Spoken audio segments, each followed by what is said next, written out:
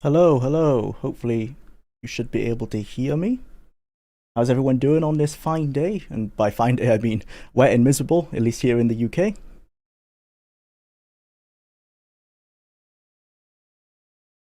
Test, test, test.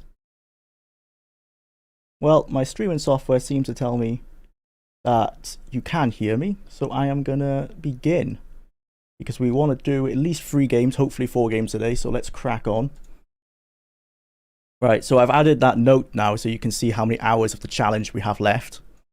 So 172, which isn't too bad. In terms of hopes, I really hope we don't get tactics today because that is taking a lot of time. Hello, Relos. Welcome to the stream. Okay, let's get underway.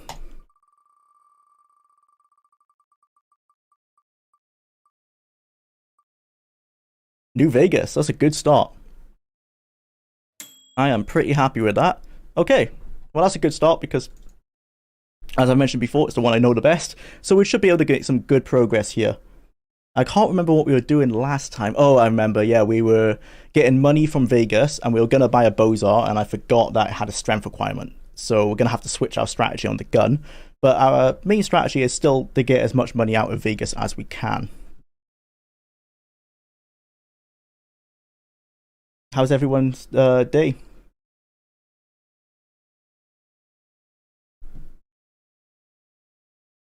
Wait for Steam to open.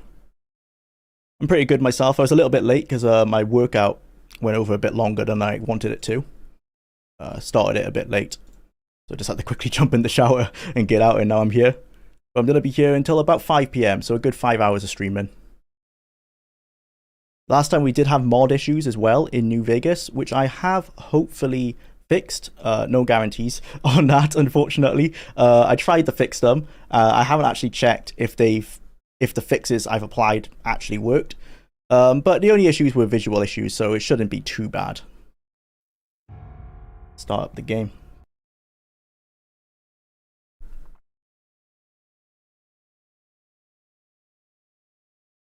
There you go. And let's get the timer started as well. Start that. And if I drop this down, there you go. So we got an hour and a half. Starting now. Let's go. Continue from last save. Those are the things I removed that will hopefully improve the visual issues. Hi, first stream here. Welcome, Omni. Welcome to the stream. So we're doing a challenge where I have 180 hours to finish the entire Fallout series. We got 172 hours left, and we're using a random spinning wheel to pick the game. And the current game is Fallout New Vegas, so we have an hour and a half, you can see there, to get as far as we can. So what we were doing last time, yes, I remember, we wanted to get a Bozar, but 1, I couldn't afford it, but 2, I haven't got the strength requirement, so we're going to have to switch which gun we want. But I think the first thing, we've got quite a lot of caps here. If we probably start working our way through the main quest, that's probably the way to go. So we're going to be doing the wildcard method because it's the fastest. Because we can pretty much go to every tribe and then just tell Yes Man that we don't want to like, do anything with them. We just have to make contact with them. With that said, so let's do the Brotherhood, and let's try and see if we can rush through and get power armor training. So we've got Veronica with us, so that's all we need. So let's go travel there to Hidden Valley.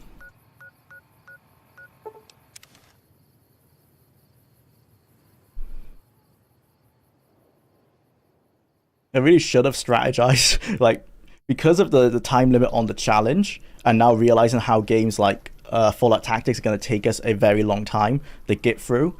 I probably should have made strategies for the games I know, rather than being so, confident in them.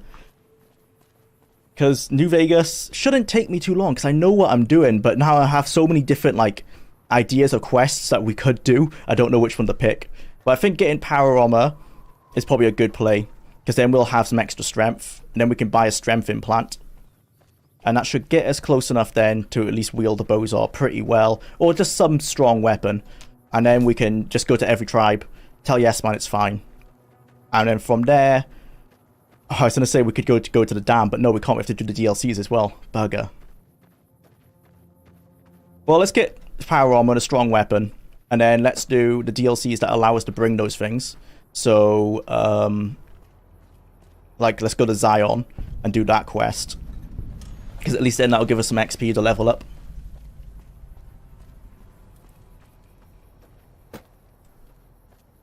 There's always the question as well. I'm not sure if we should go to Old World Blues early or later.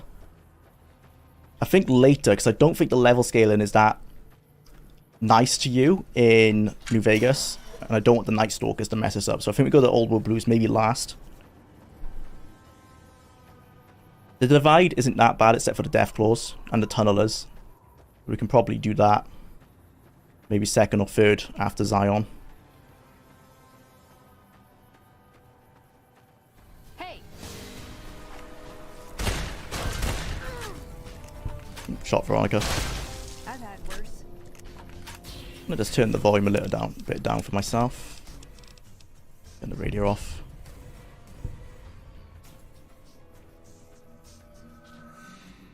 Okay. Oh, I love the webcam thing. Oh, cheers. Yeah, it's been a bit like split opinions on it, but yeah, I've made it green obviously because of Fallout. The main reason is to hide the quality of the webcam because it's not a very good webcam. It's just the one I had in the house. No need to upgrade. It's you know, I'm only streaming on the side for fun. Right, Veronica, let me in. I'd like a large atomic shake and a double Brahmin burger. And easy on the agave sauce this time. We gave you a password, Veronica. It's for your safety. I know where you live. Come on. Ramos. Open up. For Pete's sake. Opening up. Welcome back, Veronica. Let's go.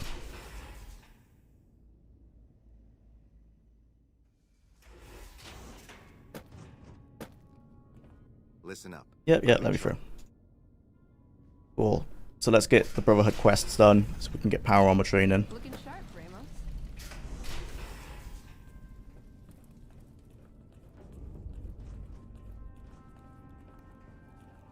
Yeah, so that's the reason we did Yes Man, as you can see there on the optional quests. It says, tell Yes Man that we're familiar with the Brotherhood of Steel and we want to ignore them. So you can get through his quests like really fast because of that. This is not the way we want to go. This way. So that's the reason we're doing Yes Man. Oh, not gonna blow them up like 90% of players do. I mean, we could do, but it's not the fastest way. I guess you get the extra experience for doing that. But our main thing is just to get power armor training, because I don't want to go through the Enclave way. Because I think the Enclave way, to me anyway, feels longer, because you have to go through all the companion quests for, what's his name, Arcade Ganon. Yes, I'll begin looking immediately. Okay, thank you. Now Veronica's going to talk to him, right, and start her quest. I don't really care about that, to be honest.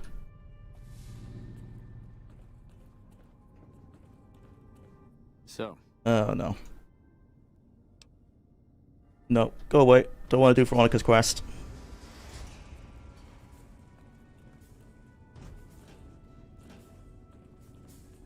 Okay, so let's speed through this quest. Trying to think.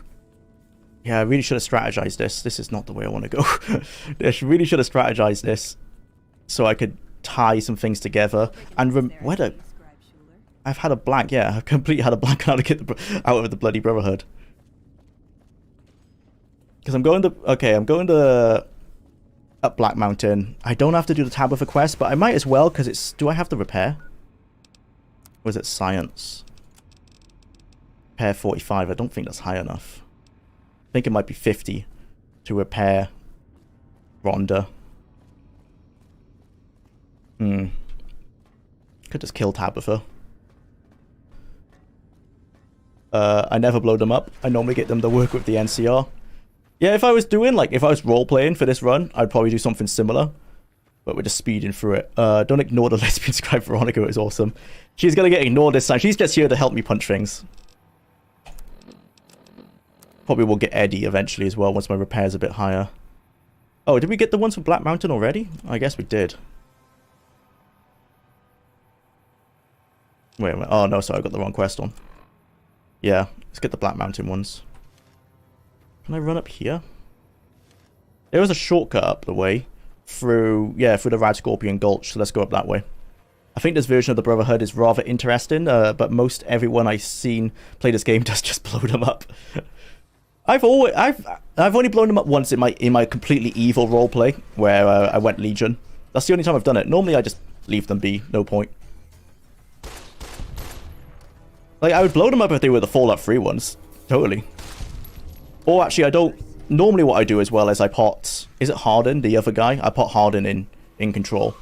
Because he seems to be the best for, like, the Brotherhood to move forward. Unfortunately, regardless at the end, and they pretty much get overthrown by whoever moves into the region. I think McNamara might work with NCR, so that's probably the friendliest option for them.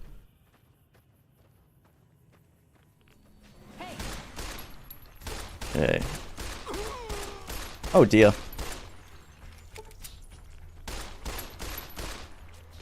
This is the only game we're playing on hard, only because I'm very familiar with it, and I might have to turn the difficulty on. All the rest we're playing on very easy for speed, and because if I ever need to increase the time limit from 180 hours, we can go use the water merchants in Fallout 1 to do so. And by doing that, we have to increase every game to the hardest difficulty. So we definitely don't want to do that, for obvious reasons. And I might have to switch Fallout New Vegas down to very easy, because it is getting pretty hard to kill these enemies. Come on, there you go, nice. Oh, I might kill all these centaurs actually, because that's some really good experience. Holotape, laser rifle. Not going to take their armor, it's too heavy. Oh, actually we will, because we'll give it to Veronica. Okay. Veronica, I need your help. Whoops, not that. Meet your head. There you go. Bro, what did the Fallout Brotherhood do? They're just not the real Brotherhood, you know? They're too friendly. I like my Brotherhood to be evil to new initiates and send them down into a big hole in the ground, hoping they die. And that's the real Brotherhood. But they're fine. It's just they're not what the Brotherhood normally stands for. It's obviously... Well, they mentioned that in Fallout 3 anyway. Lion's Brotherhood is a bastardization of what they were originally all about. Okay, got some Radaway, hopefully. We don't have any Radaway. That's fine. Tier 1 radiation isn't that terrible anyway.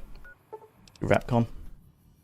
Won't Rex be easier to get as a pet companion than Eddie? Eddie, I think once you get 55 repair, you can just repair him and he's fine. Rex, you have to do the quest line for the Kings. It takes a bit longer. What's your opinion on the 76 Brotherhood? I have not played 76, unfortunately, so I can't say. I've only read little snippets of the lore, so I don't want to say any opinions without having played it yet. I'm going to wait until all the content's released until I play it, because I like to play games once they're finished.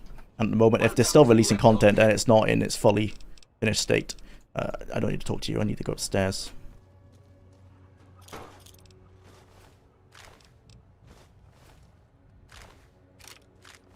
Got a lever action, nice. We're going to guns build, so I'm just taking this loot. Actually, do I need to take it to sell? We're gonna just use... I will, because I can carry it. If I can carry it, I might as well. But we will get most of our money just doing the casinos. I won't say not playing 76 is unfortunate. Fair enough. Yeah, I haven't heard... I've heard mixed opinions. A lot of people defend it. From the videos I've seen, yeah, it doesn't seem that great. I'm sure once I do finally pick it up on sale, once it's done, it'll be enjoyable enough. But yeah, I'm not a big fan of the multiplayer versions of the game. No, science isn't high enough. What's it at? 30, okay. It's not worth doing anything to get that higher. Hello, Jwlar. Hi, RZ, Riz. Welcome to the stream. Well, 76 is a bit closer to the live service model, so it's always be releasing more content, so it might be years to complete it. Yeah, true. I guess I'll wait. I was going to say I'll wait until they finish the big expansions, but I think if they probably have, right? From what I've heard, people are saying they're not releasing anything that big for this year.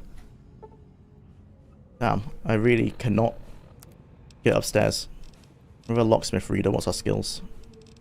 Lockpick 33. Fuck, that's not good.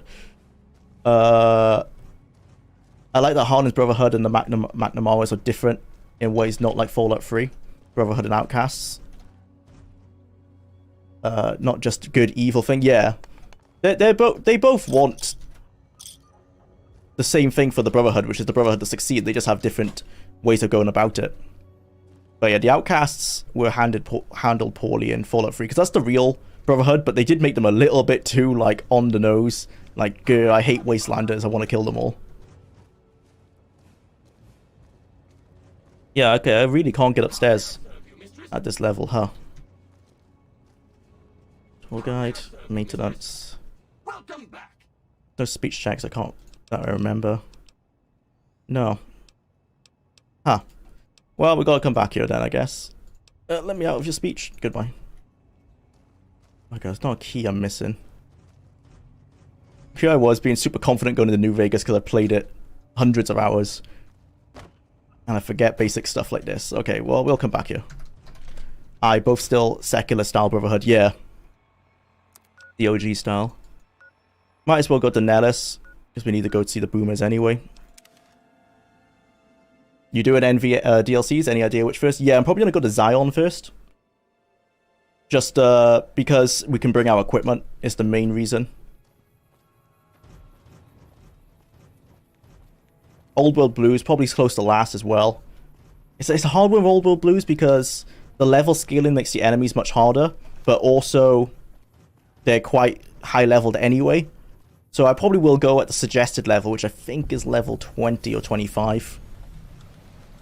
Let's go in here and get our gold from, our caps from the guy we saved at the beginning, Ringo. I think his name was Ringo. Most videos don't exactly paint it in a flattering light. If you want to form an opinion on 76, play it. Yeah, that's exactly. That's why I'm not saying anything on it. I'm just saying what I've seen. Here's Ringo. Yeah, I can't say what it's like having not played it. If you're looking to buy or Sell some stuff.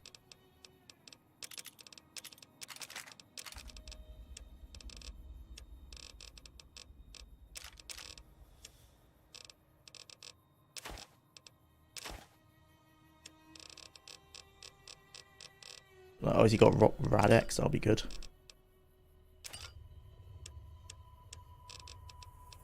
Oh, Radaway, yeah. Radaway and Radex. Okay, cool. Heal myself up. Enough. Yep. Hollow Rifle for dead money is excellent for Old World's Blue. Oh, yeah, because it's good against... didn't think of that. By that time as well, we probably could spec into energy weapons. I'm doing guns at first, but we'll probably be level 20 or something by the time we get to that point of the game, so we probably can't spec into energy weapons. I do have a few mods installed in New Vegas, so we will be coming across the town of Underpass, but it's the version where it doesn't involve, like, the quests that have been poorly voice acted or anything like that. It's just the town, the cut content town. All the energy weapon can convert everything into microfusions as well. Oh, nice. But dead money is a nightmare. Yeah. The closer to a horror game the 3D faults get. Yep. That's why we're not going to do dead money. That's the first DLC. Get some levels in us. Probably I might spec into energy weapons or unarmed before we go there, just so it's not so difficult. Because there's not a lot of gun ammo in that. You just get the like the BAR. And some crappy pistols. I was going to say dead money is definitely not something you don't want to play unless you're in the 25 plus range, unless you know the DLC really well. I've played it twice, so I know it decently enough, but yeah, I'm not going to go until I'm really strong, until I'm pretty overpowered and I can just go in with like maybe a good unarmed, decent unarmed skill. Just punch him over. I just love dead money so much. It's okay. I enjoyed it. Like the first time, I had really good memories of it, and then the second time was not as good because it hasn't got, for me anyway, that excitement of being a completely different style of play because it's survival horror compared to how you normally play Fallout. It reminded me a lot actually of not Point Lookout, The Pit. It reminded me a lot of The Pit from Fallout 3 because it did a similar thing when it dumped you out into the pit itself, and you had no weapons. Instead, the pit gave you an assault rifle straight away, which kind of ruins what they were going for there.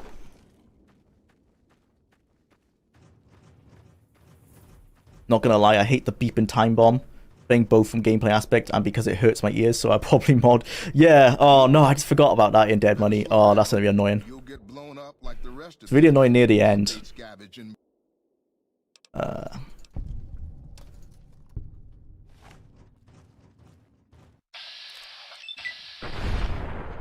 Gotta do that every time. Thank you. It's not New Vegas unless you do that. See, the game even rewards you for doing it. Right, so... Oh, let's get into lockpick. So we can do Repcon. Cool. The Pit was an awesome DLC. Never played for it fully and free. Honestly, it's quite short. So once you've done like all the outside area of the pit and you've got all the gold bars, you don't even have to get all the bars actually. But once you've done that outside bit, you're pretty much done most of it. You do it. There's a dilemma with a baby, and that's literally the end. Pretty much, you choose like save the baby or don't save the baby. Or no, sorry, you choose who to give the baby to, and then that's literally the end. Pretty much, a little bit of combat. Ends quite abruptly.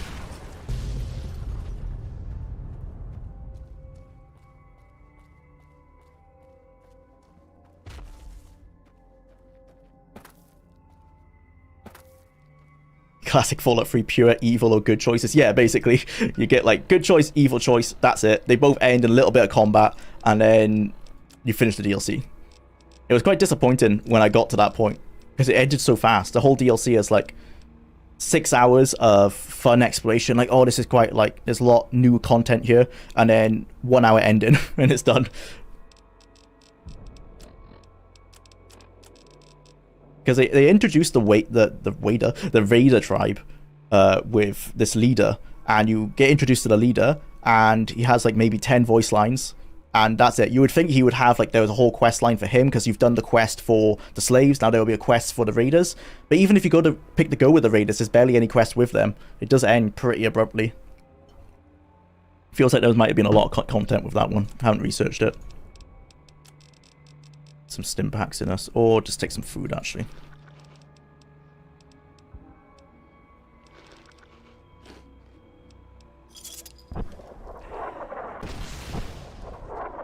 Fool, you forgot to alert everyone on Discord when you started. Oh, I was wondering why there was less people here. Yeah. Damn. My bad. I'll do that after we finish this game. I don't want to waste any time. Did I miss anything thus far? No, just us picking New Vegas, and we're doing the Brotherhood quest to get power armor, so we can get our strength up. That's pretty much it. No, don't waste time. Oh dear. Run, run, run, run, run. Oh hey, the time left thing actually shows up now. Yeah. There you go. Pops up. It didn't work in Fallout 1, the button. We think because of the way Fallout 1 is an old game, the hotkey I've got tied to OBS to let the time limit come in doesn't work for whatever reason. But it's all fine in these more modern games. Yeah, let me in. I'll take this from here. Hello. And we're just gonna get the Brotherhood bodies, and then we're done with the boomers. We can just tell. We can tell Yes Man that we don't care about them. Okay. We have some stuff we can steal.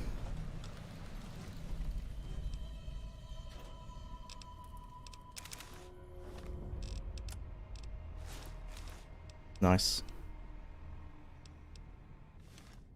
Oh, I'd probably keep the perception.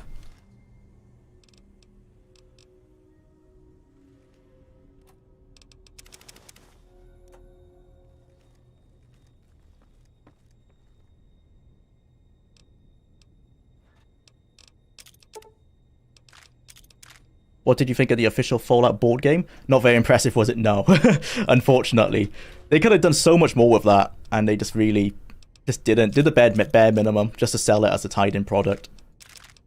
It's such a shame that they just see it as like easy merch to cash in on rather than something they could actually invest in to make good.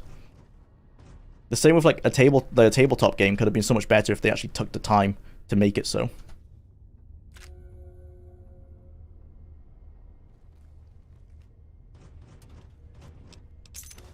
Don't think we even need that stuff, but I'll take it while we're here. Oh wow, you also didn't immediately blow pills head off. Really not going things the super fast way, huh? I don't actually know the super fast way. Is that faster? I don't even have to do that, right? Because yes, it's already enough for yes man, surely. Make contact. Yeah, I've done enough for yes man. I don't want to get into combat with the boomers. I feel like I would die because I'm playing on very hard. We need to go there. Oh yeah, it's out in the shooting zone, isn't it? They don't shoot me now though. I don't think they should anyway. What else do I need to do? I'll repair my arms. That's it. Okay. Let's go. The thing is, there's a very well done fan-made Fallout RPG in GURPS, which is honestly the only real way to do it. That sounds interesting. Makes sense to do it that way as well, because obviously it was meant to be GURPS originally before they didn't have the license.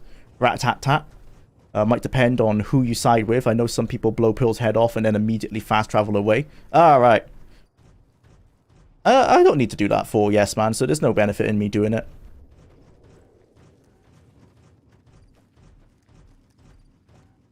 Might have been faster to go back to the shack to go get these Brotherhood bodies, but oh well. I don't really know the speedrun strats, because I was hoping with 180 hours for the whole series, that should be enough that I don't need it, because it works out to about 25 hours per game, and I'm sure I can finish this game within 25 hours, including the DLC. So I was like, just playing it decently fast should be enough, but now that I know, like, Fallout Tactics is going to take us so long, probably a bad idea. But oh well, as always, we can always go to the water merchants if we need more time.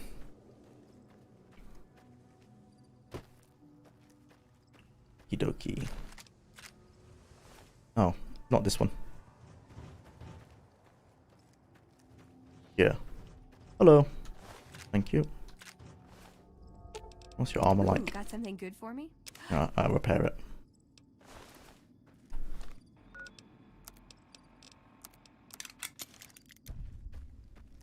I think Veronica being able to wear Brotherhood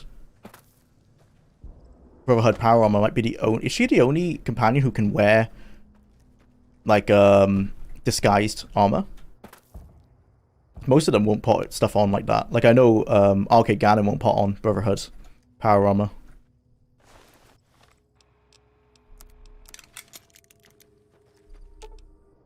You're making me carry the heavy stuff, aren't you? Yep. The heaviest thing I carry. I have. Here you go. Really? You'll sooner join the Legion than the NCR? Oh, I guess you're talking to someone else. I wouldn't. It also depends on the playthrough. I've sided with all the factions multiple times, but I don't think I'll ever join the NCR again in future playthroughs. I normally go NCR. It's probably I'm a goody two-shoes, and I don't care if the people of the wasteland get taxed, I guess. House, I think, is... Not, I can't say objectively, but House seems to be the better option for the Mojave. Maybe not the safest.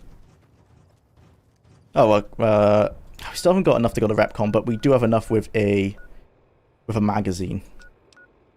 Let's go to Repcon. She, if I recall, is the only one with power armor training perk. Arcade has it as well, because he can wear the Enclave power armor, but he refuses to wear the Brotherhood one. I guess it's because you're not meant to know that he has it. But it's a shame in future playthroughs you can't make him wear it. That's understandable, because he's probably not a big fan of the Brotherhood for obvious reasons. Oh, I could have just spec'd in the science. Oh well. Let's read this magazine.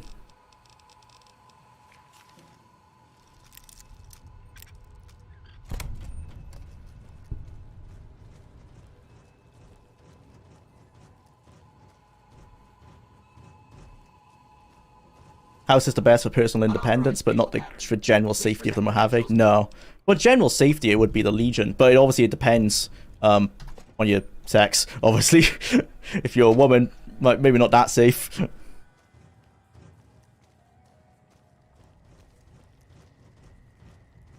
Where are the stairs? Can we use the lift? We have to repair it, probably, do we? Oh, just can't use it at all. Yes, man, it's the best one to side with. Yeah, that's what we're doing. It's the fastest as well. Show me where the stairs is, sir.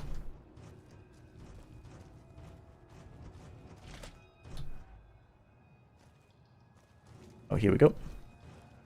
House is the best. Oh, yeah, sorry. There's only one thing you can trust in the wasteland. Yourself and your 6-shooter. Yep.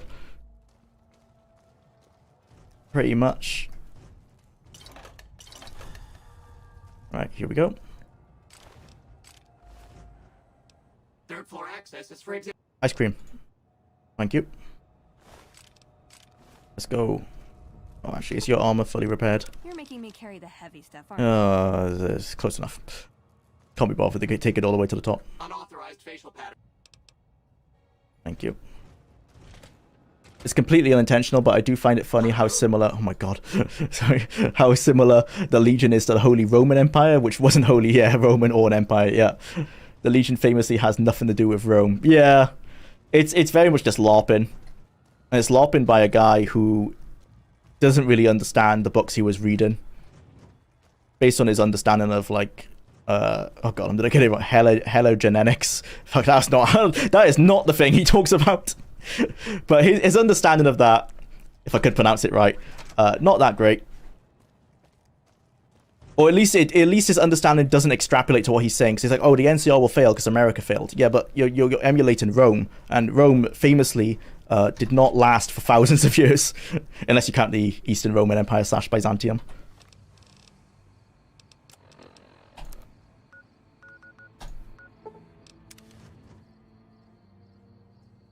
Usually I watch speedrunners and Yes Man in the one they're usually done. Yeah. Seems to be the fastest way to do it. Like, that's literally a plot point. Yeah, like his emulation of Rome. It's just purely to give the tribals that he's ingested into his Legion something to follow, something to believe in. Keep them happy. The Legion are more like the barbarians who took over Rome lands and pretended to be Roman. Yeah, while still barbarians in every sense. Yeah.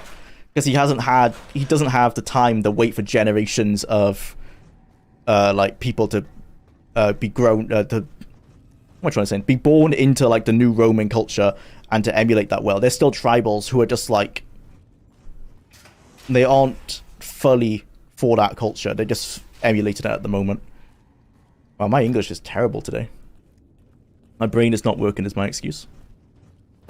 Give me time to write a script and I can come up with something intelligent, but ask me to do it on stream. It's not very good.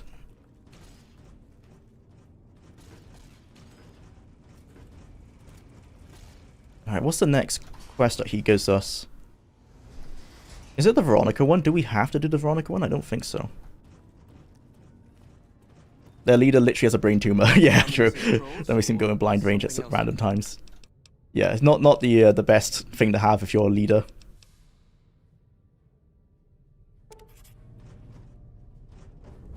Oh yes, we need to go talk to his spies, don't we?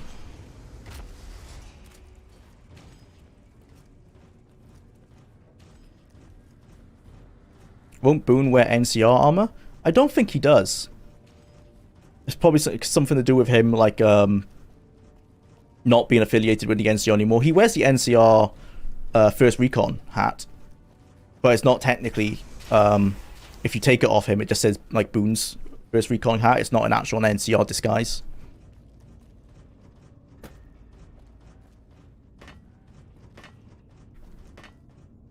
I personally would have found it infinitely hilarious if Caesar was insane rather than him having a brain tumor. Have you ever looked into the... Yeah. Especially if they made it so he had, like, lead poisoning, like in what they theorize happened in Rome. Could have maybe thrown in something at the end, like if Caesar dies in one of the end sides, they could mention how like every 5 years they changed emperor,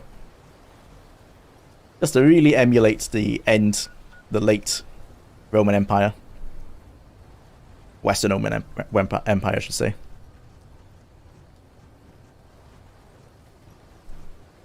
How long we got left on?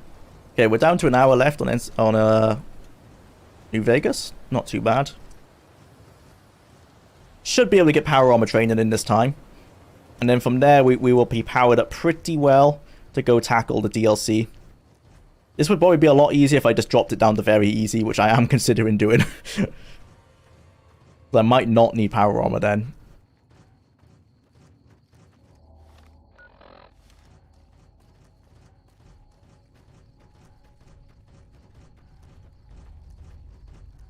Fun fact, I googled how many emperors were assassinated by the Praetorian Guard, and the number is 13. 13 Roman emperors assassinated by their own god. Wow. They could have definitely put that into like here as well, because he has the Praetorian Guard. Would have been cool for them to try and overthrow him. Or at least have that as a quest.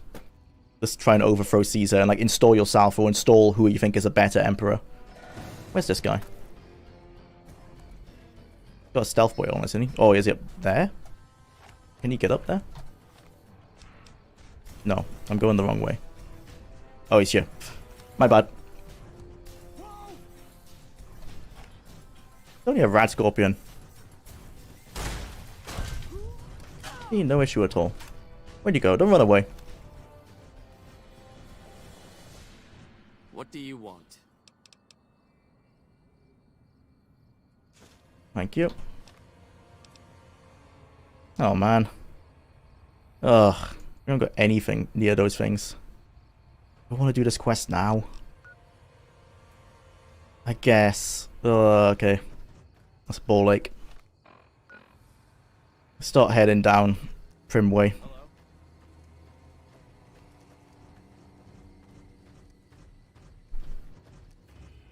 The one side effect of going to Vegas first, I guess.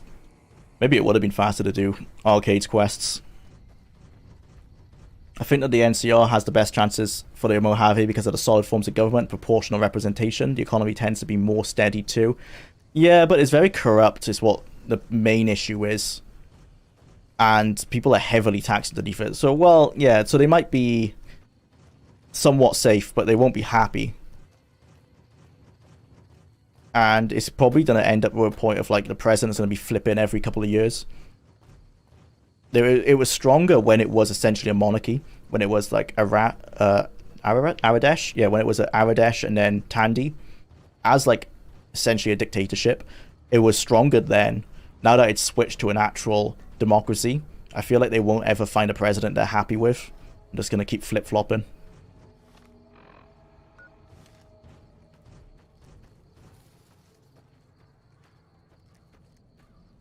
While it's completely off topic, you ever watched Unbiased History Rome?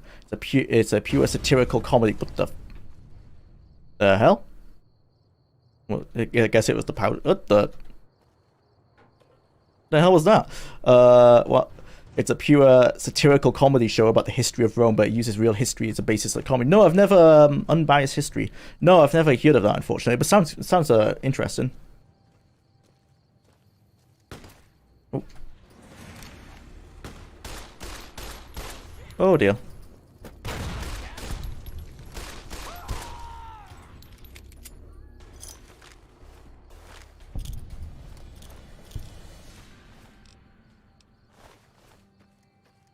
The NCR reminds me more of Rome as it rose than the Legion does. The Legion ironically reminds me more of the tribes Rome conquered.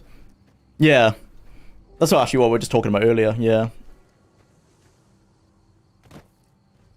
It's not really, well, it's not an empire at all. It's literally just a legion, as they say. Like, his idea, I guess, is to take Vegas and make it his... Well, yeah, he says that. You take Vegas and make it his Rome. And then it will establish itself as an empire. And that's why some people say they might change the laws. Like, they might not make women, like, slaves at that point. But there's not a lot to indicate that. And anyways, the fact Caesar won't make it to install those loans. And that's the main issue, is that when Caesar dies and Lanius takes over, or whoever else might take over, they're going to essentially be tribals who have a quite backwards view of how this new empire they have should be run. And it will probably fall apart from the inside because of that, just infighting, as the tribes might take back on their own tribal identities. Without Caesar as the leader, it won't last very well. Is this a VATS free run? No, I just don't normally use VATS in New Vegas because I feel like the shooting is fine enough. But I use VATS in Fallout 3. For the opposite reason, because the shooting is not that great in my opinion.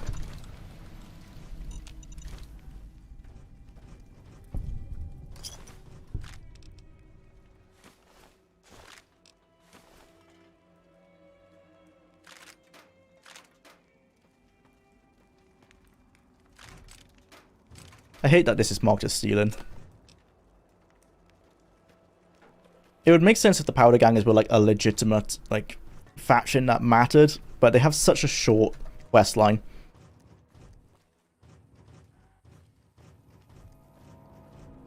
Just finished watching the Daggerfall retrospective. Gonna start the arena one now. Wanted to pop in and say have a great stream. Thanks, Jack. Glad you liked the retrospective. The arena one's very long. I commend you for starting that one up. Check out the 10th Planet video after that one. That's my favorite video I've made. It's my highest quality one, at least in my opinion. The Legion on its own would most likely just become a generic raider group. Yeah, or split off into multiple raider groups.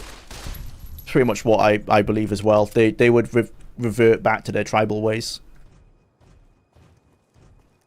Especially because Caesar probably has to do some amount of punishments to people who go back to their tribal ways to like keep everything uniform and to keep the conformity within the Legion. And it's possible that his whoever takes over after him might not do that. Like, I don't think Lanius doesn't care about care at all about Rome. He just cares about being the strongest person in the Legion and for the Legion to take over the NCR. That's the only goal he has. And he doesn't care about establishing the Empire either. Like, if they take Vegas, it's not going to become his Rome as they try and make an empire that makes sense and works. It's just going to become his new base to move towards the NCR with.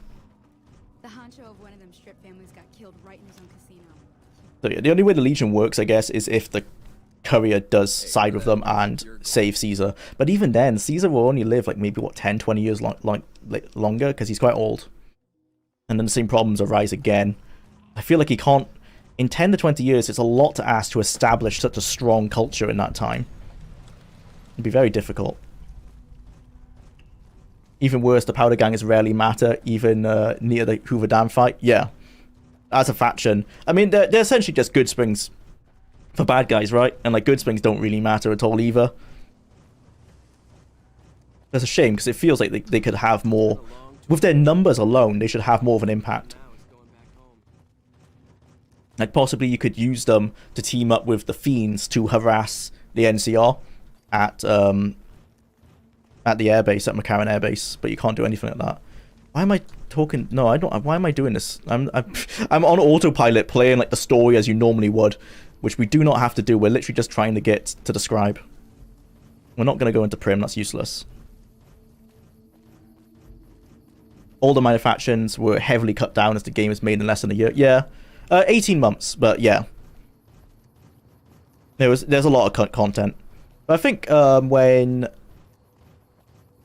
Josh Sawyer did some streams, and in that people mentioned where the Powder Gang is going to be bigger, and he said the questline might have been a little bit longer, but they were never going to be like a massive faction. They were always quite a minor thing. Because they are just good springs for bad guys, so they don't have to be anything more than that, really. Might as well discover the divide while we're here. Make it faster when we come back. I'm not a professional writer, not even an amateur one, but I can think of many ways the Powder Gangers could have been more relevant. Yeah, they didn't want them to be. If it was just a design decision where they had to pop resources. So yeah, if they were given like 4 or 5 years, they probably would have bulked them out because they had the time to do so, but given their 18 months, they had no intentions of making them any bigger than they were.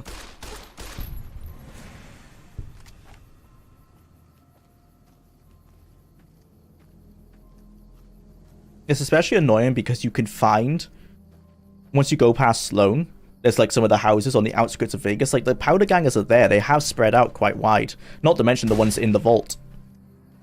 So they definitely could have more of an impact on the world just purely based on their size alone, on how much they have spread out from the prison. I would have liked if you install, like, say, the sheriff from the NCR into Prim. That maybe some of the NCR correctional facility guys would have started moving in and try and, like, move away from being prisoners. You'd think they wouldn't, like, some of them wouldn't want to happily brand themselves as, like, I'm an ex-prisoner and still wear their jumpsuits and everything. They might try and integrate back into society. It's because not all of them are, like, extremely evil people. You would think, anything. They might just be now on minor charges.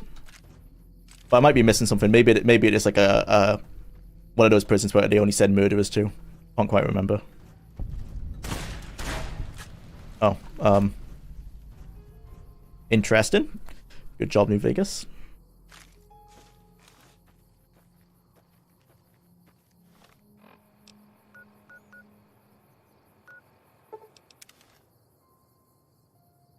there are interesting stories you could make there. Like many of them could have been imprisoned or on minor infractions, but tested just as bad as the actual monsters. Oh, but treated just as bad as the actual monsters, so they conformed to the ideal and became monsters to survive. They're interesting. You could yeah, there's loads of like very interesting stories they could tell of how the prison system is terrible. Like that would be a good way as well to help paint the NCR as like this.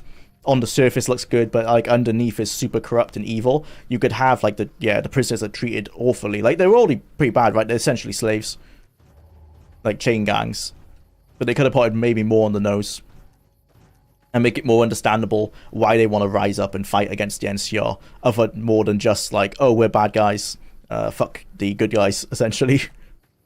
Make it a bit more nuanced. Hello, friendly guy. Come help me with these raiders. Oh, wait, are you a raider yourself? Oh. Well, yeah, basically. I thought you were going to be on my side.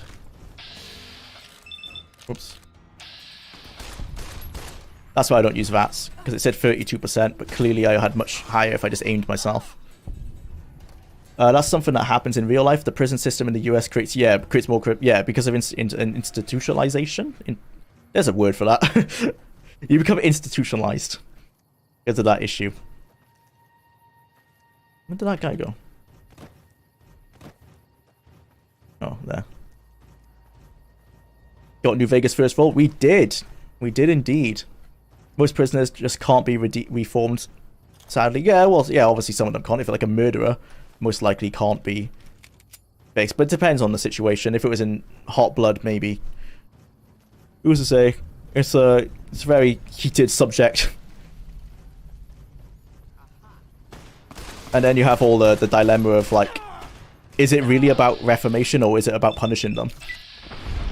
Because Norway shows that you can reform prisoners by treating them like human beings essentially and letting them live a decent enough life, but with like some restrictions, like they can't go out at night. But some people are against that because their living conditions are so nice that they feel like it's not enough. And then that brings up the question of like, well, do you just want to punish them? And I'm not saying it's bad to punish them, it's just the moral question, isn't it? Like, if you want to punish them, then yes, maybe the US prison system is more in line with what people want from a prison system. If they are so vehemently against something like what Norway does. And I'm not here to judge anyone, we're just having some psychological questions. Not psychological, that's not the right word. Philosophical. We're having some philosophical questions. Over here. Love that body count cover.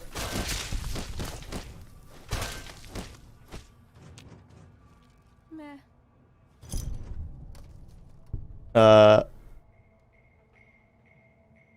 I'm not crazy institutionalized. You're the one that's crazy institutionalized.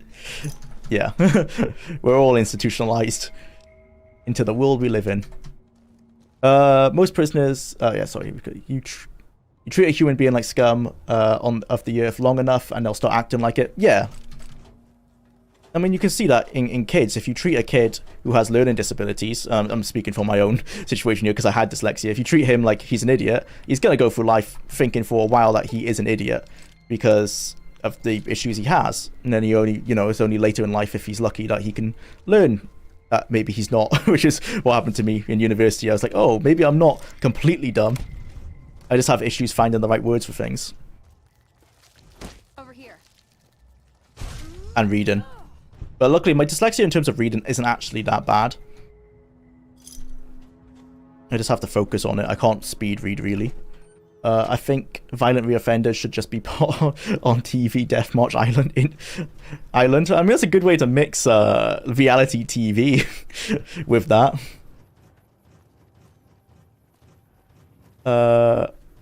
I've been going through the legal system lately and can confirm all of this as true. Yeah, you ever heard of Charles Bronson? Yeah, the guy, yeah, he's in most violent prisoner in the UK prison system, right? Dude has spent pretty much all his life getting institutionalized. He hasn't actually killed anyone. He's just extremely violent. Yeah, his crimes were, I think, didn't he like beat his wife and then maybe beat up another guy? But because he was treated so poorly, and he was put from the mental health system as well, so they diagnosed him with like sociopathy or something, and they drugged him up. And it's like, you can watch the Bronson film with the actor who played Bane. Forgot his name off the top of my head. But that's a pretty good biopic. It's not fully accurate. It's obviously taken some liberties. But it's a good look into like why he is the way he is. And a lot of it just obviously comes down to he had a very unfortunate childhood. And then the way he was treated in prison or treated by the mental health system. This was like the 70s UK, so it fortunately is a tiny bit better now. At least we don't force people into mental health prisons if we haven't actually... Actually, no, I'm not going to say that because there possibly are cases where people have been forced into them and they didn't need to go there. But yeah, anyway, it's understandable why he became the way he is. It's a really, depressing story and how he got into prison in the first place. Yeah. Institutionalized. Mom, can I get a Pepsi? Oh, you on drugs, son? My son is on drugs. Oh, Mom, I just want a Pepsi. I know that skit. What's that skit from? Oh no, it's not a skit. It's from the song, isn't it? Oh man, it's the band that Robert Trujillo used to be in, right? Roberto Trujillo? No, it's Robert Trujillo.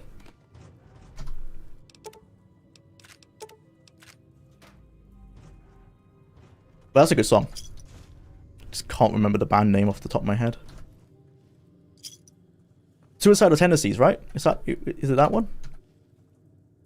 Remember FPS Russia? Oh yeah. I still watch PKA, the podcast he does.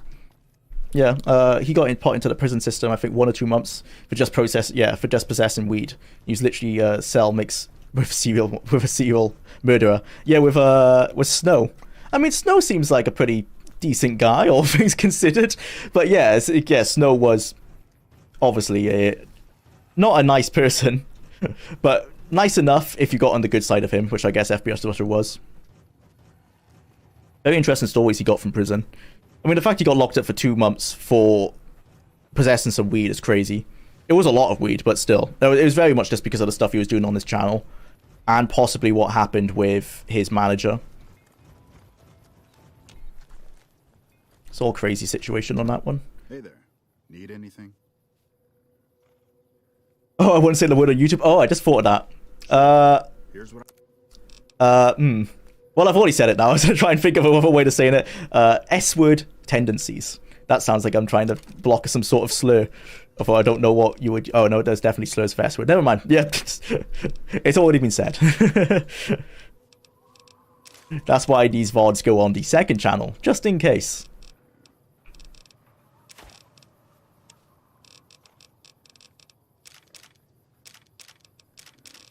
Oh. 20 stim packs. Oh no. Only 10 mil? I'll take your 5.6. 5.56. Oh man, we need some 10 mil ammo.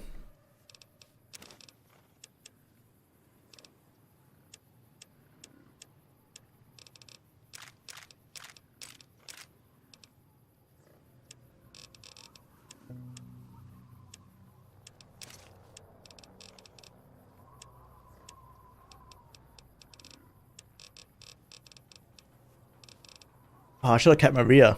Oh, bugger. Could have used the 9mm then. My bad.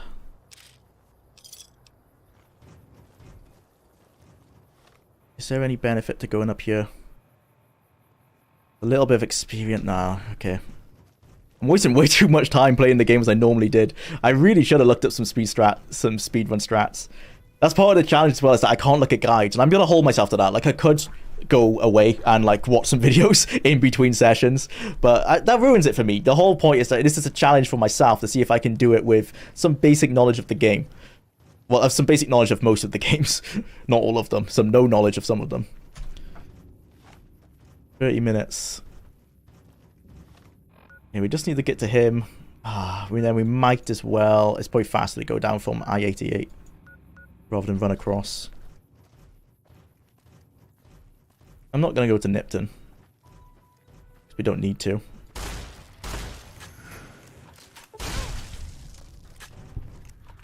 As hellish of a police state as the UK is, the video of 5 police officers arresting a trash bin will always be the funniest thing. It depends where you live. I would say in Wales it's not... Actually, no, never mind. We've had some bad stuff recently. Yeah, you know. Lots of countries have problems with police, and we're no different, unfortunately. We just recently in Cardiff, it's still shady on what happened, but there was a police chasing a motorcycle with some teenagers on it, and they crashed, and both of them, or at least one of them, unfortunately died. And then there was a riot in the street following that. So, yeah, definitely issues like that. Especially because there was I thought they made it a law that the police can no longer chase motorcycles because this keeps happening. And this was quite recently, so it was after that was passed. Yeah, it's all sad situation. That reminds me of a video where the three dudes are walking on the sidewalk. One walks into a pole and they all stop punching the pole. That's good friends, you know? They know you've been disrespected by the pole, so they all jump in. Weed doesn't get you locked up with violent offenders anymore, actually, in the US, even in Mississippi. You won't get locked up for weed most of the time. Yeah, so what happened with SBS Russia is that they got him for trading, like selling weed, which wasn't the case. So he had a large shipment of weed sent to his house, and because he gave some to his girlfriend, that's what they pinned him on, and they pinned him with federal charges. So his isn't a normal charge, like, yeah, if you're just a normal guy off the street, not someone who owns a gun YouTube channel, that won't happen to you. It was because of what he did and the amount of weapons he possessed. And then they raided his house and they found that some of the weapons had, like, they claimed it was scratched off like codes on the gun, but it was actually just like he had painted the guns and there was some paint stuck in the code, so it was counted as like vandalization of the code on the gun. And yeah, he got stuck with a lot of charges. He was looking at like 10 years or something at one point, but his lawyers got him down to 2 months plus like 2 years probation. Firearm serial numbers, yeah, because he had some paint stuck in some firearm serial numbers, and he said you could totally still read them and everything, but they got him on that.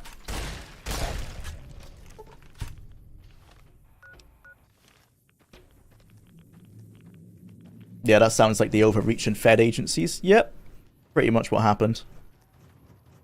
Luckily, he's out now, and I think he just got off probation. But he'll never go back to FPS Russia because he can't own guns. Unless they, unless for some reason the president, like, makes it, like, what's it called? When they remove your criminal record. Unless that happens, you won't be allowed to own guns ever again. So, yeah, I won't hold your breath. I don't think he's coming back. But he's still, if you're interested, he still does a podcast called Pink Color Already, PKA, every week on Woody's Gamer Tag channel, old Call of Duty channel. It's a good podcast. I've been listening to it for 10 years. They have some awful takes on some things. If you are gonna watch them, don't take their political takes seriously.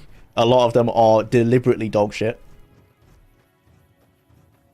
Because Kyle, FPS Russia, he doesn't have a public facing like political stance. He kind of just does whatever the memes say, and then Woody's gamer tag is out of touch. So yeah, there's some stuff that you might think a bit infuriating because they haven't got all the context. But listen for you can skip those bits. Listen for the comedy bits. It's okay. Probably more fun if you actually grew up with the YouTubers. Probably. I've been watching Woody's gamer tag since I was 14, so that is probably part of the reason why I'm okay with the content. Don't take another step if you... Thank you.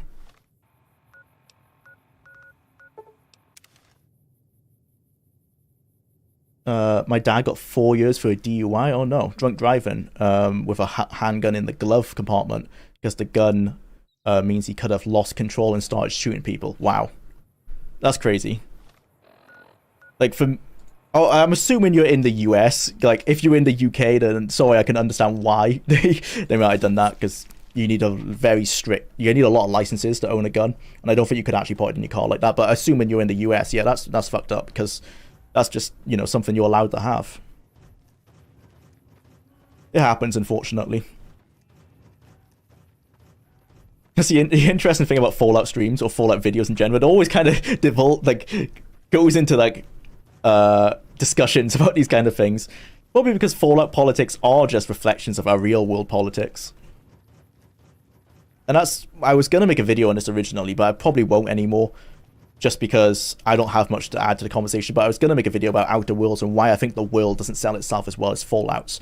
Obviously, they're completely different worlds, but I think the reason people don't enjoy Outer Worlds' world is because it's essentially just a parody. It doesn't feel that believable. I know we could all obviously look at the end stage capitalism and see where it's going, but even with the most outrageous take on like late stage capitalism, it would never end up where the Outer Worlds is, and that's on purpose. Tim Kaine has said they wore the humor on their sleeve. It was meant to be a humorous world, but I think that's part of the reason why people can't subscribe to it, because it is just so completely unrealistic. Like, corporations can do evil things, but even that was pushing it. It was too on the nose evil.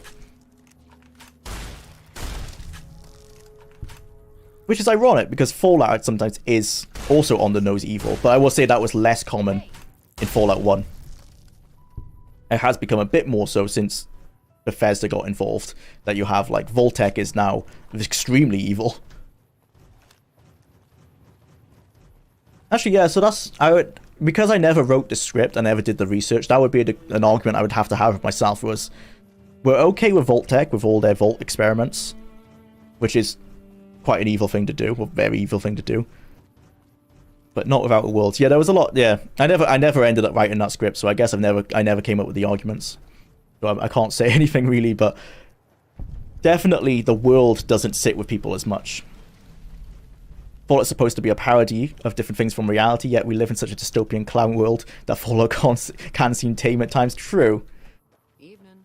Funnily enough, in some places like the US, you can actually own any and all firearms you want, as long as they're black powder. Oh, because they're not counted as guns, but as antiques. What's the limit on that, then? Can you take, like... I guess it's not a... I'll come back to you. Sorry, Tyrannium. Goji Berry, thank you so much. This is fantastic. Excited for more streams. Outer Worlds, it's awful in humor, incredibly contrived. Yeah, that's a big takeaway that people have had with it. Thank you for the $5. Thank you so much. But yeah, back onto with the guns. What's the limit on that? I guess, can you own a cannon? Probably could, right? If it's black powder. That's crazy. But then, like, it makes sense, because like, what are you going to do with a cannon? It's not exactly a weapon you're going to bring in the town with you and do some horrific crimes with, is it? So it's an understandable law that they have there. I love the world of Futurama, and the new season just started. Oh, I need to look into that. I haven't watched Futurama, and that's something I've always had on my list to finish. Like, so I was a big fat... Wait, hang on. Oh. This is fine. We don't need to like the region anyway. Futurama was a show that I used to always love when it came on TV, but because I only had the 4 standard, like, UK channels, and I'm in Wales, so we didn't have Channel 4, it was very rare that I ever got to see anything from it. Normally when I was at my friend's house, he has Sky. It's something I've always put on my list that I need to, like, actually finish, or actually, like, watch through. But I've enjoyed what I've seen. Like, funnily enough, one of the only episodes I have watched in the completion was the one with the dog, which I'm glad that was the one I watched. I'm sure you probably know the one I'm talking about, the really sad one. I'm glad that is the one I've saw, because I feel like that's the one people probably reference the most when someone brings up, like, oh, have you seen Futurama? So I'm quite happy that of all the ones I have watched, that's the only one I've completed, and it's the one that people reference the most. It's always been a show that I've wanted to sit down and watch. Just haven't had time to watch TV in a while, unfortunately. I generally watch YouTube in the background, and even then I don't pay attention to it, because I'm just, you know, working, doing different stuff. Either working, doing my design stuff for my other company, or on YouTube. And when I do watch TV, it's generally with my wife, so, you know, it's the standard stuff that you probably don't want to watch as a guy, like dating shows and stuff. But as much as I say I don't enjoy them, there's definitely a guilty pleasure in some of those shows. I hate to admit it. I would never sit down and watch them myself, but something about drama, man. Just humans love drama, don't they? Seymour is in Fallout New Vegas. Oh, the dog. Oh, that's what that reference is. Okay, well, I understand the reference. I should have understood that reference. That's the episode I've actually seen. Is that in Wild Wasteland? I don't think I've ever come across Seymour, unless he's a living dog owned by, like, the old lady Gibson. None of these are great. Why can't I hit... What? Okay, that's just bugged. I can't hit that for some reason. I have enough AP. Thanks, New Vegas. I have enough AP, but it's not letting me do anything. Oh, I don't have ammo. Wait, sorry, I'm sure I just saw a bug. I do have ammo. Oh, I haven't got the right ammo in the gun. Oh, I would never make... There's something about being on stream where you make mistakes you would never make normally. That's embarrassing. Oh, let's get... Oh, no, I don't need science, I need repair. Sneering Imperialists. Yeah, Zion's Tribals. That's probably good. Does one of these lower the strength threshold you need? Don't think so, right? You're 25% more damage. I've actually never seen this perk before. I guess I've never spec'd into... I've definitely spec'd in the guns and explosives. That's weird. I've never seen that gun that perk before. Maybe I have, and I've just taken it willy-nilly. Running gun. I probably want to just keep taking skilled, right? Or have I maxed out skilled?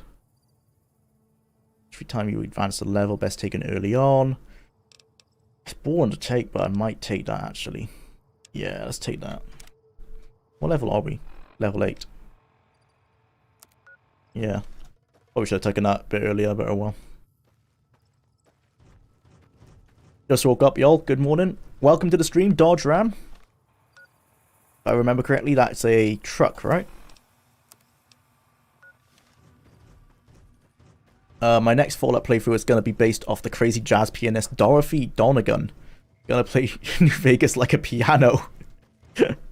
What's the premise of that build? That sounds very interesting. It's okay talking, holding conversations, and playing all at once is legitimately hard, and too many criticize streamers and LPers without having tried doing it themselves. Yeah, well, I'm definitely struggling. I'm gonna be honest. When I'm trying to make these points, either my points are very contrived, or I can't think up of the right language to reinforce them, or I forget I'm playing the game or what I'm doing in the game. It's very difficult.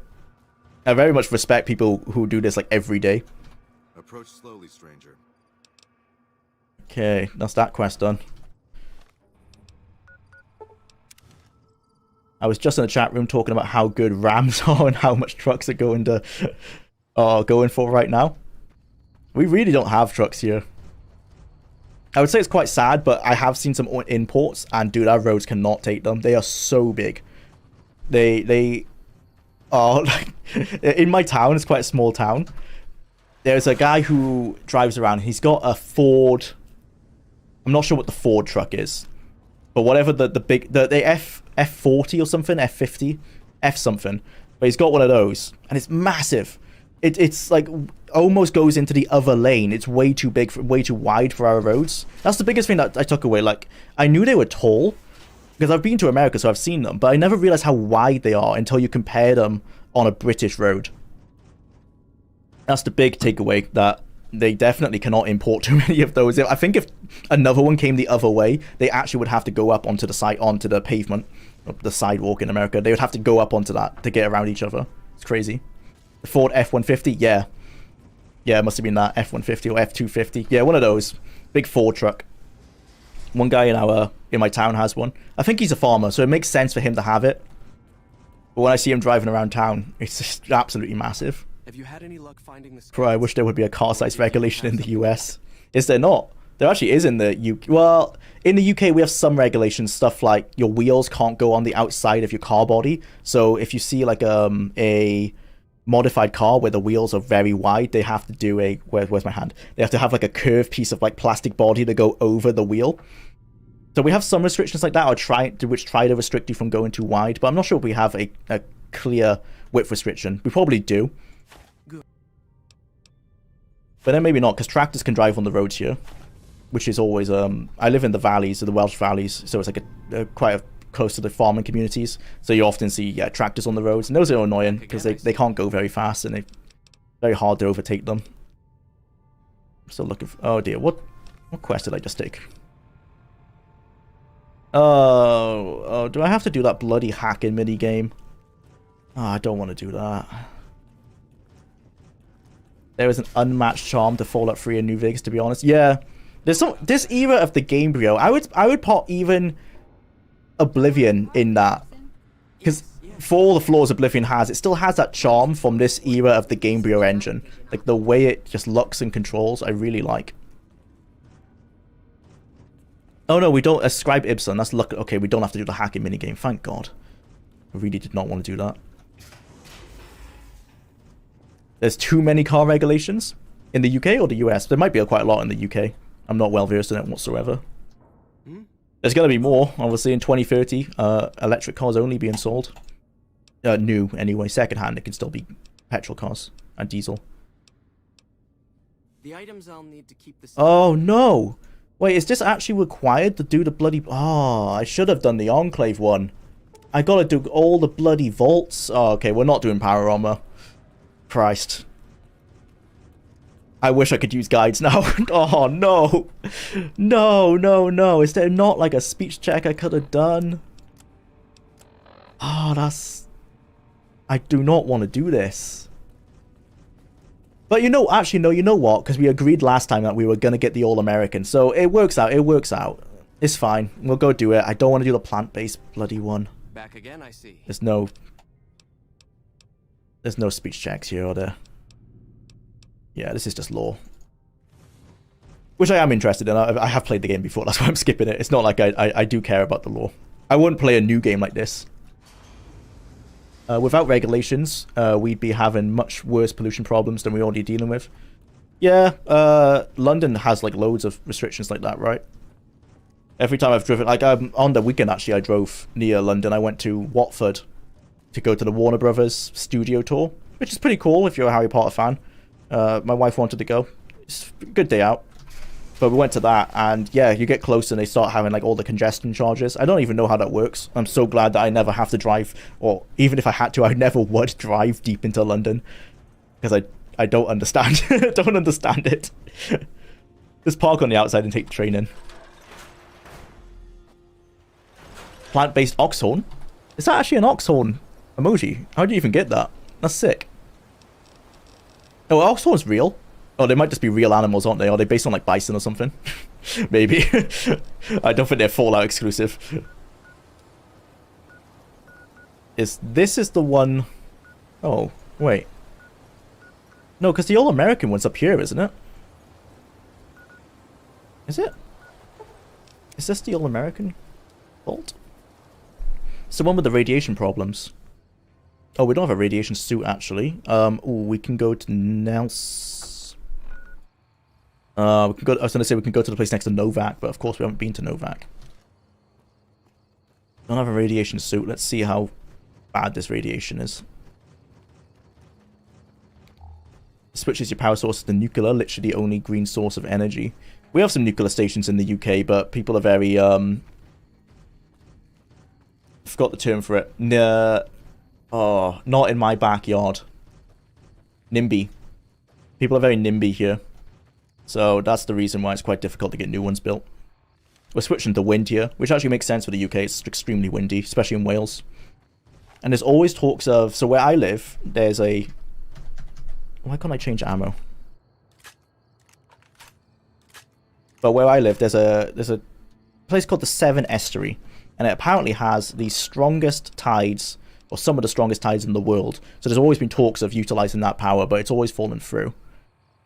I don't know what's going on here. It says I have 133 10 mil, and I can't use it. No, I don't. Okay, it's just a visual glitch. Yeah, wait. What's going on here? I can't... It's not letting me switch my ammo type, which is very annoying. The ammo type button is 2. Yes, it's 2. Why wouldn't it let me switch my ammo type? Wait, what? Okay. That was weird. Fixed it. That's annoying. No, this isn't the one I was thinking of. Is it not? This isn't the one with the water problem that causes the water problems, is it? The term you're looking for is dumb. Hey, In terms of, oh, right, with what, with NIMBY? Yeah. Yeah. People be the way they be, unfortunately. But yeah, we're probably going to go to more like wind and water-based power in the UK because of that.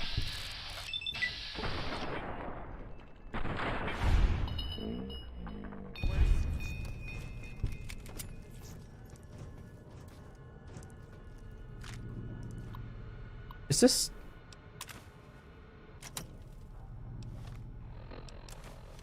Is this the vote? Oh, yep, this is the voting vault. Well, we don't need to come... we're not gonna go fight all the robots at the end. We are going to... just get what we're here for and leave. They'll never see the... Over here.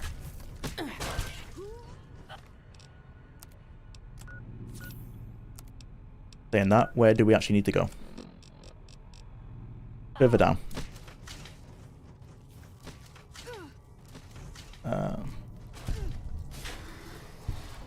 Thoughts on fast travel for these games? Good question. I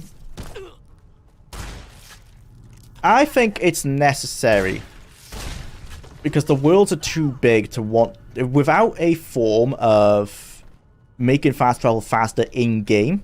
So an example of that would be the car in Fallout 2. Now, of course, this is not really a valid argument because it's still not an open world like this is. But unless there's a way to speed up travel, I prefer to have the option for fast traveling. Having said that, I don't like the way it's done in Oblivion versus Skyrim, because in Oblivion, all the cities are already discovered for you. So you can fast travel to the other side of the map as soon as you get out the sewer. I don't like that, because that's immediately shrunk the world. You can play Oblivion, the main story, and not see most of the countryside, which I think is... Well, it's sad, one, because that's a big part of the game, and two, it just ruins...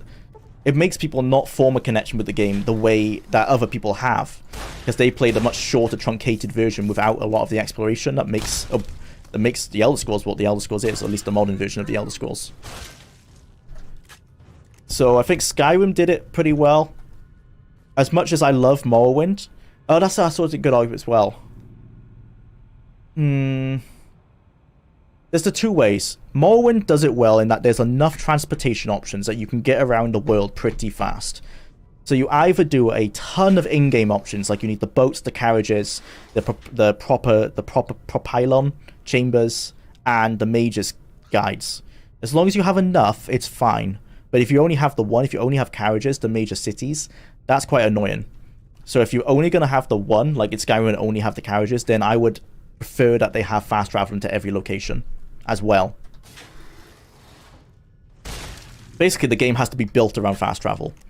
It has to be built around those many fast travel options. And as long as it is built around it, then the game will be fine. But if they haven't built the game around that, you need to just have it like the Oblivion style. No, Skyrim style. But yeah, I like having it in Fallout 3 and New Vegas. The worlds would be way too big otherwise. And this, my opinion's changed on this as I've grown as a human, essentially. When I had more time, I was vehemently against it because I enjoyed playing runs with no fast travel. As I've grown up and I only get... Well, this is different because it's my job and I'm very lucky that I can have as a part-time job being a streamer or being a YouTuber.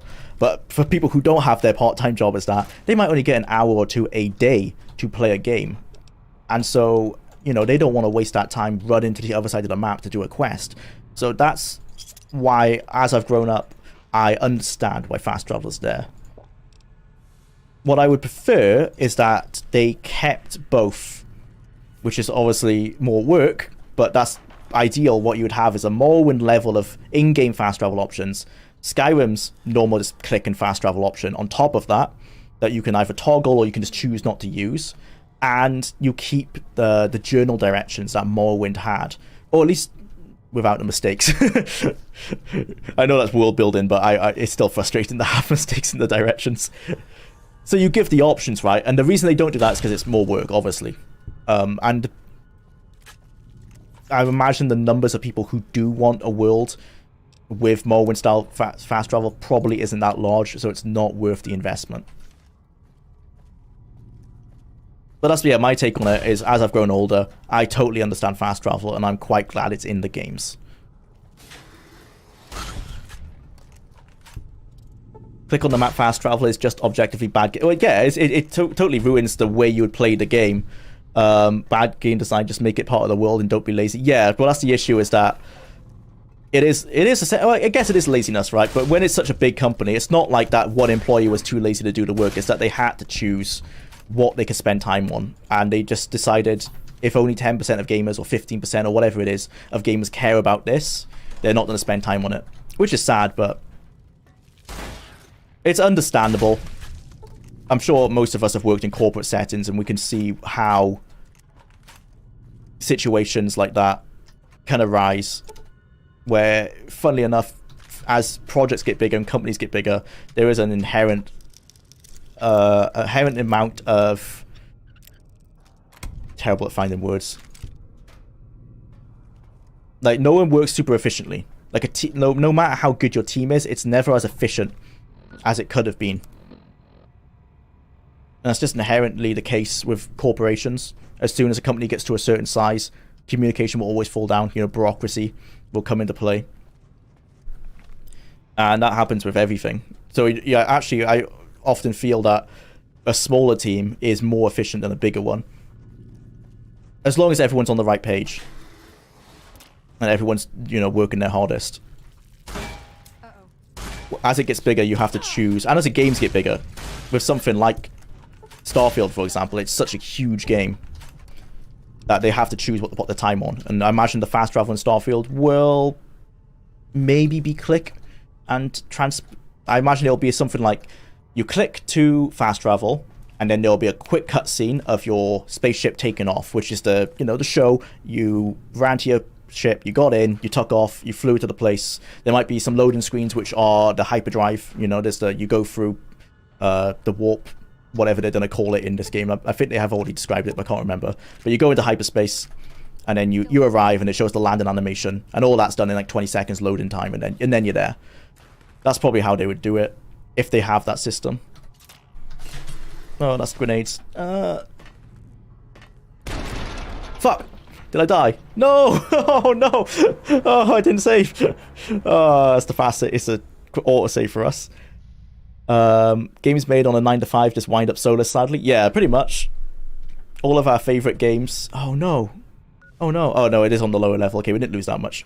All of our favorite games were made by people who are working incredibly long hours. Think Fallout 1. Tim Kaine just had a video about his lost decade, where he was playing, he was working like 14-hour days or 16-hour days every day, and so he had no social life outside of work. And so he counts it as his lost decade because he didn't have a life. His life was working on the games. He made incredible games in that time. Think Fallout, Arcanum, Vampires, The Masquerade. Incredible games, but, you know, obviously he took sacrifice. And that's where you have the argument is now, it's like, well, obviously you want people to not be slaves to work in, and that unfortunately harms the game. And it's just all these societal problems that you would not think would be involved in just making something like a video game, but they unfortunately are. And it's not something that I want to take a hard stance on because I'm not in a position anymore where I could. If I was still working in a corporation, I feel like my stance would be more valid. But now I get to sit at home, and this is a valid part of my job. I'm sitting here talking to people, playing video games. So, you know, I can't say, oh, why don't they just work harder? Why don't they just slave and make games for me while I sit here and make money off their work? So no, I don't really take any stance on that because of that anymore.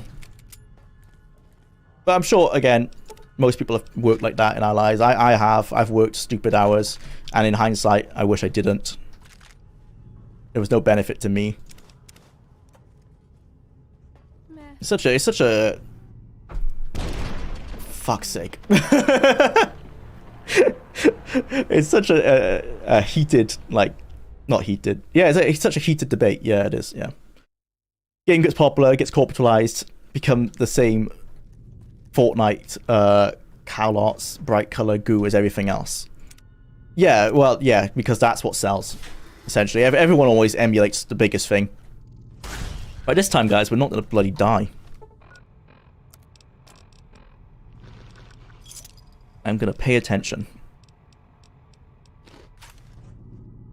Such a explodes. Yep. Let's quick save some more.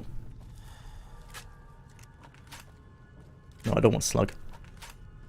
Something similar happened to Irrational Games. It was split up into small teams. I think that would work better. I believe that's how Obsidian works now. Or at least Obsidian, I know, work on multiple games at a time. Although, with things like Avowed, I'm not sure if it's working out. But the game that Josh Sawyer is working on, the 2D RPG, the 2D medieval RPG that I always forget the name of, that is apparently very good. I've not checked it out yet. But that was made by a very small team comparatively. Like, this is the room that we die in all the time. This modern cartoon graphics, wink at the camera, silly game aesthetic is the actual worst. Yeah, it's a... Fuck's sake. It's a symptom of like the whole like Marvel thing, I guess, the superhero movies and that whole aesthetic. It's definitely a symptom of that, which is maybe an additional symptom of just the era of writers who grew up on shows like SpongeBob. Not saying I love SpongeBob as well as growing up, but the humor that we are seeing is the humor from a generation of people who are our generation, essentially, that grew up on these things. And I don't know why it's the writers who are the ones who have the cringiest kinds of humor, because I liked SpongeBob, but it's not the humor I would inject into my everyday life, especially not my work. But that's me personally, I guess. What was killing us here? What? No mine. Is there a tripwire? No tripwire. Well, what the hell killed us last time? Oh, is it? It's underwater. Okay. Irony ruined this generation. Everybody is scared of being made fun of or called out, that no one wants to be sincere. You could argue that's what I'm doing in these streams, to be honest. I don't want to make any hard stances, because I'm not here to make political statements, guys. I'm here to make informative video games. So that's why. But it's also because I haven't thought about a lot of these things, to be honest. And my opinions would just simply not be well educated. They wouldn't be well researched. And I like to have researched opinions on things. So I can give you researched opinions on why I think the 10th planet will have design elements inputted into Starfield, but I can't tell you my opinion on certain political stances because my knowledge of it is very surface level, unfortunately. What the hell, man? I think it's Veronica triggering traps. But yeah, it's definitely that. It's a level of people don't want to be sincere. I'll agree with that. But I also think with art anyway. So if I say I make a video, or I make a video essay, and I know it's a controversial topic. Say it's a game that everyone loves, and I say, these are flaws with the game. So that's the thing, like my Morrowind video. My Morrowind video, I pointed out what I think are objective flaws with the game. Like, there's a lot of reading. That's whether that's a flaw or not, I guess is subjective. But that's objectively true. There's a lot of reading in Morrowind. So I pot that as a flaw, because for people such as myself who have dyslexia, it can slow down the game. But also, I think the reason people didn't like that point was because I said some people might just not have the attention span, which I know a lot of people get heated. That's not a valid reason. But there's stuff like that where people get super offended by that. And I think that's that's just me pointing out what I think is a valid flaw with the game. Now, I'm not saying I hate the game because of it, or the game would be better without that. I actually think the game is better because of the dialogue system, because of its dialogue system, with it being like a Wikipedia, because you can dump more lore and it doesn't feel so like 20 voice lines being thrown at your face. But still, it's a flaw for many people, and many people got quite heated over that. I'm fine with doing that in a video because I feel at least I believe in the point. Whereas, so what I'm trying to say is that in a game, I think people should be sincere. People should put in things that might anger people, because it's your art and it's a piece of work. They're not attacking you, and they're not attacking your opinion. They're attacking the art that you've put forward. And as long as you believe in the point that you're putting forward, then it's okay for them to attack it. It's why in my community guidelines on this channel I say attack the argument, not the person. Like when people attack my point in that Moen video, I don't take it personally, and so I think game companies should take it the same way. They should still be sincere when they make games, because if they call you out, they're calling out your corporation, and that's also why. And then that becomes the reason why they don't. The reason why the corporations don't want to do this is because once Ubisoft or whatever gets called out, now they're like, oh, this hurts our bottom line. You know, the shareholders aren't going to be happy. We're in the news negatively, and that's the main reason why. And I'm not sure it's the artists themselves who don't want to be sincere. Possibly it is, but it is definitely, even if the artists wanted to be sincere, they can't be. Unless they do indie games, but then indie games aren't really what we're arguing about here. It's the AAA games that are the ones that are all becoming the same. How much time is left until the next game? 1 minute. 2 minutes left. Yeah, it's every hour and a half we switch game. Oh god, don't get me started on Disney Wars. Literally every single person in charge hates Star Wars. Yeah, or well, hates Star Wars or doesn't understand Star Wars. Definitely that. I think we shouldn't always attribute to malice what we can attribute to incompetence. I think a lot of it is just they don't get what they are making. They don't understand what fans want.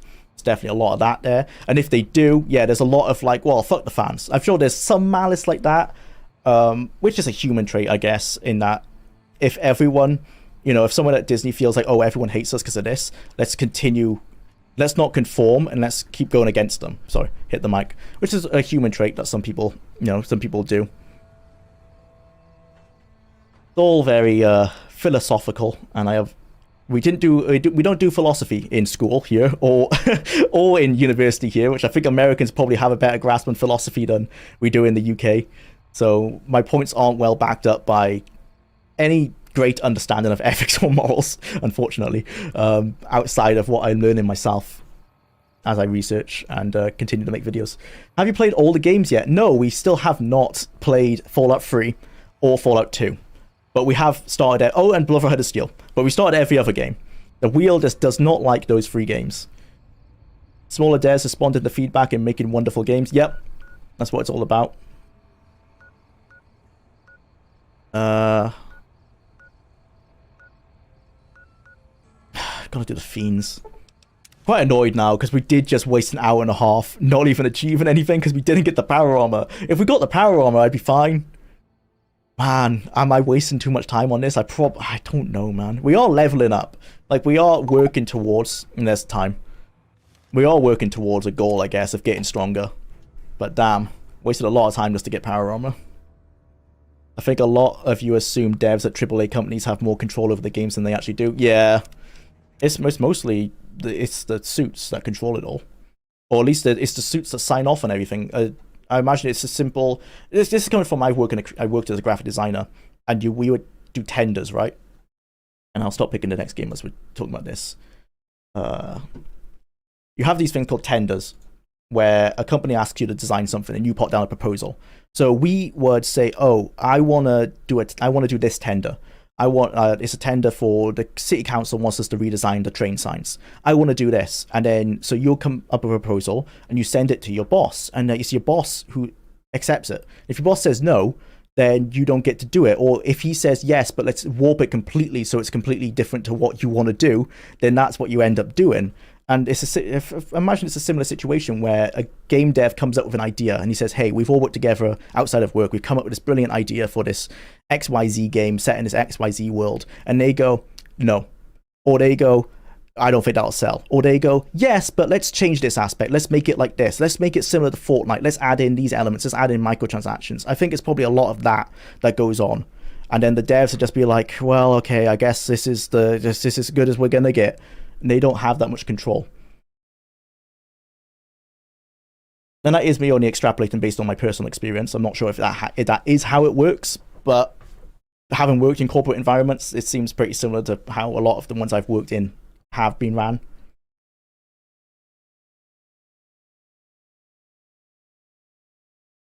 How the hell? Oh, sorry. I'm going to turn this. We are now down to 171. It's moving along. It is moving along. Next game. Playing Valheim at the moment, enjoying the heck of it. Nice, man. I've not checked out... Oh. no! I'm enjoying tactics, I am, but god damn, man. Every session is bloody tactics. Okay. I've got to do what the wheel says. The only thing we don't do is replay games in a row. Oh man, here we go again. Don't you just love it? Oh man. Switch back over to here. I missed that game on stream. Did you like it? Fallout Tactics? Yeah, I do like playing it. But it's really long. Like, it's a tactical game like XCOM, so it's turn-based tactics, and you can play it real time, but apparently that's not like the best way to play the game, and it gets difficult later on. So we're playing it turn-based. It took us an hour and a half to do the first mission, which is like a tutorial, and it took us an hour and a half to do half of the second mission. It's long. It's very long. Is the game gonna pop up? Yes. Cool. Oh boy. Ninth. Yeah, that's the most recent one. Hi folks. Hi me. Welcome to the stream. Here's a meta plot. A design team can be thought of as a bunch of unique wavelengths, amplitudes, and frequencies. When they mesh, they constructively interfere to a beautiful signal. When they become too crowded, it just becomes noise. Yeah, there's a perfect size dev team. I'm not sure if they know what it is. They probably do. Based on the games that I've liked from the 90s, I would say the perfect size is like maybe about 20 people. But I'm not sure that scales to the current era of AAA games and what people expect from them. Like, 20 people couldn't make Starfield. I imagine that needs a massive team just to work on scripting alone. Never mind, like, artwork and everything else.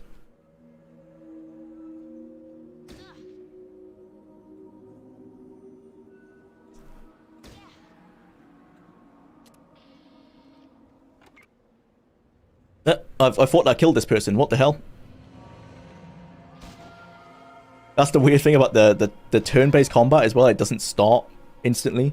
It's definitely, this is, weirdly enough, it's a Fallout, it's a turn-based engine that they hacked to become real-time, and in doing so, they've balked the turn-based system. Like, the turn-based system almost feels hacked into an engine that was designed to be turn-based. I don't know how they've achieved that, but they have. And I've learned some things as well. Like in the last session, I found out I've been accidentally left-clicking these. Because that's what you do in Fallout 1, right? To shoot, you'd left-click and then you'd point at the person you want to kill. When you do that in this game, it reloads. So I've been wasting AP every turn. I've been wasting 1 or 2 AP reloading my gun over and over and over. So now I've learned that you can right-click to do the same and you don't reload. It does say it right there, but I was just too... Oh, is it right-click actually? Because that changes mode. Or maybe you just click on them. Maybe you just click on them and you don't click this, but fuck the alarm. Ah, shit. Alarm! Intruders in my Wake up, you piss-ass sons of bitches! I swear I'll cut the balls off anyone I don't see fighting. Should have gone into stealth. You curs! If they escape, God help me, I'll burn the damn still to the ground. Well, he didn't say damn. That is not damn. Oh, bugger. So, shit. Well, luckily they've kind of walked into the lion's den here, so we should be fine. Triple. That's meant to be burst fire, right? Triple. Like, it's a Beretta, so it's like, imagine it's Modern Warfare 2. It's meant to be like, duh-duh-duh-duh. Not, but it's only playing one shot. I guess it's an animation issue. Ah, see, I did it then. I left-clicked, and it reloaded. So that's wasted that turn. We might die here. This has been terrible. Awful start. Where am I? Where's Jwlar? Oh, I'm this guy. Yep. I need to run to cover.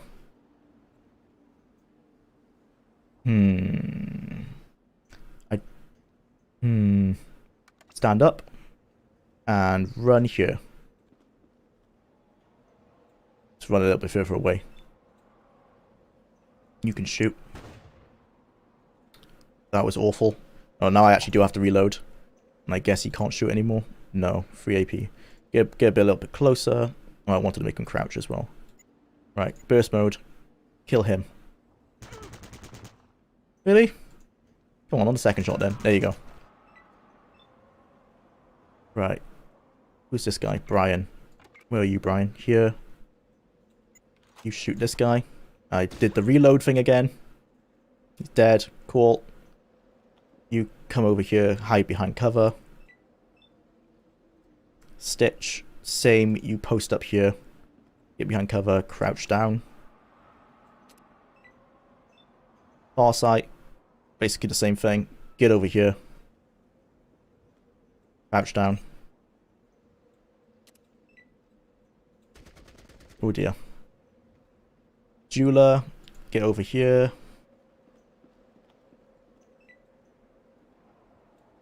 That's a lot of guys. Right, Jax. You're injured, so priority first is take a stim pack. And run. You have an SMG. You run up. You run up into this building. Up, okay. Well, you can use this as cover, I guess. And Trevor, you've got a pistol, so you the same. You run up. I don't want to sacrifice Jax, but I don't care about Trevor. So Trevor could die. It's not an issue. You can lie down actually and ambush them. Oh, he can't fit. Crouch? Nope. Okay, and turn. I just re-downloaded Fallout 2 earlier tonight because I've never beaten it and I'd really like to. Yeah, same. I've never beaten it. I've played 60 hours of Fallout 2. Loved it. Multiple playthroughs, multiple characters. Never actually gone to go on the boat to get to the Enclave base. I've played everything else. It's getting to the Enclave base. I was just like, there's no point because I've seen the ending. So I was like, I've basically finished the game. No reason to go a bit further. So I've never done that bit, but I've done the rest of the game and I'm pretty well versed on it. So that shouldn't be an issue. But saying that, we found I've not remembered Fallout 1 very well, so I might have the same issue with Fallout 2. Which was Brian? Brian's this one. A bit wounded. Brian, you come over here. Onto the left side of this bin. Last time I played it, I got the car working, but that was about it. That's yeah, maybe like a sixth of the way into the game. I won't just make a... Well, it depends. I guess it depends when you repair the car. If you repair the car straight away, that's, yeah, about sixth of the way. Oh, no, I just realized we haven't started the timer. Okay, I'm going to take off 10 minutes. Oh, that's my desktop. Start. There you go. I took off 20 minutes. Forgot about the timer. I won't just make a brainy mule man to exploit the entire Planescape game. It's a strong build, unfortunately. It's hard, once you know how to exploit in certain games, it's hard not to exploit.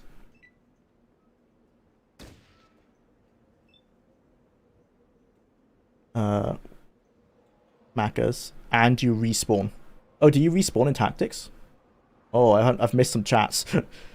Where do you put all your guns? Oh dear, I've missed some chats. Sorry, guys. I've missed quite a lot. Hey, yo, you just saw Arcanum in your library. I just started it myself. Yeah, man. I've played it once, a long time ago, before Steam. And I have very little memories of it, unfortunately. I was watching a... Who's the guy who goes, hey, people? Seth. I was watching a Seth video on Arcanum, and I was like, I remember these cutscenes, and I remember this game. What the hell is it? Like, I had vivid memories of playing it, but I couldn't remember the game. And then, well, the title said Arcanum, so I searched it up, and I was like, yeah, this is the game I played, like, years ago. I got it from, there's a shop called Game Station here for, like, $2.99. And so, yeah, I picked that up. I haven't sat down to play it through again. Apparently, it's really long, so that's one of the reasons I haven't started it yet. But I'm excited to. Why is Farsight using a pistol? Oh, she's out of ammo. Oh, damn. She's really low on ammo, actually. Farsight might... Yeah, actually, you lie down and you sit this one out, because you're not going to be much help. Oh, no, they can shoot us from there. Oh, this is bad. I want them to get closer to us. Okay, Jwlar, you come crouch here with the boys. And I guess we're going to have to try... Oh, no. 23% is not good. Well, hopefully my rifle guys... Trevor. Yeah, Trevor, you run up the side. You run up here. Or you stop there. Yeah, nice. Jax, you did the same. Ambush team. Oh, okay, not very good ambush. They can totally just see that. Ah, this guy's getting closer. Good, good. Brian, take a shot. Don't. I'm doing the reload thing. You don't have to click it. So used to playing Fallout 1 and 2 where you click the weapon before you attack. That's one. I guess he had no loot because he just disappeared. Annoying. Oh, no, he came out of vision, I think. Can take one more shot. 15%. It's not really worth it. I guess once we've... If these are all long-range guys, we might have to stop pushing up. So if you stand up, Brian, you run this way, ready. Yeah, begin that bin, and he starts running up to that tent. Oh, we've got one melee guy. Stitch. Oh, Stitch has got the shotgun, right? Bugger. And I just did the reload thing again. The Stitch, you should run up as well, because you're using a shotgun. I love how you can identify a person by just doing a deep voice and going, hey, hey, people. Yeah. That's definitely, it's just, yeah, Seth. And that his last name, Tazana Tech. That's definitely not how it's pronounced. Farsight, I wish there was a way we could just skip her. Enter Overwatch mode. Does that go for everyone or just her? I can put her in Overwatch mode. Yeah, okay, I've put her in Overwatch mode. You can just stay like that. Jwlar, you keep shooting people. I've did it again. Oh, I'm gonna keep doing this reload problem. Yeah, Seth Tezen Tack is amazing. Yeah, really funny content. Well, I might as well reload now. There you go. I remember when I used to always play Sims 3, my sim would keep stealing cars and putting them in his pocket. Oh, that's what we were talking about earlier. Where do they put their guns? Yeah, they put their guns in somewhere in their inventory, the magic inventory. If you move here, crouch for accuracy, you shoot this. I reloaded and I wasted the bloody shot. I'm getting really annoyed at myself now. Right, Trevor, don't reload. What gun are you using? That's a 9mm, so it hasn't got a second shot. Just bang. Bang. Cool. We did a thing. Lie down. Can't lie down. Crouch.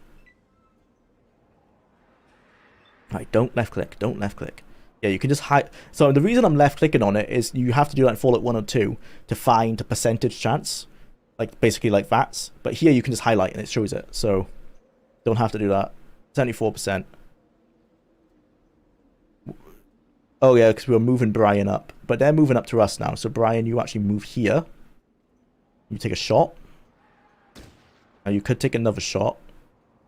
But I'm going to make you crouch instead to get some cover. Yeah. Stitch. Yeah, you keep moving up. You're our shotgun man. But that guy from the side, he's kind of flanking me there. Far side, you're kind of useless, so you just keep doing nothing. Right. Jwlar, shoot this guy. And again. Nice. And enter. Trevor. That's too many guys. Can you make it inside? They could probably shoot. Ooh, no, but I don't want to be in the way of Jax. You stand up and you try and make it inside. 6. Make it here. Oh, there's something there. 6. Yeah, you do that. Get inside the tent. Okay, cool. Jax, you move up to here. I hate Sims 4 so much, but my brother lost a Sims 3 disc, so I could never play it. I played PS3 Sims 3. I love the console Sims. PS2 were my ones. I played Sims Busting Out and Sims 2 on PS2. Those were sick. And I love Sims 1 on the PC. I had the box set where you have every DLC. That was really fun. Those are my favorite Sims games. I've played some Sims 2. Oh dear, poor Trevor. I played some Sims 2 as well on PC. That's good. In terms of Sims 4, I got it for free off like the EA shop or whatever when they did that promotion. I think it's free to play completely now. I played an hour. I don't... The game didn't grab me, but then again, I just don't have time to play, like... Sims games require a lot of investment, and especially, they require a certain mindset, because there's no goal, right? There's nothing to, like, aim for. You're just playing to enjoy yourself. Which is great and all, but... I don't have the time for a game like that. Nowadays, I like games that have clear goals. or clear an endpoint, because then I don't feel guilty about if I don't finish a game, I'll feel guilty, so there's like something to push towards so I can finish it. The Sims doesn't have that, so I feel like I would just stop playing it straight away because there's nothing for me to work towards. But that's only just because of the situation I'm in with like work and stuff. If I was a child again, I probably would play it just fine. Sims 4 has a lot of fun mods. A lot of Sims games have a lot of fun mods. But why would you need those when you've got Bethesda fun mods?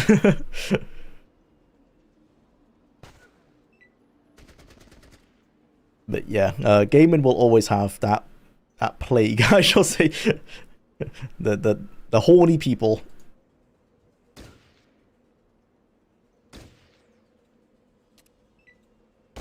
Why is the timer so high? Yeah, so we do an hour and a half for every game. Actually, I'll take it off the screen. We don't need it there permanently. We play an hour and a half every game, and then we switch game. I started an hour and 10 minutes on this game because I forgot to turn the timer on immediately. Wait, where are you, Jack? Oh, this here. You're crouching, so why don't you try a burst shot? Nice. Let's keep that for now. Trevor, you run deeper into the tent, get out of enemy fire, and crouch down. Cool. That's so weird you mentioned Sims. Oh, Sims Herbs, yes, that was really good as well. I just watched a video from the Golden Bolt on it a little over 2 hours ago. Yeah, it's really good. I played it on... That's the one I played on Xbox, actually. I got an Xbox secondhand when like the PS3 was out. And I played that, Project Gotham Racing, some like classic for Halo 1 and 2. That was really fun. Very weird for a Sims game. Very weird.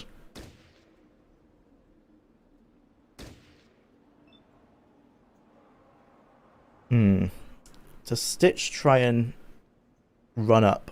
He hasn't got enough AP. Let's run him to here, behind this cover. And then next turn, yeah, he can shotgun them then. Whilst that, you move down.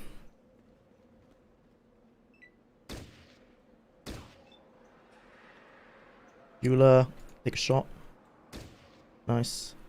And let's run up a little bit. Get a bit closer. Trevor, you lie down and just sit it out. Put Overwatch on. Jax, can you get shot? No, but you can move out of cover. And then you can. Let's do single. Nice. And then on this guy. Oh, brilliant. We did it. I think we killed pretty much everyone. Nice. It wasn't too bad.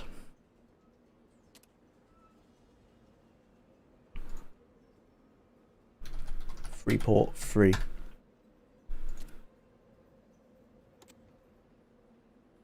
What is the Black Eyed Peas? Oh, it's the band that's in the Sims Herbs. It's, you might know Will I Am. It's Will I Am. Oh crap. There were more people. Will I Am, a female singer who's quite famous. I forgot the name of, and then like 2 or 3 more rappers who are generally the forgotten ones in the bands. They didn't have much of like their own solo careers. But yeah, it was like a hip hop group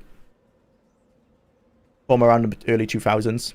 But they're the band in the Herbs. Oh, there was a lot more people. Bugger. Oh man, Judah's kind of in the open now. Let's just run up here. Try and get into the tent.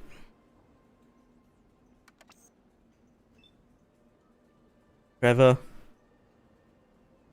You can come out now, Trevor. We might need you. Jax, UK, stay crouched and crouch up to here.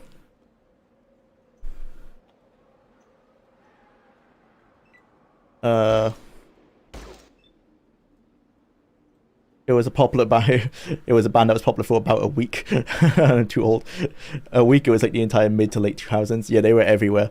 Yeah, they were definitely like they were most. Well, actually, I don't know when they were most popular, but yeah, they started with like hip hop, and then they moved very much into electronic. But they were everywhere. Like coming up into the 2010s, they were like fully electronic by that point.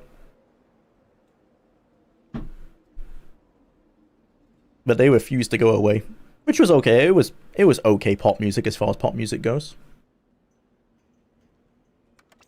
Brian, you go this way. Stitch. Take out this guy. Nice. Lie down. Get in the cover. Farsight. Come here. Crouch into cover.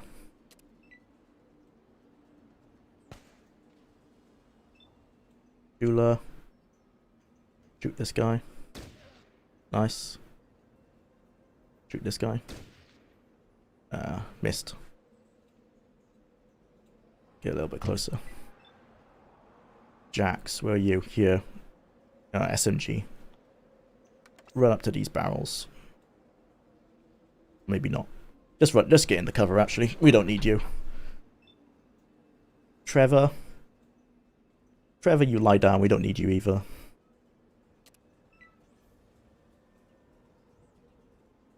Okay. Brian, stop moving down.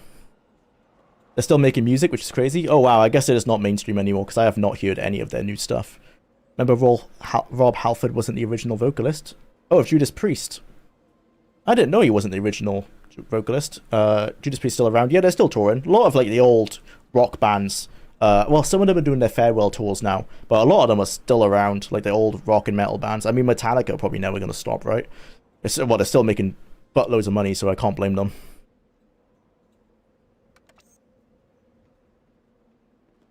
Yeah, a lot of those old music bands are still around. It's only if they ever like break up on creative differences do they ever have... Well, do they ever break up, basically. Most of them will come back together for money. Even like System of a Down, who I don't think creatively like working with each other anymore, they will still like tour. Because they need income as much as anyone else.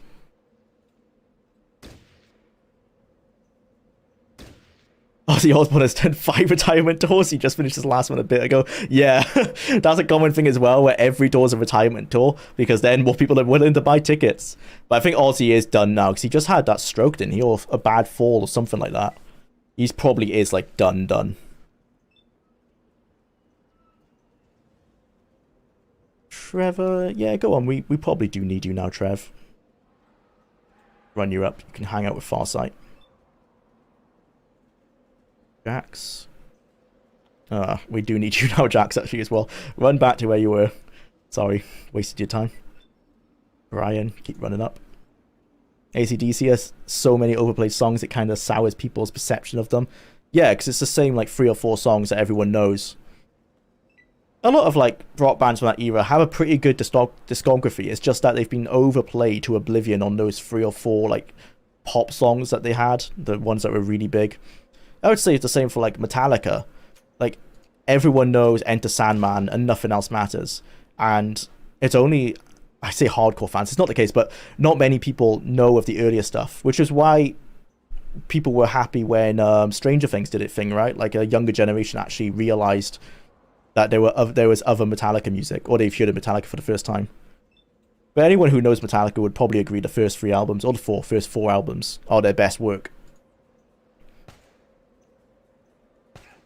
But in the public zeitgeist, everyone only knows 2 songs, Enter Sandman and Nothing Else Matters, which isn't even that, which is completely different to what even their best songs are. Oh, you can cripple people. It's cool.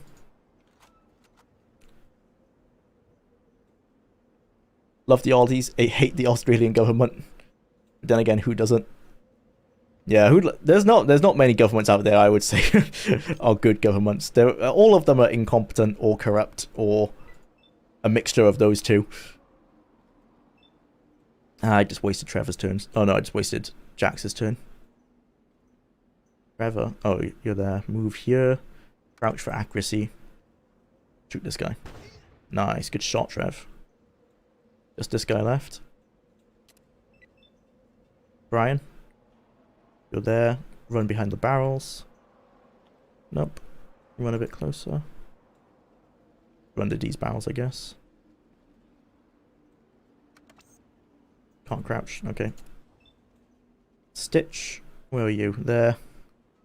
Stitch, you stand up and you just run into this tent, and there's no one to take out. There might have been. Farsight, get behind the barrels, crouch down. Jwlar, take this guy out. I said take this guy out. Good job. Hey, we did it. Right, everyone. Oh, end combat.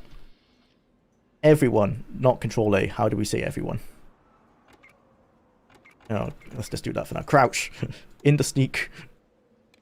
Okay, we can breathe. Oof, I think this is the guy we need to go get. That took for ages. Well, it took forever. Yeah, not a big Iron Maiden fan. Oh, that's a shame. Although, actually, no, saying that, what I just said, Iron Maiden to me is the exception to the rule. I love the songs they're known for, but there's quite a bit of the discography that I'm not a big fan of. But if they're top 5 on Spotify, or they're top 10 on Spotify, big fan. Everything else, not their best work. So there are certain bands where I would flip it and say that I guess I am the normie in that regard, I guess. I'm the normie who loves AC/DC for those certain songs. That's the same face as the tribal guy in the first one. Oh, it is the same guy, isn't it? I forgot I forgot what the quest was. Were never taught to respect elders. I can tell you little more, but I know that braggart of a raider leader hides his ill-gotten treasures in his tent. Perhaps it might be worth your while to pay him a visit. I am ready to leave. Talk to me again when it is safe for me to dash to safety. Cool. Let's go kill that boss then.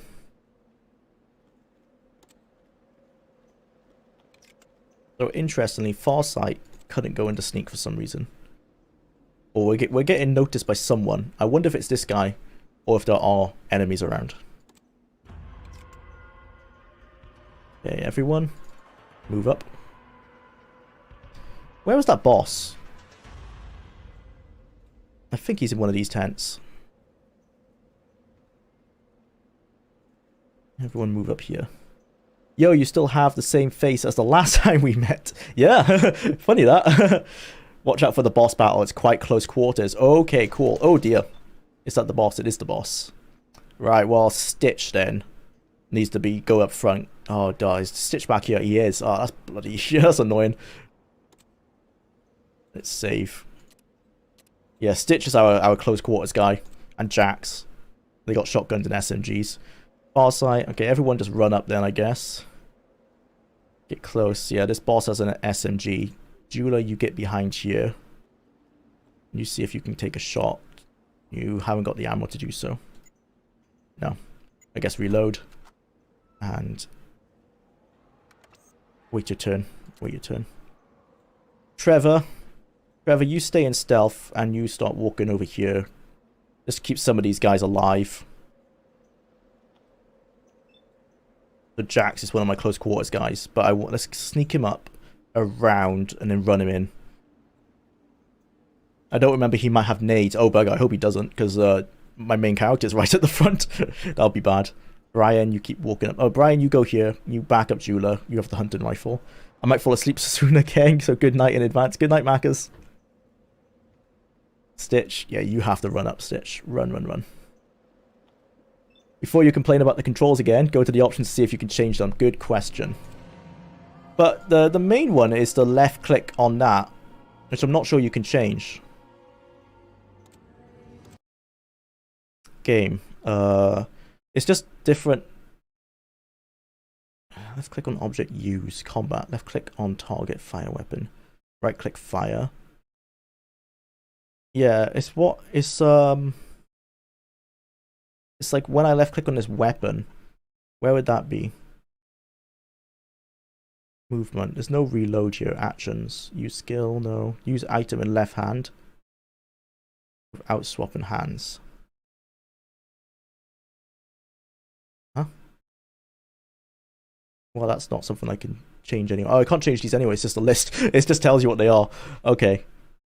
But I've figured it out now. I've not been doing it, fortunately. Farsight, you run over here and just crouch down, actually. I don't think we need you for this fight. Fallout 2 is my favourite Final Fantasy. Modern Warfare, close second. Oh, very strong choices. The interesting ones. Doom is a great Final Fantasy. Dang, so many choices. Yeah, really an unparalleled Final Fantasy for sure. I can't hit him. Okay. Just go into Overwatch then. Jax, you keep moving up. What's Farsight doing without a rifle? Yeah, I know. She's got a rifle, but she's out of ammo, so she's stuck with a little pistol, and she has like 5 rounds left. She's very useless at the moment. Hopefully I can get some ammo off all these corpses after I've taken out this boss. Trevor, you just lie down and you stay there. You stay in Overwatch mode. You just stay there. I don't need you. Brian, can you get him? You can hit us, but not us him. That's annoying. Brian, you move there. Now? Nope. Overwatch. You don't have enough? Okay. End turn. Stitch, you keep running up. You're basically my go-to guy for this, but you haven't got enough AP at the moment, so you just run here and wait. Farsight, just get behind cover. Someone else shoot. Oh. Bugger. Come here. Yep. Oh, there's some more people moving in. Right, can I hit him now? Nope. Do I have grenades? Nope. Nothing we can do to him. That's annoying. Got a Nuka-Cola. Okay, just Overwatch, I guess. Oh no. Jax. Trevor. You stay there. Jax. Okay, Jax, this is your chance. Burst. Get a bit closer. 2. Right. Oh, nice. We did it. Okay, let's take out all these other people now. Okay, Trevor. You stand up. Oh, that's not Trevor. Bloody, it's Brian. Brian, where's this? There's not a lot of cover here. I guess run here. You run inside and loot some stuff, I guess. You have so much rifle ammo on your player character, why not just give some to Farsight? I'm greedy, man, I need it all. No, I will do after this combat situation. Can Stitch run up close? What have they got? That's the rifle. I don't know what he has. Do I risk Stitch? Let's not risk him at the moment. Stitch, you go here, you crouch. Just wait. Farsight. Yeah, get him with a pistol. Bang. Yeah, good shot. Oh, you actually hit him. Oh, no, she didn't. She missed. Right, Jwlar. You run up. You're bait. Just, you run here. You are the bait. Probably shouldn't do that with my main character. Jax. Okay, now Jax, you run a bit closer. Get to here. Just run up to the sandbags, I guess. This is terrible tactics. Everyone just run in. Just run in. The tactic here is that he can't kill us all, hopefully. Brian, you go loot this chest. So what's the good stuff he was talking about? There's some caps. Oh no, ring pulls. Okay, I guess that's the version of caps in this game. We got ring pulls, stim packs. Yeah, it's okay. It's not great. Okay, and now you run back out. Stitch, yeah. Everyone, the strategy is run and kill. Farsight, everyone do the same. You can't shoot us all. If they have a grenade, we're fucked. I shouldn't shoot because I'll shoot one of my guys in the back. Get a bit closer, shoot this guy. Bang, nice. Run behind that pillar. Trevor, keep running forward. You can't kill us all. Very British of you. Yeah, that's the World War I tactic, isn't it? It's like they can't shoot us all. If we all run over, some of us will get there. This wouldn't work if they had a minigun, but unfortunately, they do not. Trevor. Wait, where are you, Trevor? Oh, Brian, sorry. Oh, yeah, this guy. Brian, you start scouting out this area, I guess. You could be our scout. Stitch. Oh, no, you'll shoot Jax if you did that. Run up closer, and then do it. Bang. Nice. One guy ran away, like over here somewhere. So, start running over here. I love that tactic. Yeah, it worked really well. Definitely no mass casualties. Won the war and everything. Jax. Yeah, everyone just keep running over here. BOS has more recruits than raiders have bullets. Flawless tactic. Pretty much. We can always hire new guys as long as Jwlar doesn't die. For the falling glory for the survivors, a bigger cut of the loot. Win-win. Exactly. Only loot in here? A single switchblade. Go check out this tent, I guess. That's basically how the NCR took Helios 1 in New Vegas. Yeah, literally. They just kept on sending troops until the Brotherhood were overrun. I thought a guy ran up this way, but I guess not. Oh, there's some people over here. Where's Trevor? Trevor has grenades, but I think that's a bit too far for him to throw them. Let's set up in the position here and try and... Wait, how do I even get over there? Oh. Oh. We're not going over there. I can't be bothered. Everyone, just crouch, go into sneak, and start coming back this way. We're not going to do that side of the map. No point. Brian, you scout out. I think we've killed everyone here, so we can now let out the tribal. Nothing in there. Meat jerky, might as well. Can I open this gate? No, it's just it's not even a gate, it's just a fence. Are we in combat? Oh, we are in combat. Oh dear. Come on. You had to miss. Who else? Where are you, Jax? Who are you? That one. What's your chance? No chance. Crouch up a bit closer. 27? Let's take it. Nope. Never mind. Trevor, you just keep going over here. Nothing you can do. No, the Matrix happened after the Super Mutants had their second go. Keyword second. Brian, just keep picking up loot, I guess. Because I think we're pretty much done on this map. Let's start getting ready to leave. When you get power armor, things will get dramatically easier. Nice. Looking forward to that. Also, you can just stay there. Stitch. Yeah, apparently 78%. Oh, fuck. Shot myself in the back. I didn't even hit that guy. Well, Stitch, you also just start collecting loot. You're useless from this position. I thought we just had Farsight. I thought we skipped a turn. Now me. What? 73%, come on. Thank you. Right. End combat. Everyone, back over here. Yeah, there's that one guy. We don't care about him. He can make his way to us, I guess. They can't anyway, because he can't get over that sandbag. So let's just start looting bodies. Everyone come up here. You might as well get in the stealth mode. Oh, they can't anyway. Let's loot all the bodies and let's get out of here. Presumably the tribal goes back the way we came then. Like this way. Which should be clear. Still find it interesting how big of a focus on multiplayer tactics had, and apparently was very good for the time. Yeah, I've heard that the multiplayer was pretty good. Apparently the thing that saves this game is the user-made content.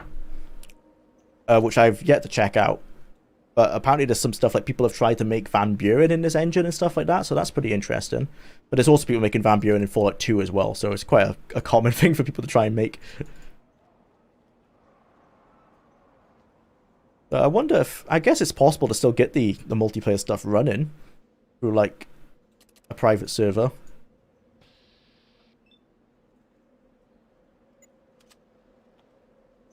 Bang. Not enough. You just keep picking up bodies. These clubs probably aren't going to be worth much, but better than nothing.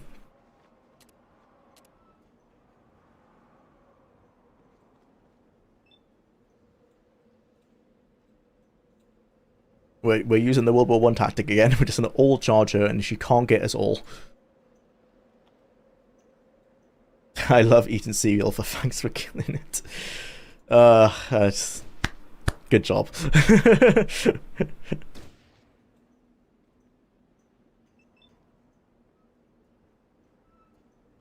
Tactics allowed you to make custom campaigns? Yeah.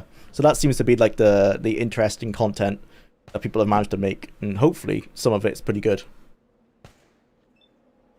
Probably get around to checking it one day. How much longer we got left? Half an hour. Right, where am I? Yeah, I think we've looted this guy. We have. If you like tactics, you will absolutely love Jagged Alliance 2. Oh, I've only heard of that in passing. I've never actually checked it out. I guess it's similar to XCOM then, in that vein of game. Oh, this is a... Oh, that's the way you get to that side of the map. God, I hope the tribal doesn't run that way. That would be awful. Let's keep looting bodies. Oh, okay, if you... That makes sense. If you unclick... You can't switch on the fly so easily. Yeah, if you switch people, the inventory menu doesn't come up. Okay, so you can't mass loot. So take one at a time.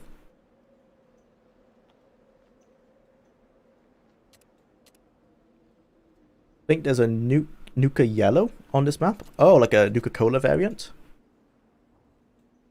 Is that really like worth finding?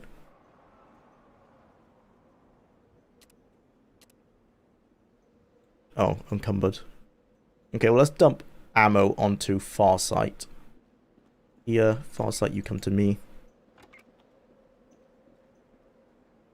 I love that we still have to bloody like steal it onto them. Right.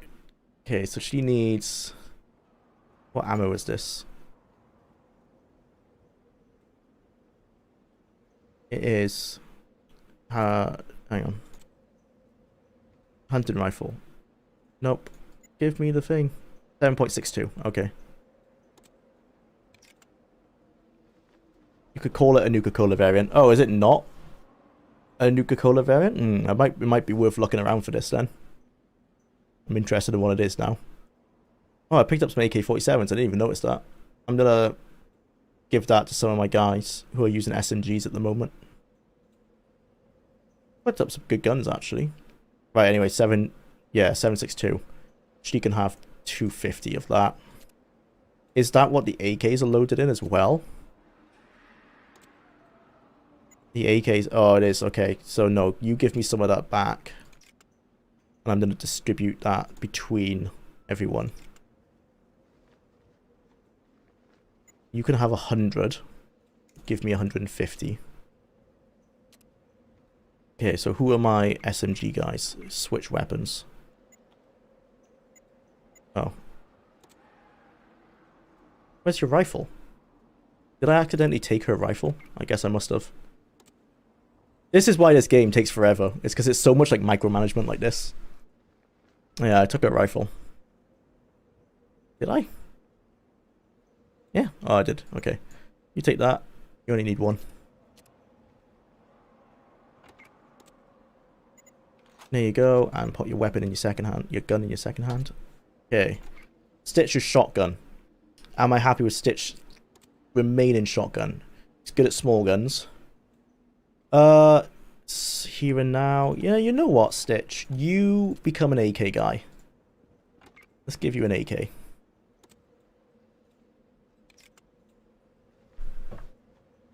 So you take one of these.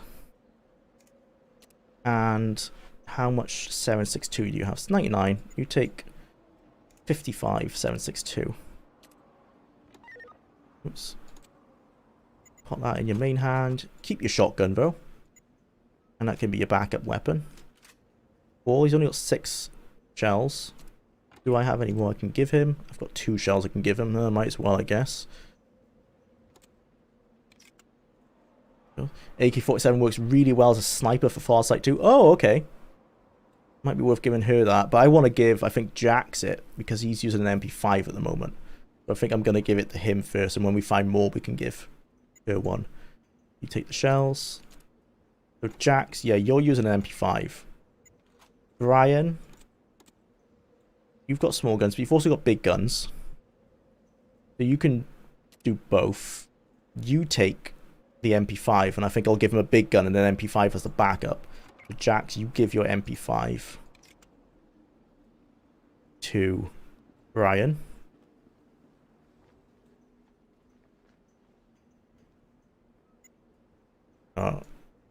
Yep, and then across. Wall. And you've got a Beretta for a backup weapon, don't you? And you've got some 9mm? Yep. And then Jax, you come up to me and I give you an AK. I think I can just use number 2 on the keyboard to rather than hitting steel every time. Yes, you take an AK and take 100 ammo. Cool. And then I shall keep a hunting rifle. And I'll have a 44 Magnum, I guess. I don't have any 44, I don't think, anyway.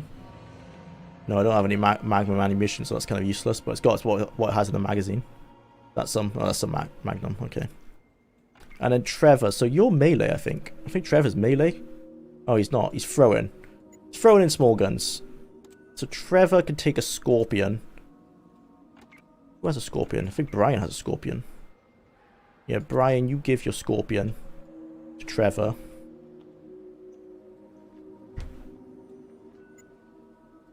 And what's a Scorpion loaded in? I should have checked that. Scorpion is loaded in 9mm. Okay.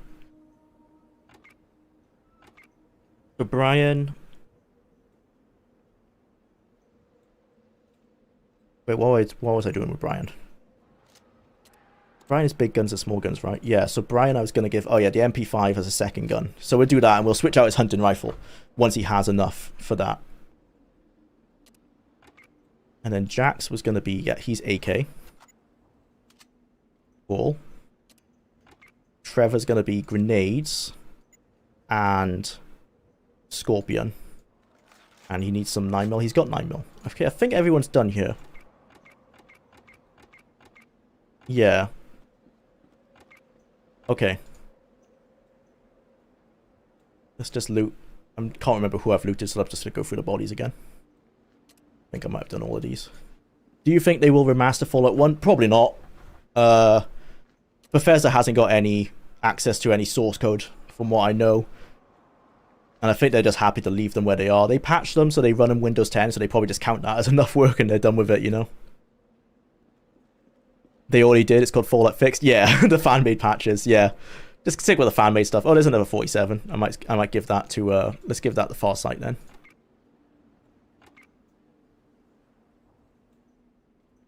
Yeah, I don't think they're ever going to remaster the old Fallout games. They're not even going to remaster their own Fallout games. I don't think Bethesda are in the business of remastering. I know Skyrim was the exception, but I was kind of just re-releasing the game on PS4 and Xbox One with some better graphics. I don't think it's something they're interested in doing, to be honest.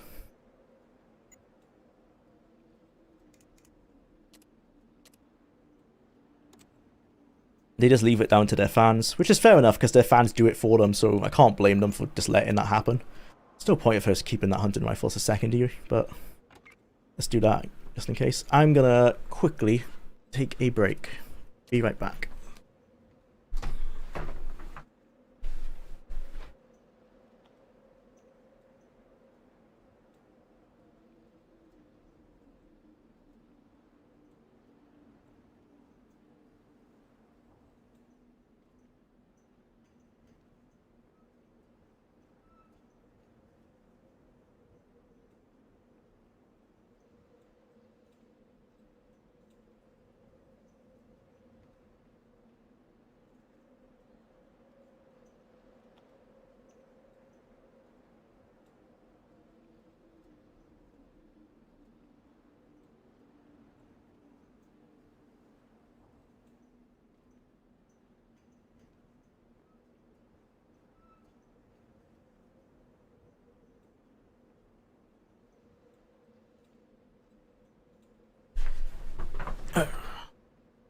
Hello. How much time we got left? 28 minutes.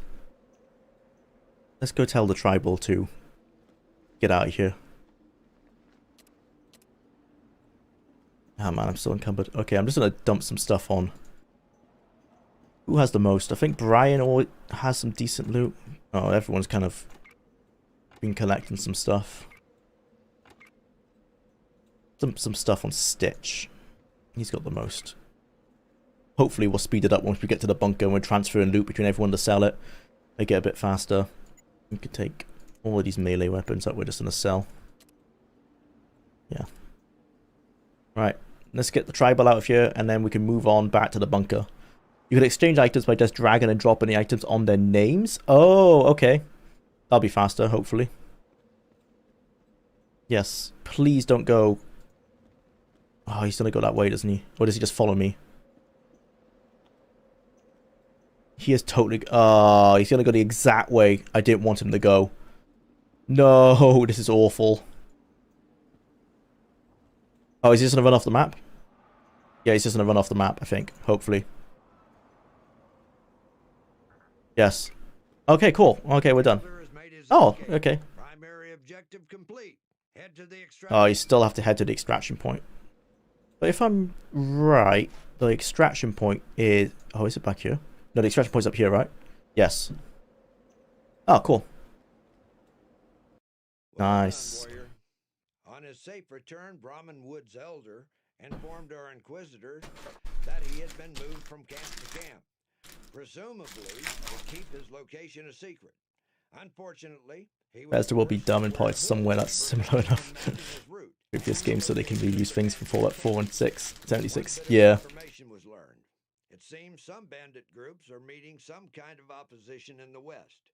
We didn't get any details, but the raiders have never won a conflict with this new presence.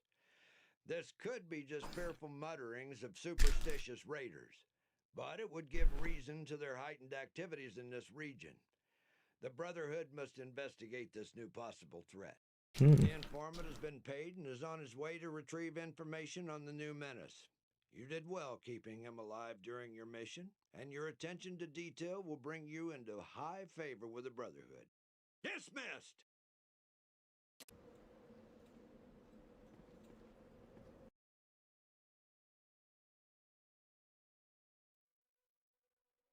AK-47 is straight up better than the hunting rifle. Good to know.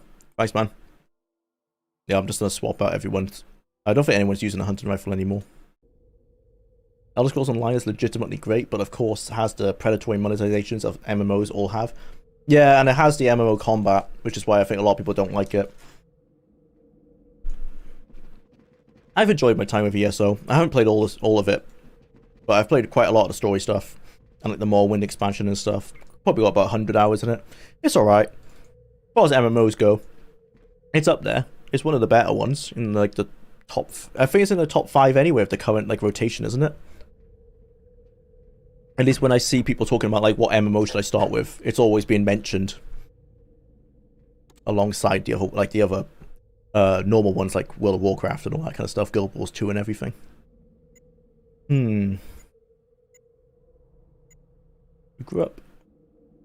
10% to all roles when within the influence of squad mates. I don't know how big the influence area is the thing.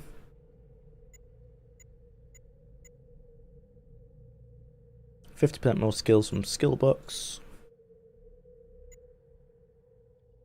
Less likely to be addicted. I haven't found many drugs yet. I'm not going to be using them, I don't think, anyway. Not at the moment. Healing of bodies comes easier. I'm not a healer. Healing now. Kind of a waste of a perk, but I would like the extra skill points.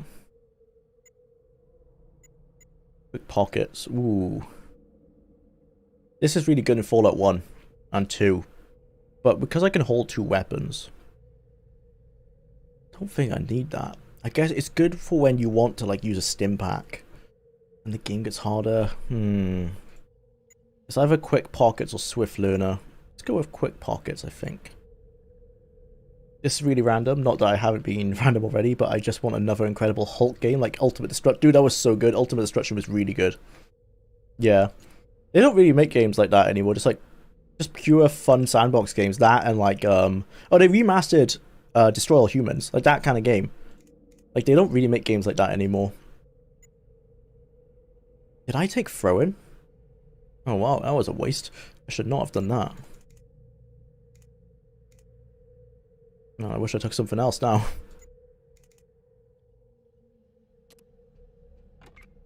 Oh, I gotta level up everyone. Oh, okay. 1 extra promotion. I think that's better for my main character than for this. So for here, I'm just gonna pick stuff that helps them with their combat then. Either that or quick pockets. The exact hitting point. Take that. That seems useful. More Lots of sneak for her.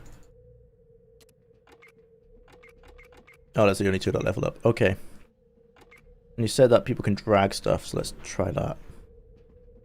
Like the knife, let's just drag onto me. Cool. Stitch, melee, all. Just drag everything onto myself. And then sell it all. Seed and powder? Yep. 45, you don't need that anymore. Ooh, I should keep the gun. No, I'm not gonna hire anyone. This is my team, right? Is it worth checking out the recruitment guy to see if there's anyone better? Because I'm kind of happy with my team. I guess if one of them dies, I think I'll stick with these guys for now. They've earned it.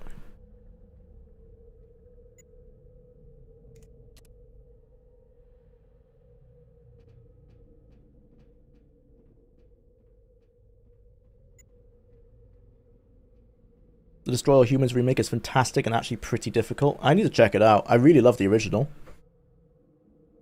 Really good. Just sandbox fun. We got a real ragtag crew, a motley crew, one might say. Yeah. It's not the best team, but it's my team. And they're all very gun dependent. But wait, is there any energy weapons in this game? I didn't check that. Oh, there is. Yeah, they're all gun dependent, which might be a problem later on. But one guy, yeah, Jax can be our energy weapon guys when he comes to it.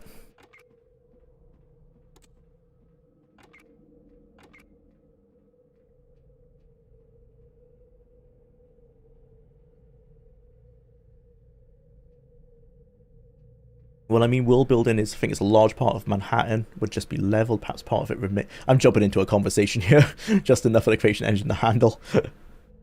Well, we're talking about Fallout in New York. Ooh, the creation engine would really struggle with that, but we haven't seen the cities in Starfield yet. There's Todd kept on making a point about how he wants cities to be better than they were in Starfield. He's mentioned how they are, like, hilariously small. So we, you never know. Maybe the ones in Starfield will be a bit better. Hard to say. You guys seen the animations they released yesterday? Just showing, like, basic stuff you can do in the game. It's just generic, like, RPG stuff. Like, oh, you can help both sides of a faction, or you can do a job for someone and he can pay you in a part rather than some money. Just stuff like that, but some world building, I guess.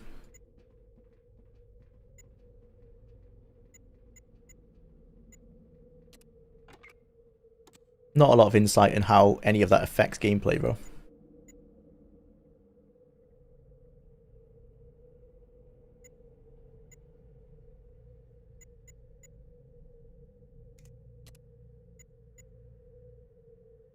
My expectation for Starfield is abysmal. Yeah, mine's not getting any high. Like, mine went from hopeful, like, expectation, like, what would be the term for? Hopeful expectations? Low expectations, but I'm hopeful. Something like that. To very low expectations. I'm still hopeful, but my hope is now more... It's selfish in that I want the game to be good because I want to enjoy the game. Like, I don't want to have to sit through and play a game that I don't like.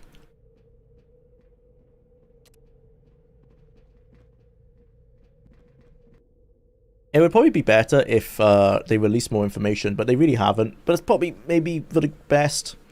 We'll see. If it comes out and it's really good, then maybe it was for the best that they hid some stuff to make it more exciting when you first play it. If it's bad, then the opposite. Then it would feel like they were just hiding stuff on purpose, which they might be. Who knows?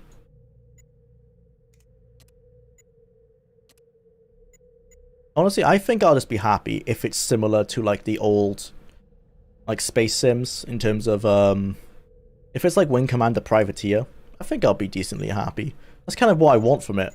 I want a game that isn't like Skyrim, and that it's not so constrained. You can just go out and do random jobs for people.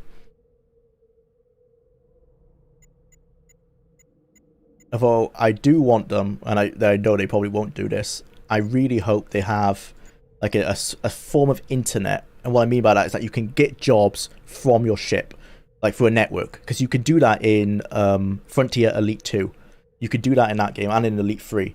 And I love that system of getting a job because it's more realistic. Like, you would have a network and the military could be like, oh, we need guys to transport 10 troops from this planet to this planet where the front lines are. And you'd be like, yeah, okay, I'll take that job.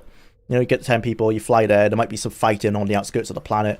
You know, you swoop through a battle, you might land, you drop the guys off and you get out. I want a thing like that rather than the Elder Scrolls and Fallout method where you go into a city, you go into a building, the bartender's like, hey, I know this guy who needs a job. And then you go, okay, where's that guy? And then it shows you on your map. You walk to him, and he's like, yeah, I need this job. You could do this for me. You fly to the planet. You do whatever job it is. You come back, you go to that guy again, and then you collect your reward. I don't want it like that, because it's way more frustrating. I want it like through a network where you can do the job, you collect the job for the network, you do the job, and then you immediately get your reward. You can call them up, you know, because it doesn't make sense if it's meant to be this NASA punk system where it's like in the near future there should be a network or ability to call people, to have a phone system and be like, hey, I did the job, and they're like, okay, I'm wiring you the funds now, something like that, you know. I don't want it to be so similar to current Fallout systems, current Elder Scrolls Bethesda systems. I'm trying to say the similar ways to how they currently do their games. I didn't sell what I was trying to sell.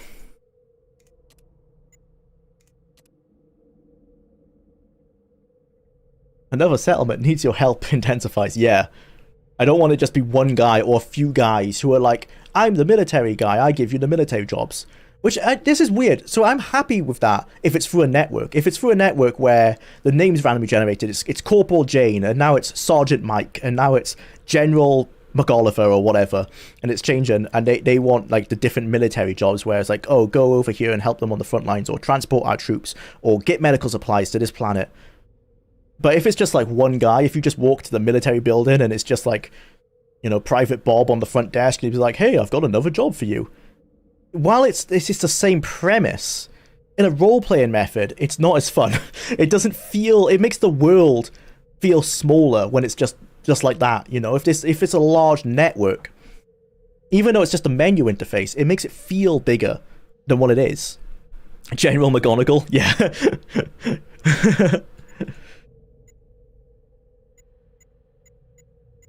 And the main reason is because I'm lazy and the network would make it faster. I don't want to have to land and go into the planet and talk to a guy.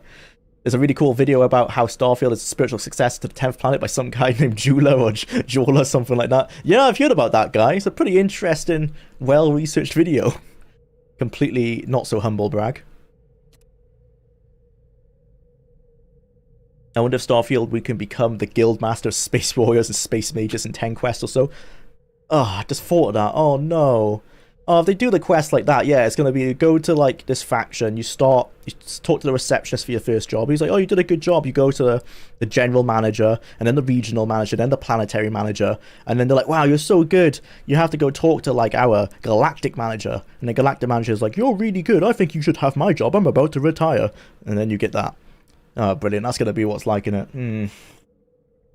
Oh, God. Hope not.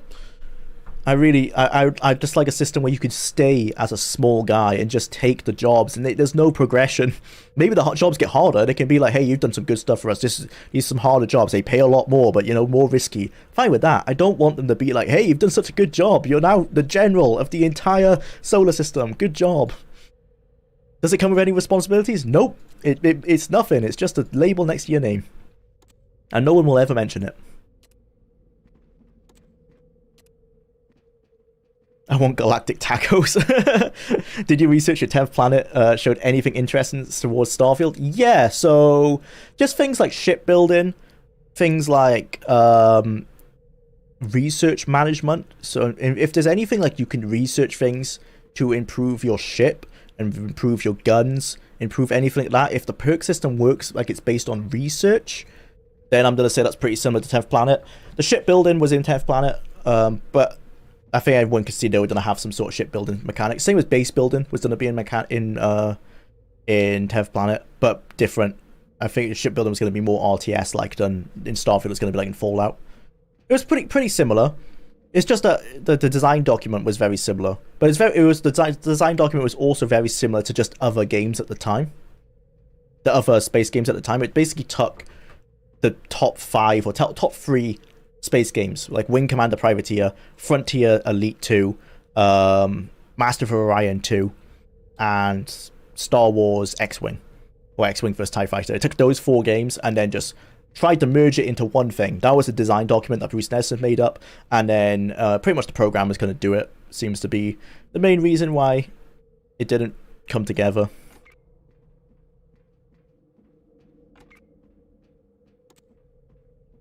There's nothing conclusive on that. I couldn't find any actual reasons for the cancellation, but that's my theory. Right, so you're outdoorsman, so you can read this book. I just gave you the book. Hello? Did she drop it on the ground or what? Did someone else pick it up?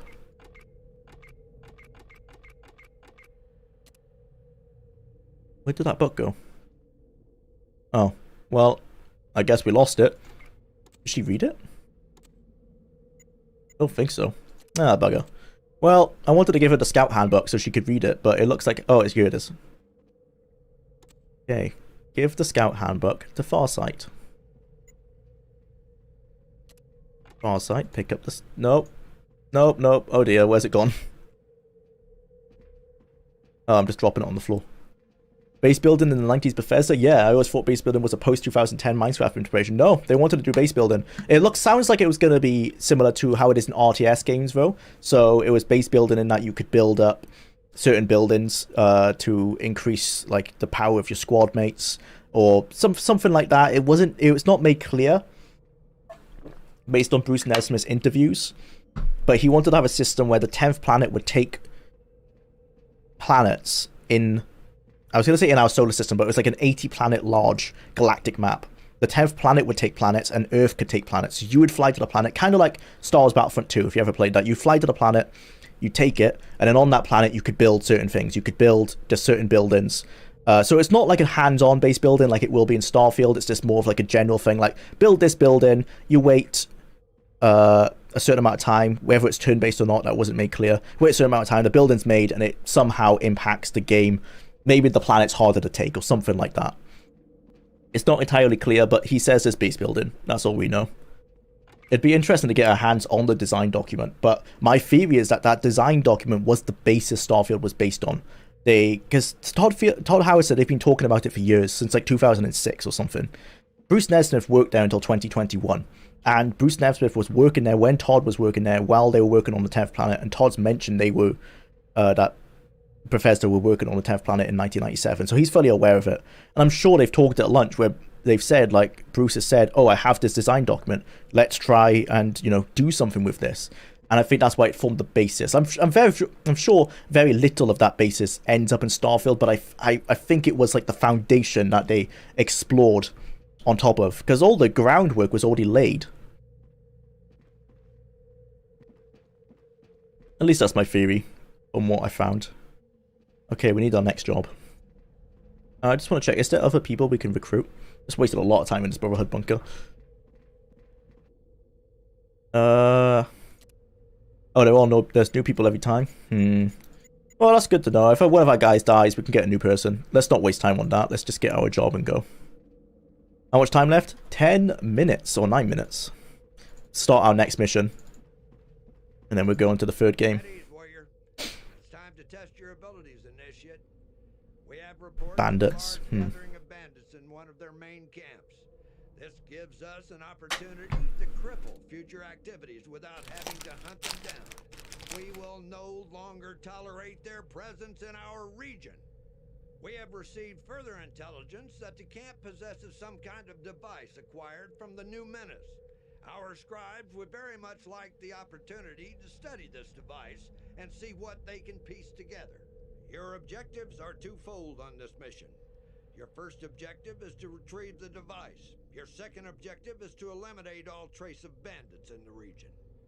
It is time the inhabitants of the wasteland... That's pretty similar to all the objectives we've had so far.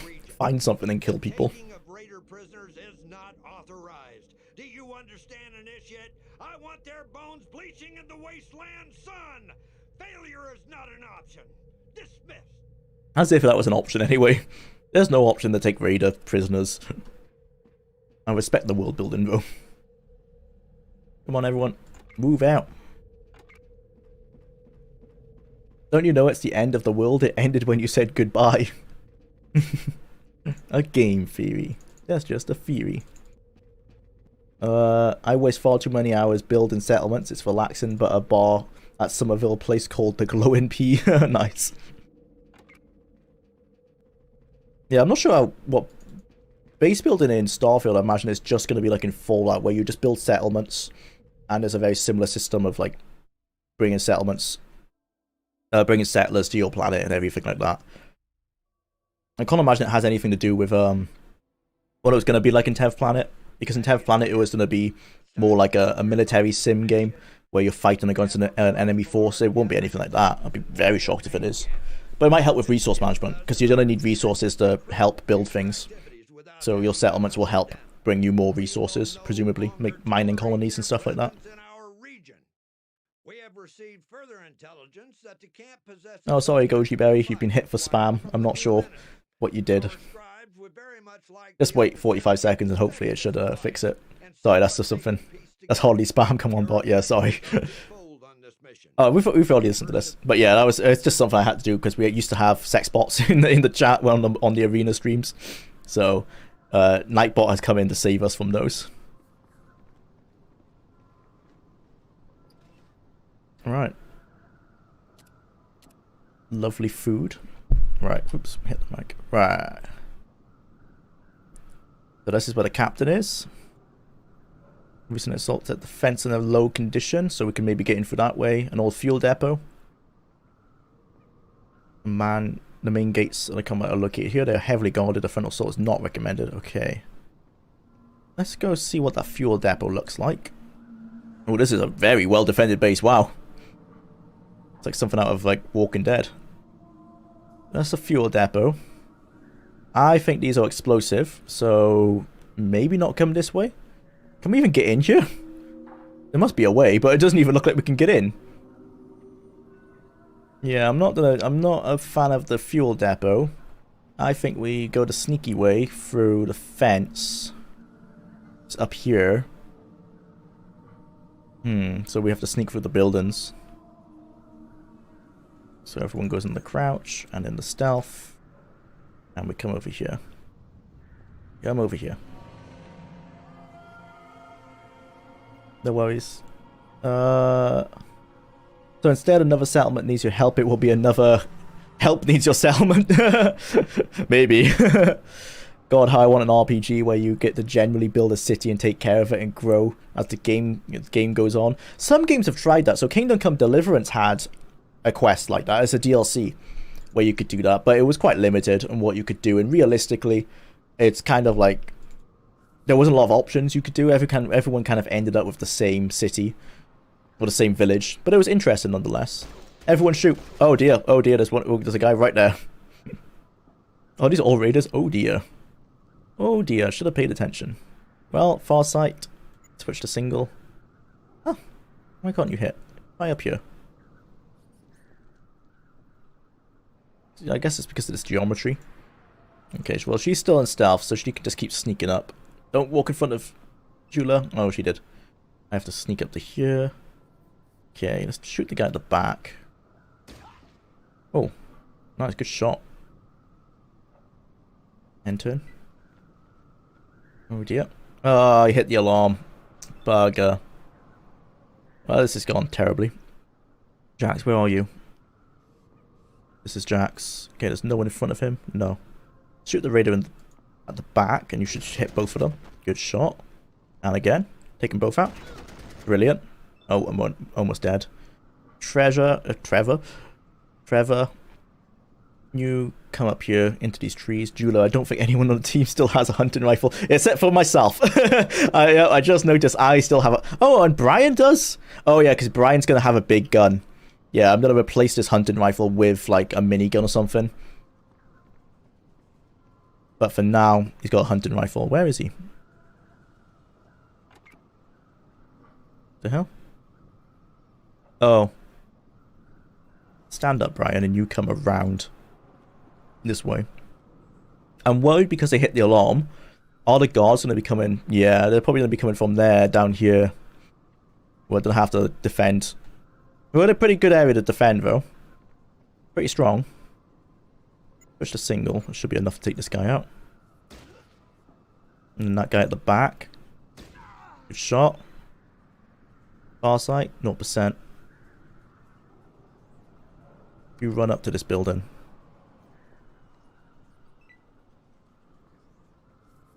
Okay, some more people are coming down. Jwlar. Everyone just kind of run up here. Yeah, you stay down actually. Now the alarm means the patrols all go defend the gate, I think. Oh, okay, cool. So as long as I keep on this side, it should be fine, hopefully. Jacks, everyone just sneak up to this wall. Have you played on survival mode? The settlements have purpose there. Yeah, in Fallout 4. Yeah, I've heard that's like the way to play the game. I've not done it myself yet, and it's only because I made the mistake of playing Skyrim survival mode first, and that was very bad. The balancing and everything, like, it didn't even make sense. There was a point where I had to eat like 72 cabbages to get my little, like, there's a tiny bit of red hunger. Tiny bit. And there was not 72, I'm exaggerating. It was like 7 cabbages to remove that red hunger. And then an hour in game, so 2 minutes real time, immediately the redness is back. And I'm like, what the hell? Like, no one has an appetite big enough where 7 cabbages is going to make them not feel incredibly bloated. So it frustrated me because of that, but I've heard in Fallout 4 it might be better. I know that I really enjoy survival mode in Fallout New Vegas, so as long as it's similar to that, it should be fine.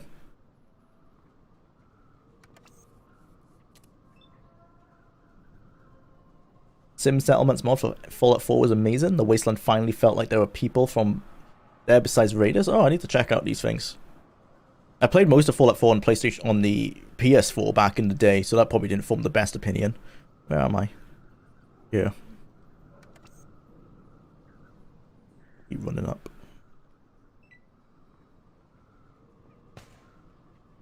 Okay, he can hit me.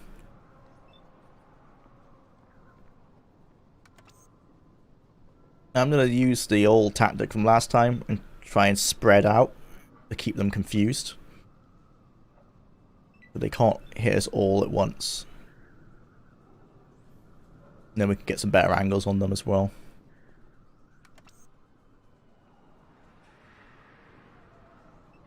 I say that while all these people are huddled together. Okay, run up here. Crouch. Oh, that's time up. Oh dear, it is. Let's get this one shot off. Wasted. Alright. Mission 3. That's tactics done. Right, I so hope we get Fallout 3 or Fallout 2, man. I want to play a different game. We're playing the same games back to back to back. Okay. We now have 170 or 169.5. Nice. 169.5.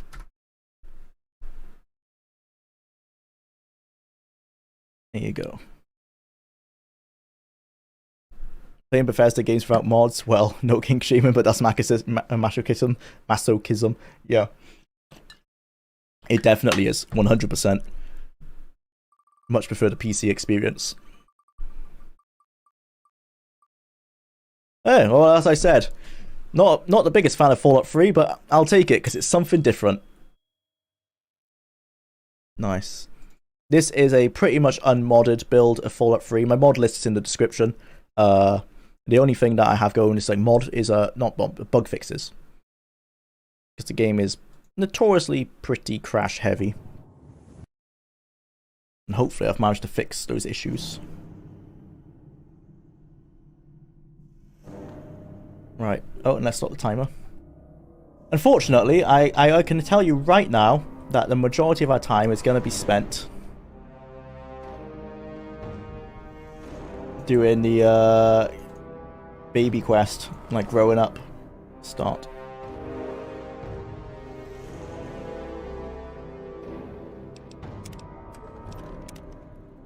Yep, most of our time is going to be, is going to be forming our daddy issues and then trying to solve our daddy issues. That's the entire game.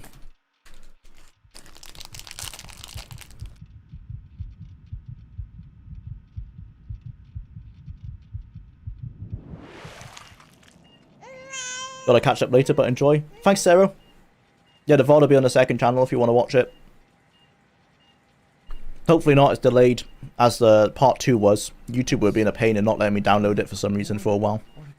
Not normally that much of an issue. Hey Jwlar, wasn't an easy 10 intel by want an easy intel by level 2?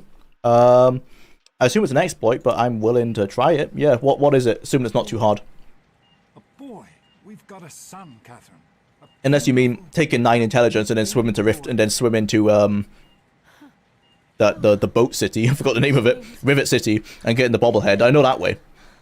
That's a standard one.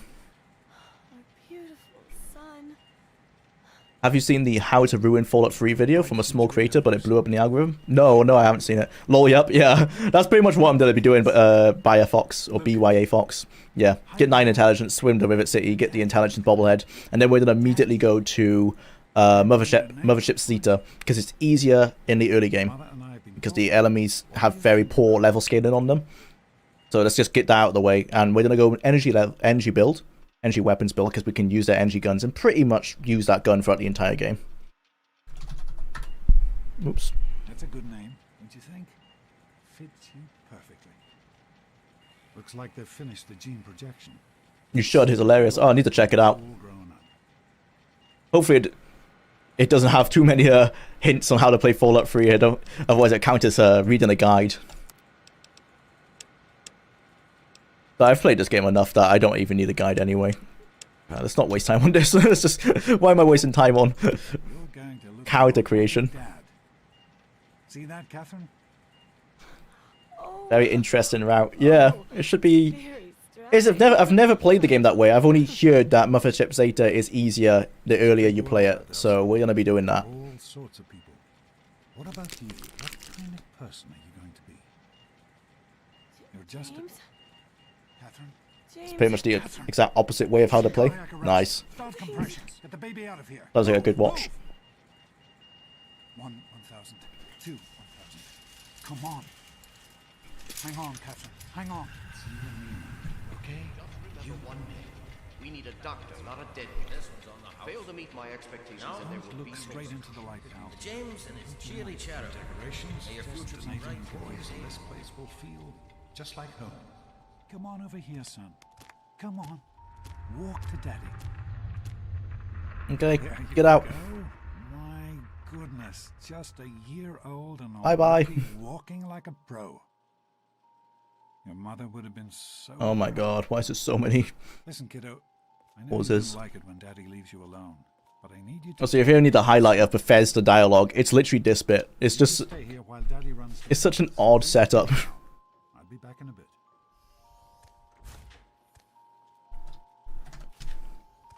Oh no, my controls are not what I normally use.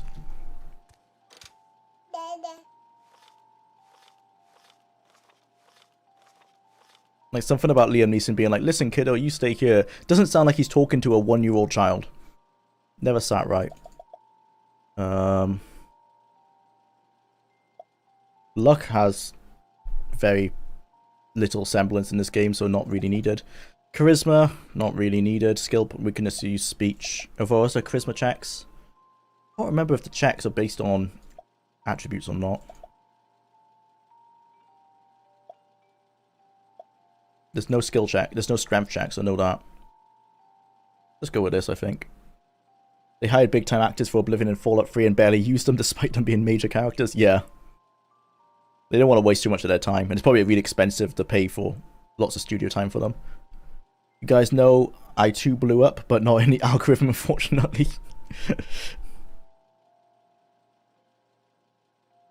Oh man, let's just go with this. This can't really mess it. We are on very easy, I think.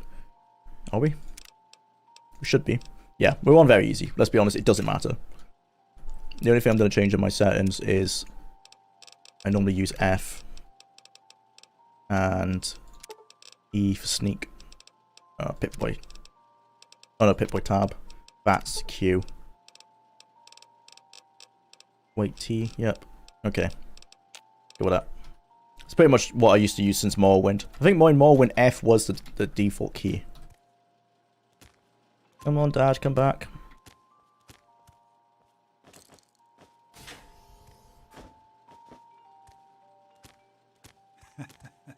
You are quite the little. I sure am. Oh wait, can I try this actually? I've never tried this strat. Trying to pen you This isn't gonna work. Oh no, it's definitely not gonna work now. But you need to use the bear to like clip through this. It was your mother's favorite passage. It's from the Bible. I haven't done this kind of clipping since Oblivion. No, it's not let me through. I am Alpha and Omega, the beginning and the end. I will give unto him that is athirst of the fountain of the water. Yes, yes, yes. Come on, let's go. He always loved that. That's cool, Dad. Thanks. All right, come on. Let's go see if your little friend Amada wants to play. Talking to the kid as a rational being rather than baby talk is good for them. Yeah, that's actually true. That's right. So maybe that's what they were going for. I'm just not sure why they needed that segment whatsoever. But then, like, as a concept, this is really cool. When I first played Fallout 3, I did find this, like, really interesting. But it just kills any replay.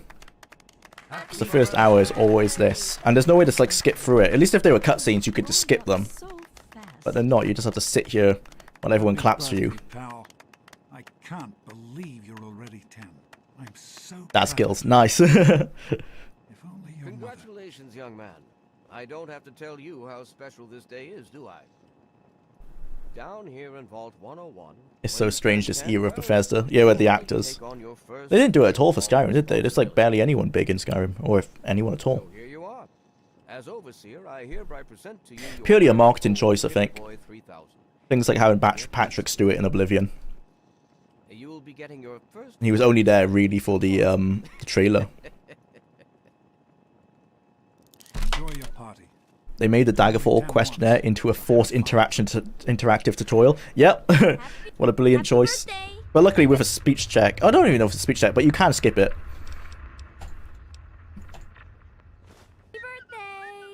That's the only thing you can skip is that bloody questionnaire. Everything else you gotta do. Yeah, you're gonna ruin the cake. Woo. Kill me. Kill me too, please. How do you like that Pip-Boy, son? Yeah, it's great. Thanks. How's it going, pal?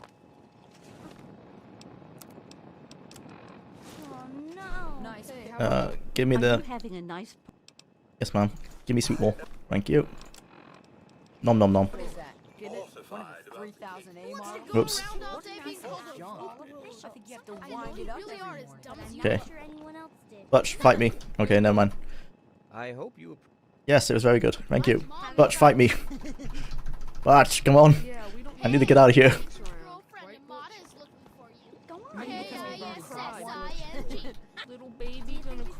Do I need to talk to Dad? I think I've talked to everyone. Happy birthday, son. No. Now go Come on, Butch. Let's go. Yeah, I ate it. Oh, whatever, just fight me. Oh, I can't fight back. Oh, this is bullshit. Butch, what do you think you're doing? Leave him alone. Yeah. Oh, sure, nothing to Go, worry answer the about. call. Go, go, go. No, don't turn around. Go. Come on. Jonas? I want to see how fast I can get out of here. If I can get out there before an hour hits on the clock, that'd be pretty good. That was Jonas. Yeah, I'm sure it was. Okay, let's go. Hello, give me your depressing poem. Yes, very cool. Thank you. I hope you're having a. Sure am. B-Hop.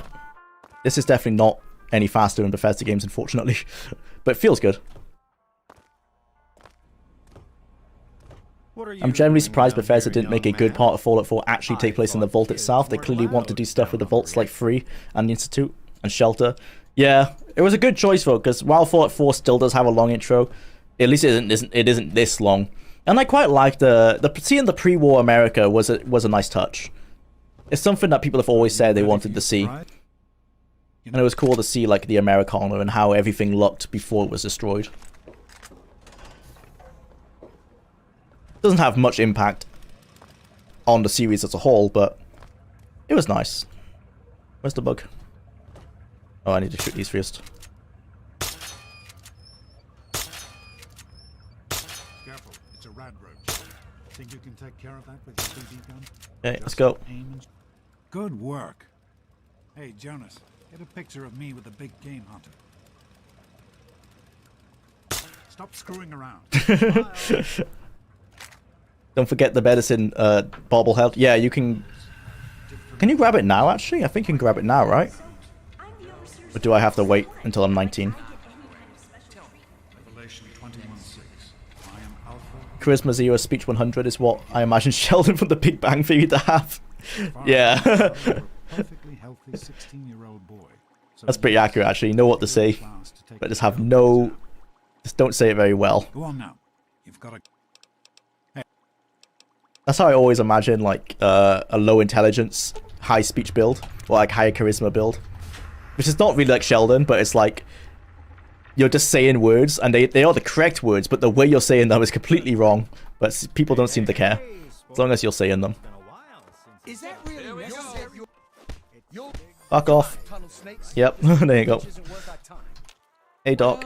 Oh, Mr. Broch. Let me pick. Nope. Come on, I don't really have time for the stupid test. Cool, let me see the results. Yeah, thank you. Woo! Energy weapons. I don't need repair, because I'm going to get the epoxy. Ooh, so what do I need? I prefer lockpicking over hacking, so I guess lockpicking. And medicine? I don't really need medicine. I'm not going to be sneaking, because that's slow. Here's speech. Yeah, speech. Also, I don't know why I've completely forgot about speech. Yeah, cool. If you want the free megaton house, get explosive. Oh yeah, for the nuke. I don't think we need the house. We're not going to be hoarding anything. Kind of hate how after the war people just kind of forgot how to build walls without fist-sized holes in them. Like, this is not a thing in the post-apocalypse. Yeah, like it's weird when you're building settlements, like the materials you have. Or their use of wood. I guess because it's all scrap wood, right? But then again, they have axes. They can chop down trees. It's weird that like carpentry as a concept is completely lost, despite them surely being books on how to do it. I think a lot of it is probably just down to how hastily people build, or like how lazily they build. Like, they're just more interested about getting a roof over their head than they are about making things look nice. Which would make sense straight after the war, but 200 years down the line, you'd think they'd put a bit more effort into it. I don't care. Just give me the gun. Sounds like a good plan. I'll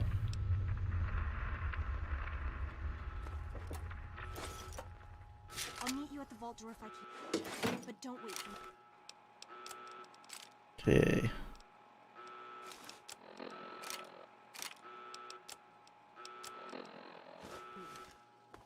Well, I'm actually not gonna untag stim packs because I feel like I'll use those by accident. Oh, I can't untag them. That's fun. Oh, there you go. There he is. Hold it right there. Mad roaches, get him. Criminy, more roaches. Get away from me. Get him. Get off me.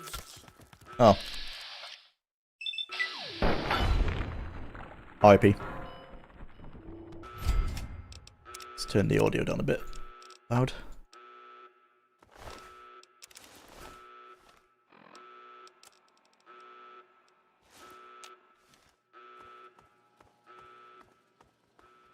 You gotta help me.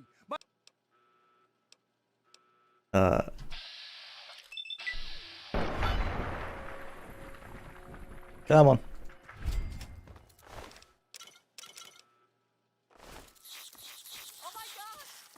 This is a waste of time, but it's not a Fallout 3 run if you don't do this. No, they can stay. Come on. Ah, I missed. What a waste of ammo.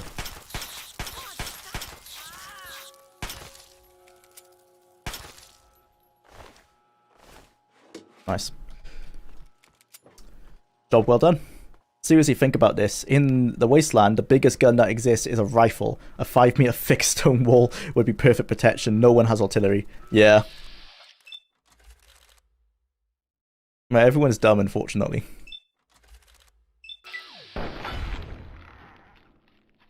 It's weird how the fusion reactors can sit around for a few centuries, but all the saws and machinery at Echo Lake Lumber were missing without function. None of it really makes sense.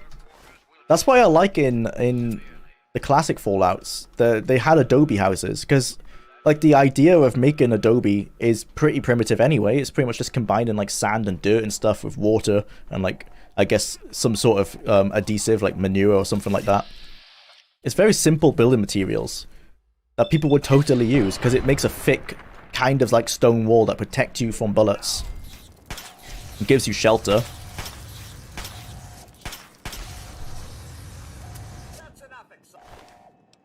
And then people in the Capital Wasteland use just tons of metal, weirdly enough, like, and live around a bloody nuclear bomb, because why not?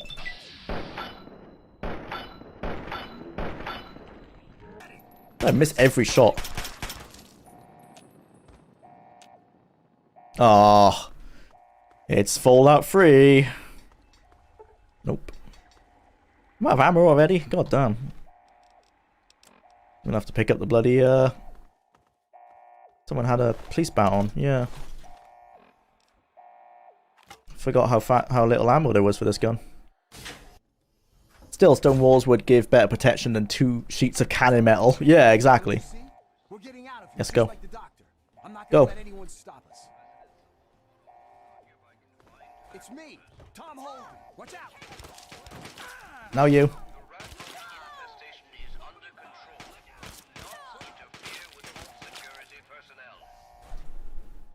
I'm not sure if my quick save button's working. Oh, it was. Okay.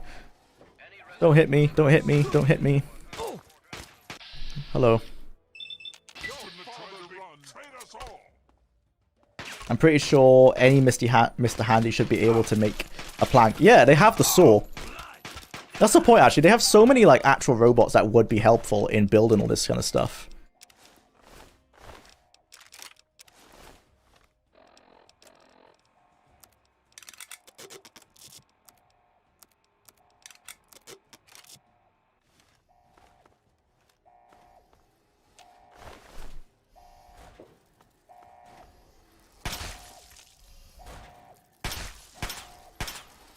Oh my god.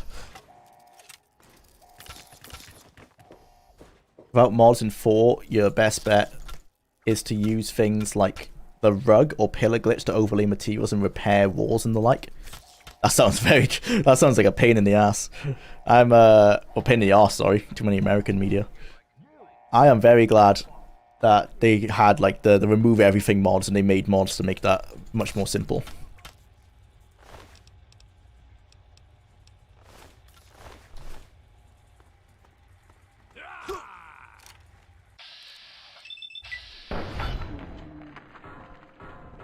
And we're gonna make it before an hour.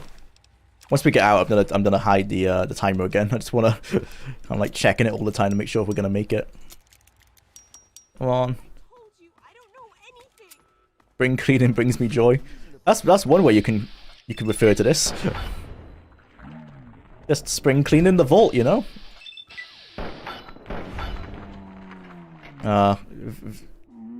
She's totally gonna be immortal, whatever it's called. Set protected.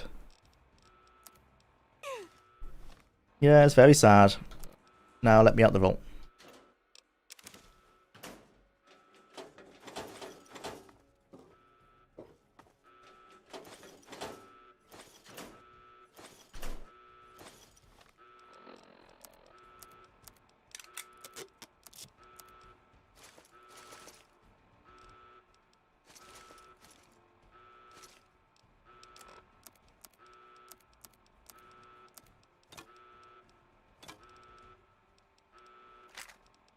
Okay. Modern Warfare 3 has been popping off on the 360 lately since it's gone on scale, taking it in while I can. Oh, that's pretty sick that the older COD games are still going. Is that on backwards compatibility? I always wanted to like go back and play the original Modern Warfare 2, but whenever I did, this is on PS3 though, it was always just hacked to hell.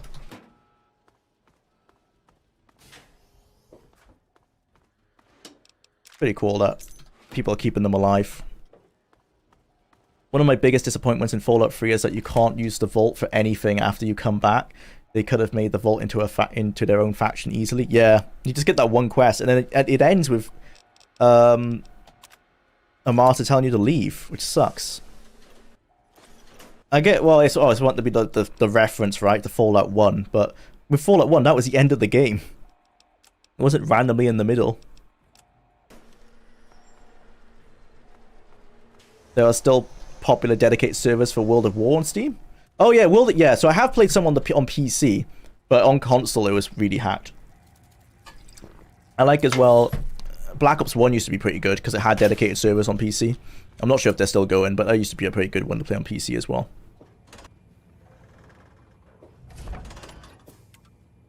I mean, you can keep the vault. All you need to do is just kill everyone in it. Yeah, I guess on that quest, yeah, if you do that, then you get to keep it. No, I need to open it. Okay.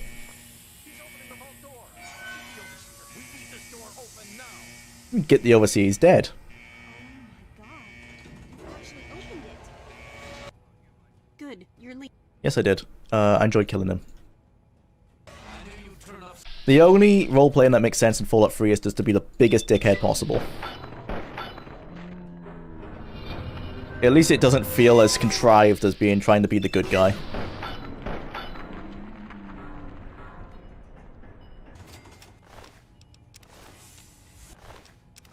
I like the roleplay in that, oh,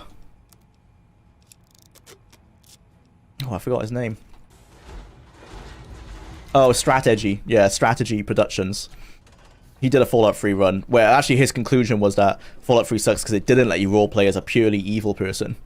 But, he was roleplaying as someone who was, like, just pissed off at his dad because, yeah, like, the character had daddy issues because his dad obviously ran out on him when he was a kid. No, when he was 19. And so everything he did was to, like, try and just be a dick to his dad. I thought that was a pretty good take on the story and how to roleplay within this world. But his conclusion was still that the game doesn't let you roleplay very well.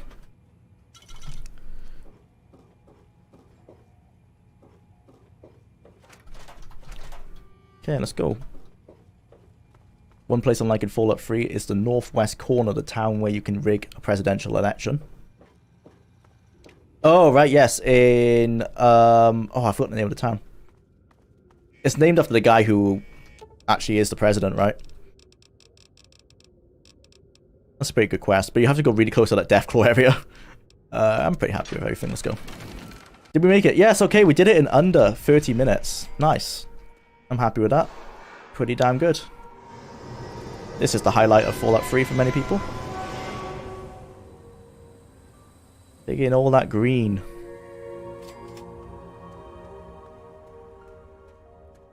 Let's go straight to Rivet City.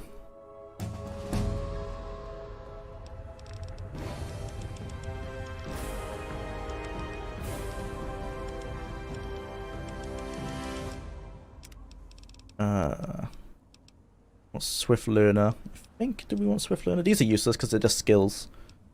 Lady Killer, not that many girls in the game. Yeah, all the skill ones aren't worth it. Intense Training, I guess, is kind of worth it. It's Swift Learner, I think. Let's go. If you have a functional brain, blowing up Megaton is easily the most satisfying part of Fallout 3. True. But unfortunately, we don't have the explosives to do that. Or do we need the... No, we don't actually. I don't think we need the explosives. We're not going to do it only because we haven't got time to. Well, it depends. Later in the challenge, if we find we do have time to do these things, I'm totally going to do it. But our first thing is get into Rivet City. And then off the Mothership Zeta. Did I get Springvale? I did. Okay, cool. So that's going to be the closest place we need to run up to Mothership Zeta. Yep. So many pop-ups. Do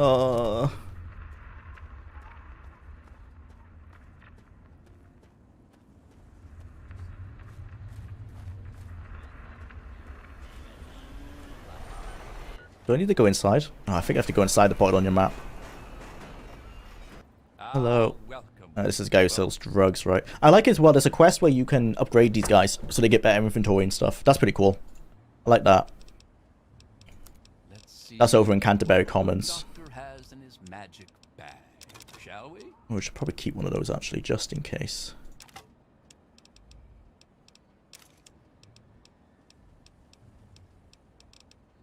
Not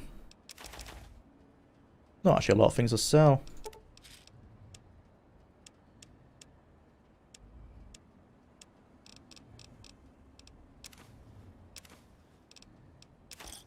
Another satisfied customer. Cool. Watch it, will you? This is essentially Bethesda's take on Junktown.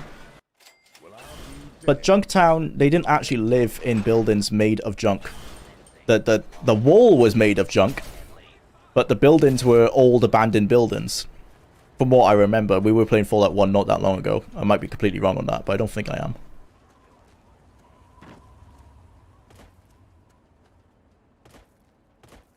It's a good theme park ride. It's very cool. That's the best way to say it. Like, it's an idea that on paper, like, oh, can you imagine if people lived in, like, you know, everything's made from really thin sheets of metal, and they live around a nuke, and there's a church for the nuke. It's cool thing on paper that as a world building thing doesn't really make sense, but they've built up the lore since to make it make sense, because apparently in Fallout 76.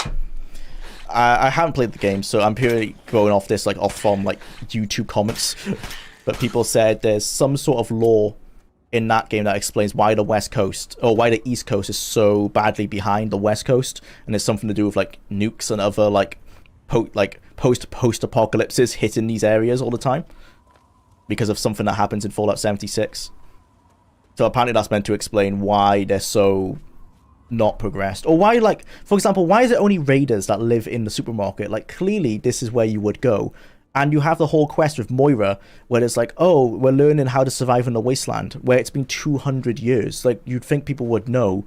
Clearly this big building made of brick that can easily, you know, take a shot with a bullet and not go straight through. Why are villagers not trying to get into here? Why is it only the raiders that own these places? Kind of ridiculous.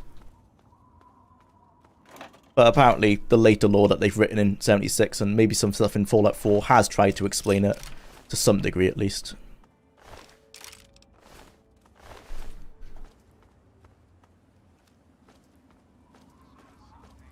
That's called a retcon of a retcon of a retcon. Yeah, basically. If we keep retconning the lore, eventually it will make sense. It's got to keep writing new stuff. In general, Fallout 4, you kind of have to play as a yes man, because the only replies you have are yes, snarky yes, tell me more, and yes, but later. Yeah, you have to play as someone who, you have to play as a helpful person in Fallout 4, which is fine, because generally, if you want to experience an RPG, that's kind of how you want to play anyway. But that's the problem with Fallout 4, is that you can't roleplay, because after you've experienced, say like in Fallout 1, you want to play it with like speech and being helpful, because you want to ingest all the content. But when you do a second playthrough, and you want to play, like, say, a dumb character, you want to be able to roleplay as that dumb character, and something like Fallout 4 won't let you. There won't be times where people will be like, I'm not going to ask this, you know, completely mentally deficient man to help us. That would be mean. There's no, and, you know, you can't really be that evil. Like, even in Fallout 3, you're evil, but you're still saying yes to people while being evil. But at least you can say yes to evil people. Like, there's Tenpenny Tower and stuff.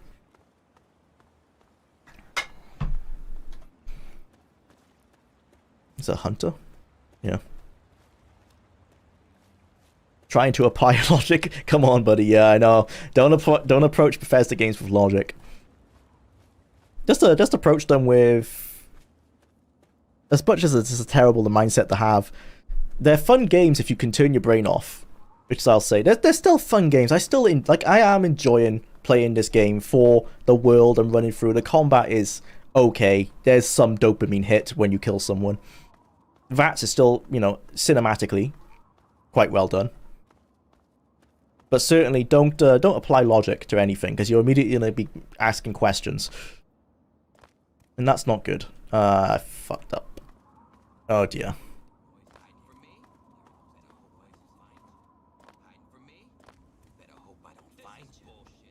I love the power fist in this game. Yeah.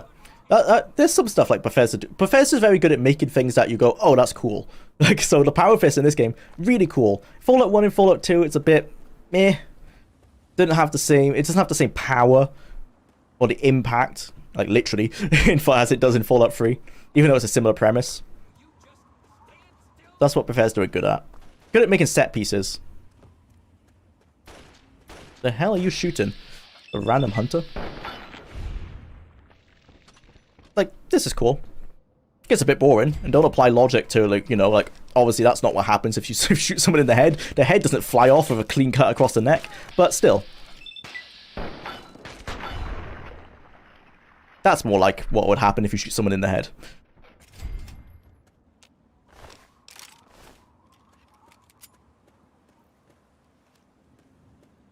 Bethesda doesn't allow you to play as a caveman because the developers have intelligence of 3. Well, that is the bare minimum to not be a caveman, so, you know, they're doing better than some.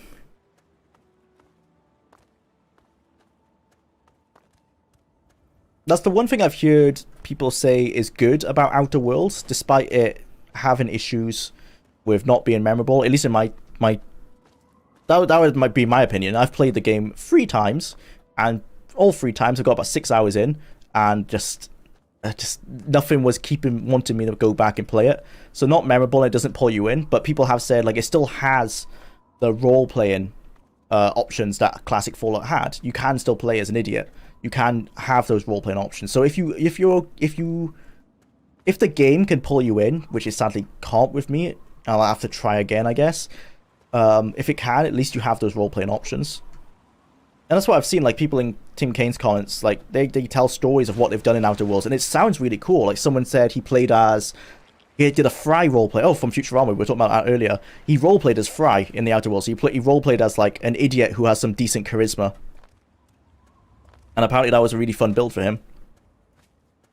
So it's cool that there's still some games being made that have those options, just not many. Oh, is this not a location? Oh, mind. I tried playing as an idiot. It was too much like real life for me.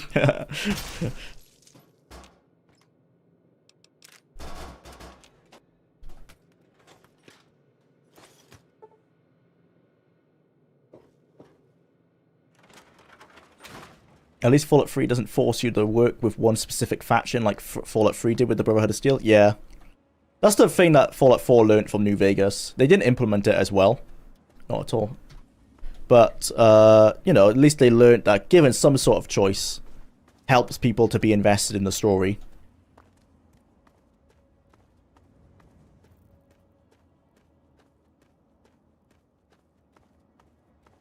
Game looks a bit choppy on stream, but it is 60 FPS. Set my bitrate pretty high, so don't know what it could be. I love the power. Oh yeah, especially when you start using uppercut and you launch people 30 foot in the air. Yeah, I'll say like that's what I expect to see in Starfield. It's great set pieces, things that you think, oh wow, that looks cool. Interactability, speaking of, like, stuff like this, you know? Absolutely, this does nothing in the game, but it's a nice level of interactability that helps sell the world, even if the world doesn't make a lot of sense. Like, these guys, why are super mutants here? We know why, it's because they wanted to essentially have their own take on Fallout 1. And Fallout 1 has super mutants, so we must have super mutants.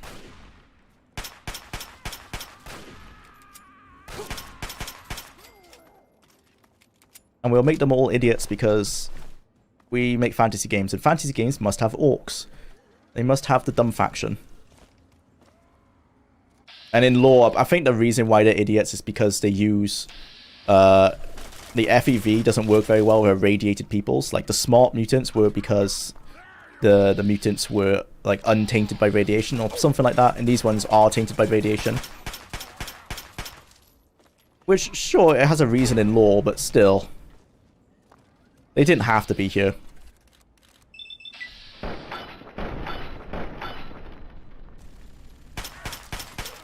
Oh dear.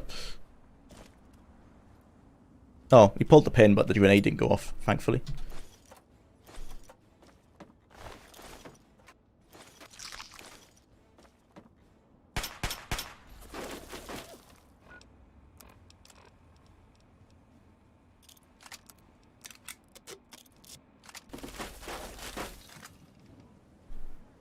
Try a grenade. 35%. I like those odds. Nice. So does 4 and 76, sadly. Yeah. The way I think they probably did it is they wrote a list of like what makes Fallout Fallout. And on that list they put super mutants. And so they just had to find a way to implement them. And I would argue like you don't need super mutants. New Vegas barely has super mutants. They're only there almost as... They kind of exist just as fan service, as a faction for those who are interested in what happened to them post Fallout 2. They really have no need to be there, and if they weren't there, it really wouldn't make a difference to the game. As New Vegas shows, you don't necessarily need areas of just dumb enemies. And when you do, then you can just have, like, they have the raider gangs, and they have, like, animals. You don't need super mutants to fill that out. Even when they are, like, the Nightkin in the Repcon Center. They have a purpose there, they're part of the quest, and you can actually talk to them, one of them. There's nothing like that in Fallout 3 except for Forks.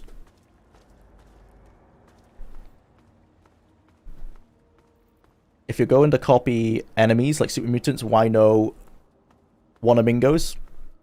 Yeah, there's lots of enemies that they didn't carry through. If we're fair enough on the Wanamingos, because those ones are weird. Like, they're very, very odd. Or like floaters as well. There's definitely some odd enemies. But still, why didn't they pop them through? And I think it is as simple as they weren't on the list. When they made this list of like what makes Fallout Fallout, they had super mutant, post-apocalypse, radiation, dark humor, Americana, and they just didn't pot they didn't pot those other mutants on the list, so they didn't make it. Ghouls. Hello, Symph.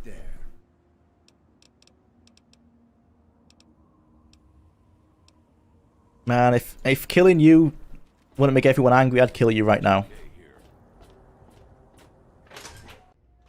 I'm excited to see what Bethesda can do once they free themselves from the dead cold clutches of the creation engine. I don't think that would ever happen. Especially because they... And I'm not saying it's a bad thing, but because they keep hiring people from like the modding community.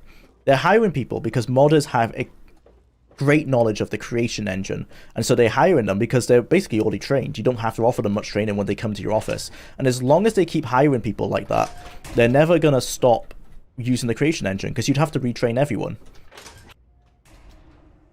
Ion. Which way to the lab? You can get into the lab from here. Is it on the other? Is it on this side? Yes. No. I swore you could have got into the lab from this part of the from the market, but I guess not. Oh, River City Clinic. No, not the clinic. I want the... I'll sell some stuff. I have sworn you could have got to the lab from here.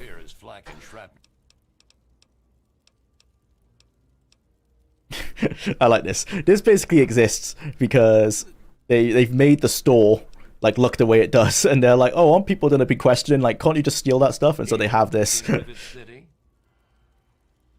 But it's a way. This is world. This is admirable world building. There was an attempt.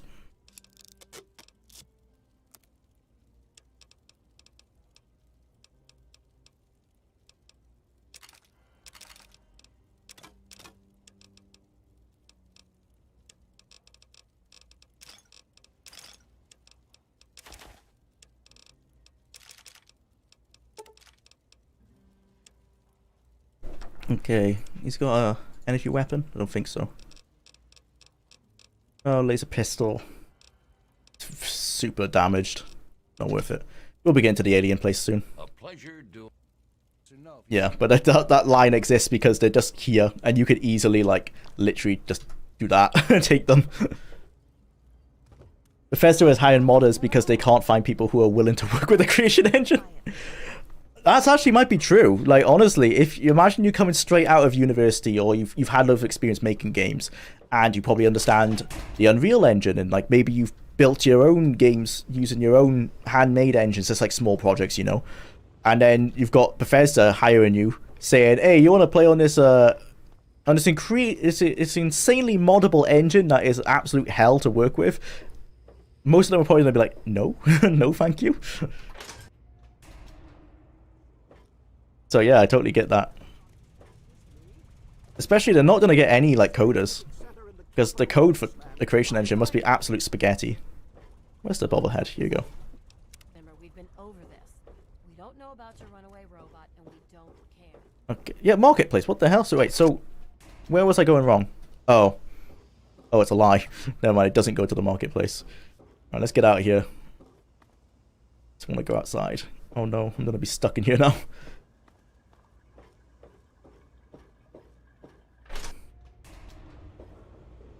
Huh? Yeah. Hotel. How do I get out? Marketplace. Gate bridge. Oh. We did it. We got up the maze. Right. Not of this world. At Springvale.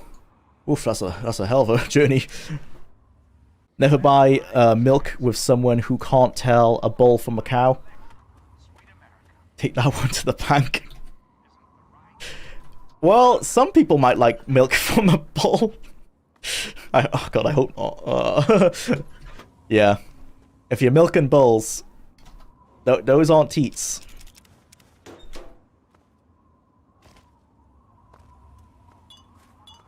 There was legit nothing Creation Engine can do that stuff like Unreal or even Unity can't. I have no idea why they keep using it, given the insane limitations it imposes.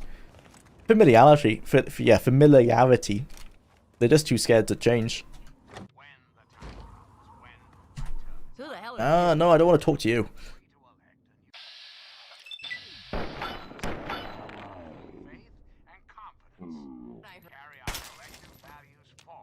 Give me your money. Oh! He's meant to have loads of gold. Like loads of caps. That's bullshit. I guess they don't spawn unless you do the Moriarty quest. Oh, that's bullshit.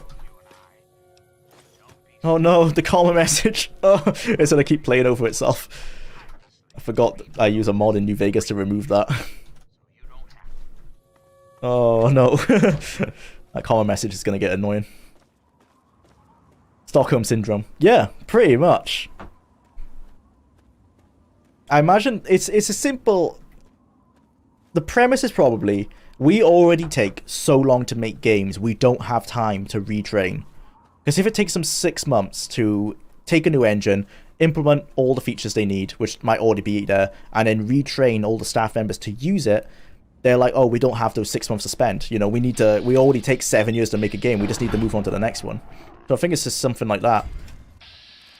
They keep using the creation engine because while they're world builders and they're quest builders and everyone is working in that engine, the poor programmers kind of try and upgrade it on the side, and it doesn't disrupt the workflow too much. Whereas if everyone has to flip engines, then suddenly the entire staff of all have to retrain. The only ones who can keep working on like quest designers, and I guess like the art team, but everyone else who's meant to be like working on making the world, they can't do anything. To be fair, every time an engine is changed, it ends in disaster. Yeah. Like, I imagine if they did do it, and then they did it for, let's say, the Elder Scrolls 6, and that game ends up taking 15 years to come out, and it releases loads of bugs, everyone would be saying, oh, it's because they changed engines. You know, if they stuck with the creation engine, they would have never had these problems. It was feature creep because they changed. That's totally what would happen. And it might actually be true in that case. So in a way, if all your staff members can only use one engine, stick using it. And just pity the programmers who have to try and keep that thing updated and somewhat modern.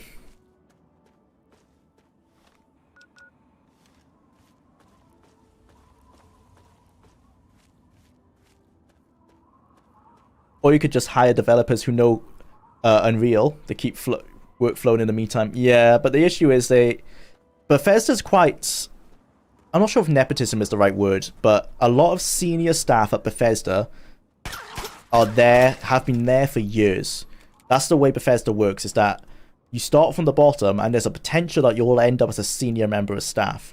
So there are members of staff there who only know how to use Gamebryo and the creation engine, and they are senior members, and they might not be happy with hiring people below them who are more knowledgeable than them. This is completely assumptions, but the fact that so many of the senior staff there have been there for so many years makes me believe that might be the case.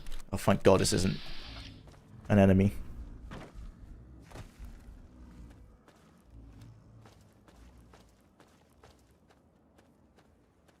Always suggesting Bethesda actually worries about timelines at this point. Yeah, true. But while they might not on the surface, I think they still do.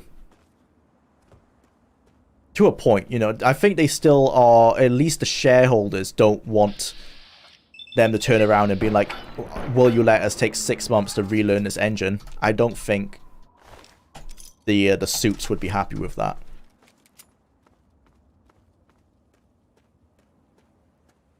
It wouldn't exactly be surprising that Bethesda is riddled with backstage politics. Oh, I'm sure it is.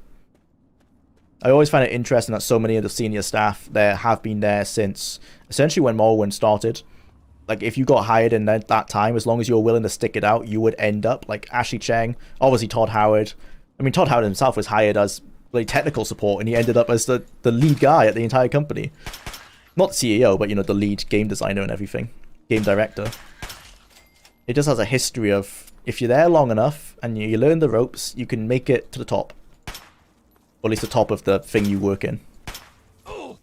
Like Bruce Nesmith was hired as a game designer, and then 21 years later he was there as the lead designer on Skyrim. For fair enough, he did have probably the most experience, because he did come from actual tabletop role-playing games.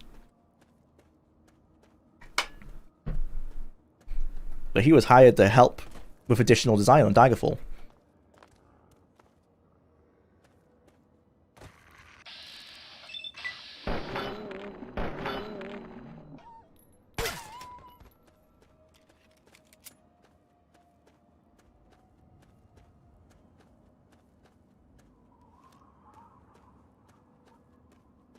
This is the one thing about level scaling in Bethesda games, is you could not do this in New Vegas. Not easily anyway. Like, you can get to Vegas if you know what you're doing. But imagine walking across the entire map at level 2.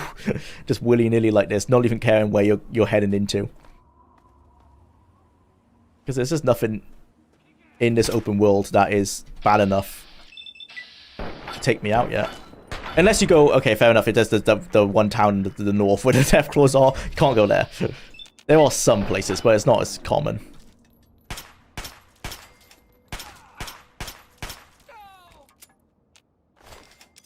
I am playing very easy, bro.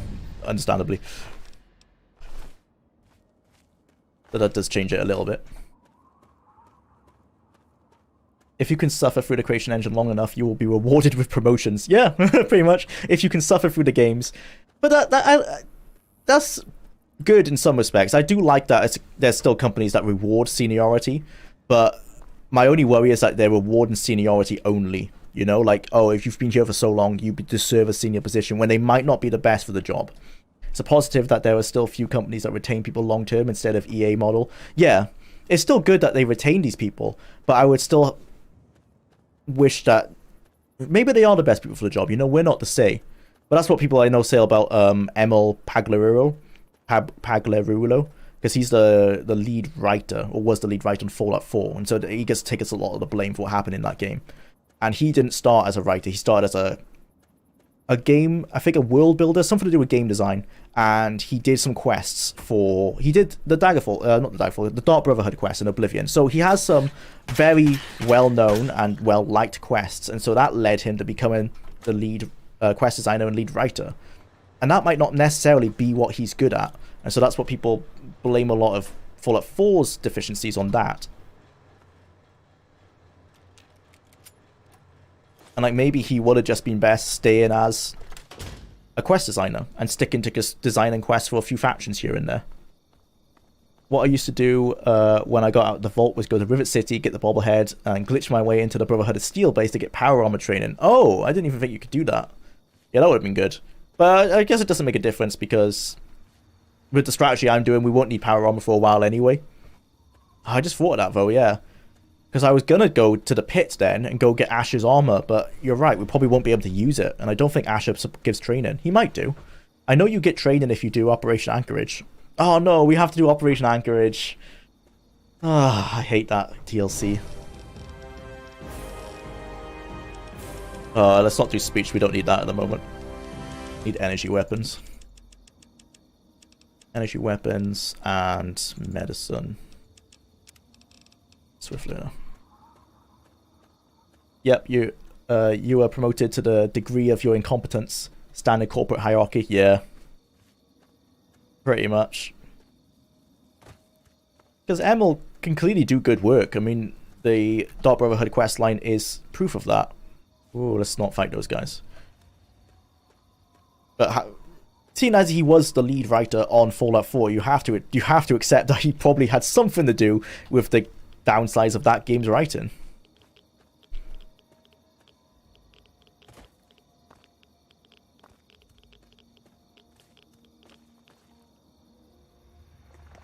To Bethesda, Emil writing sold better, so that equates to a promotion apparently. Yeah, pretty much.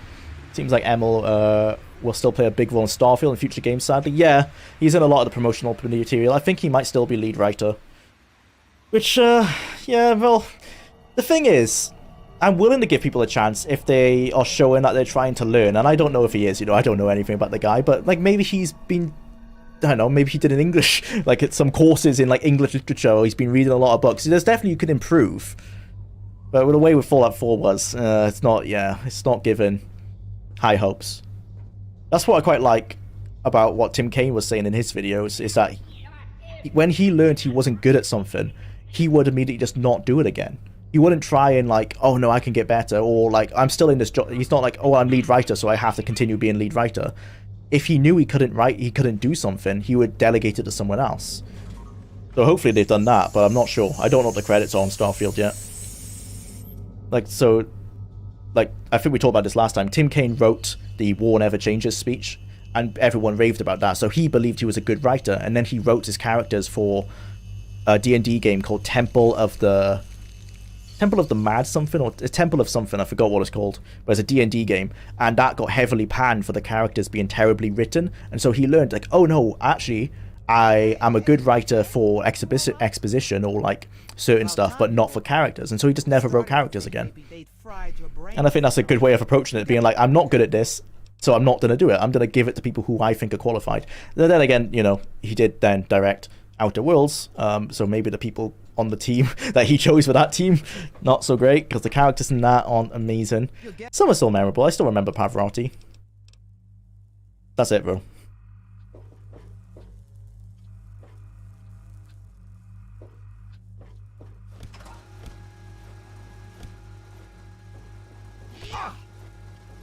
Temple of the Elemental Evil, yeah, that's it.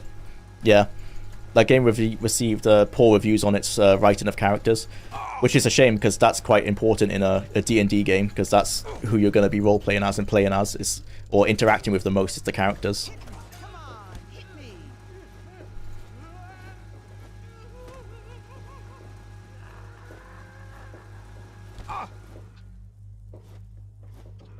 Okay. Sarah, they're there. You don't have to fight me anymore, thank you.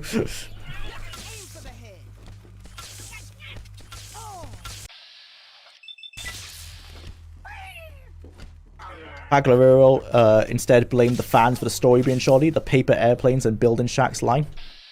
Oh, well that's, yeah, it's not good if you blame fans. It's not, yeah, it's not giving high hopes.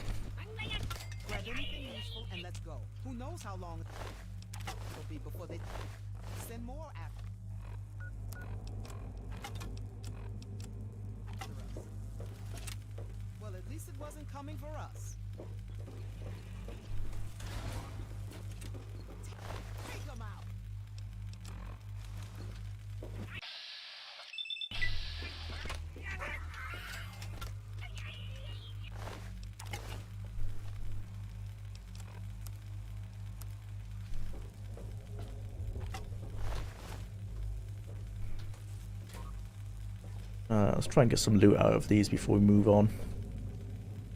Don't want to die too much.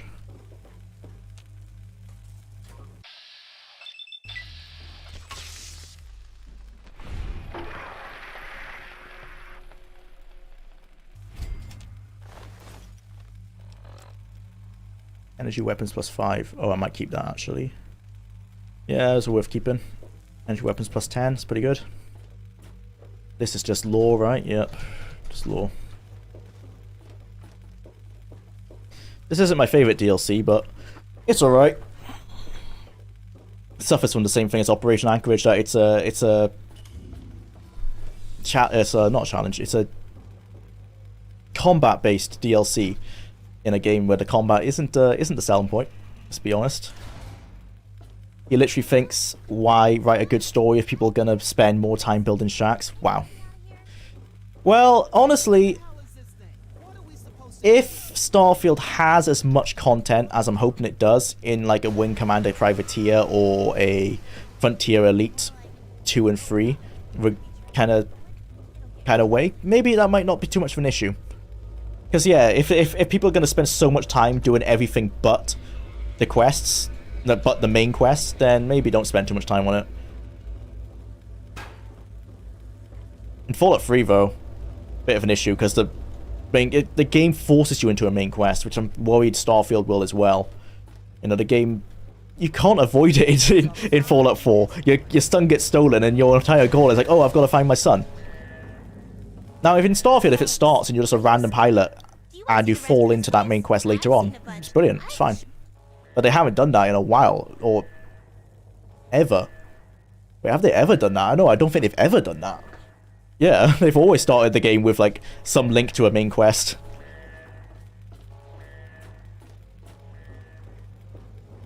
Yeah, because in Arena, you're a prisoner. In Daggerfall, you're sent on ship. Morrowind, you're a prisoner. Yeah, they've always done that. Oh dear. Well, they're probably going to do it again then. Fun. My favourite is Point Lookout, despite it not being very Fallout. I like Point Lookout because it's another open world. I like that. While it wasn't very Fallout, it felt the most Bethesda-y. Like, it's what you want from a Bethesda DLC. You want another world. Like, how I like Solstheim from Morrowind. Not the best DLC. Way too much, like, combat going on again. But I like that it's just another additional part of the world. That's what I expect from a Bethesda DLC, is just more places to explore.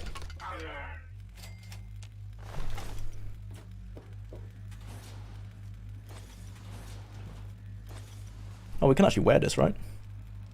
Yeah. Oh, no, you need armor. Training. I thought you could wear helmets without the training, but oh well. Found all my stuff. I'm just going to take another quick break, guys. Be right back.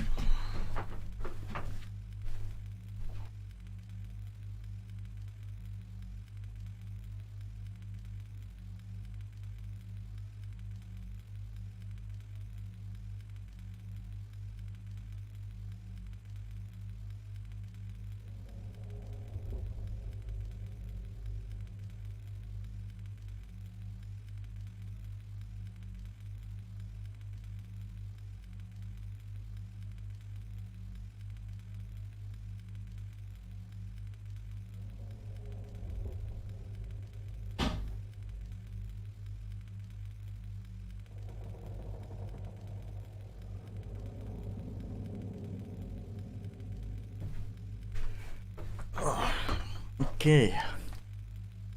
Instead, a good story should be written for the minority part of the audience who will be hooked and then create new fans via word of mouth, like Morrowind and Daggerfall.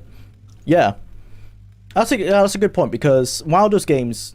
that's a good point of how you can do it well. So Morrowind, you're dumped into the story, because it gives you the cutscene, and you're a prisoner on a ship. So while you are forced into the main story, you don't have to follow it at all. And it's completely acceptable for you to just go do something else. Especially, you can even roleplay that. They'd be like, oh, you just had a bad dream. You know, that while that dream is possibly a prophecy and everything, it could just be a bad dream. And whatever, you know, I'm now in this land. I don't care that the Emperor's let me go. I'm going to do what I want. So hopefully they can learn from their past games like that, but yeah. Like, I don't want a Skyrim thing where they start with a big set piece and like, oh no, the dragons are back, or like, yeah, I don't want to open it with like, oh no, we've had first contact with the aliens and they were attacking our solar system and now you're our last defense. Please save us. Which is ironically kind of how the 10th Planet game was meant to go. So if it goes like, if it does start like that, they've totally got that from the 10th Planet game. I don't want that, because then you're kind of forced into it. You can't be... If you actively try to ignore the aliens, you have to do some roundabout logic to make that make sense, you know? You have to lie to yourself and be like, oh, I've ignored the aliens because I'm scared and I don't want to investigate it anymore. Come up with some reason like that. It's harder to roleplay it.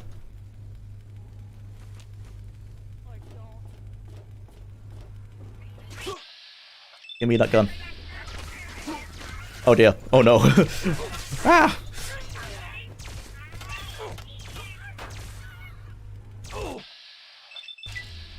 Well, thank God what I read on Reddit like years ago that Mothership Zeta is a piss take at level 1 was true.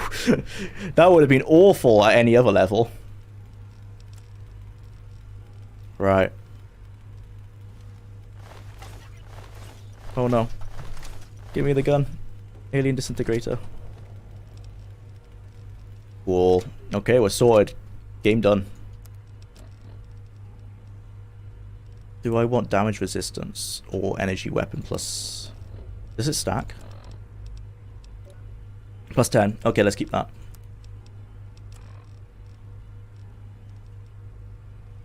That's my grenade.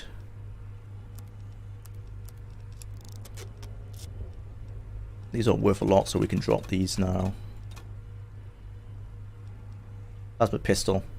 That plasma grenade. Frag grenade. Cool. Break 1 minute. Jwlar's still the fastest man in the ball. Yep, literally walk across the hall. Get it done. Wash my hands. Towel dry. Straight back here. Don't have time to waste.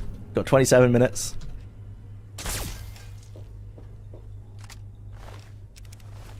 That's what we want. Alien biogel. Sorted.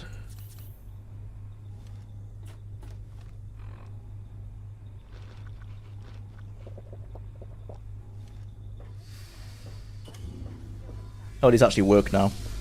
I was playing a modded build of the game when I first played this DLC, and the healing rings didn't work for some reason.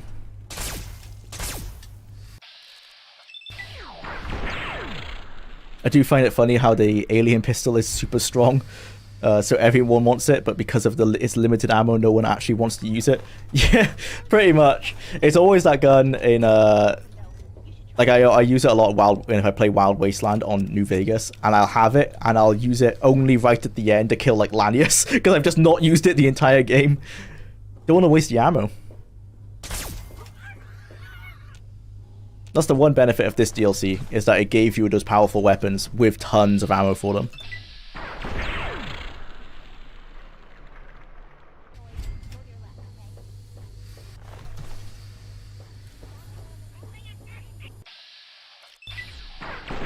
Oh no. Whoa. My main fear with explosions isn't that I'm gonna die, it's that the game will crash. I will always have that fear with Creation Engine.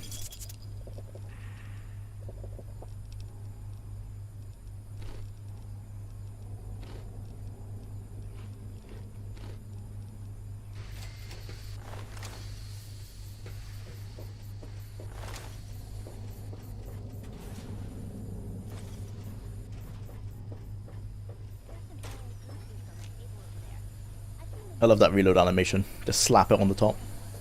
Whoa. How dare you?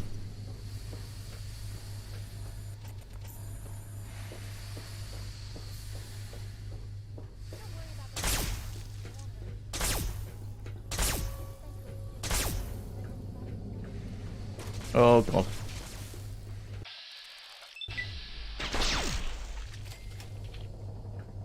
Everyone stores it and forgets about it. That's what I do with a lot of the unique weapons. I'll put them like in my Megaton house, or like one of my houses in New Vegas, and then yeah, just completely forget about it.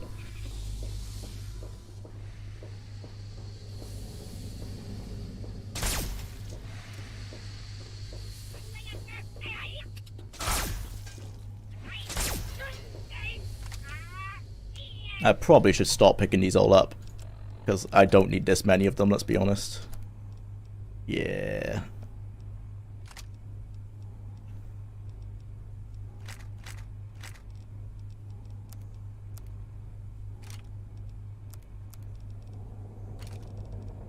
Don't need that. Oh, plasma pistol 17. Oh, it's weaker than these.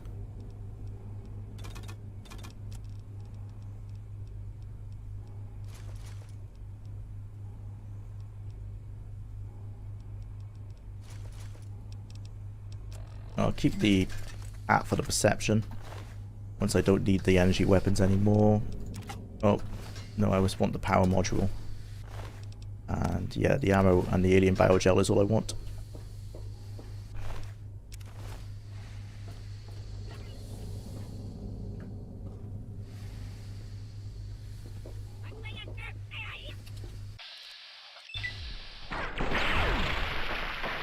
Is this DLC actually canon? It looks too ridiculous to be so. Unfortunately, yes, it is canon. There's never anything been said to say it's not canon. You can even bomb a massive area of Canada in it, which we will do, because no reason why not.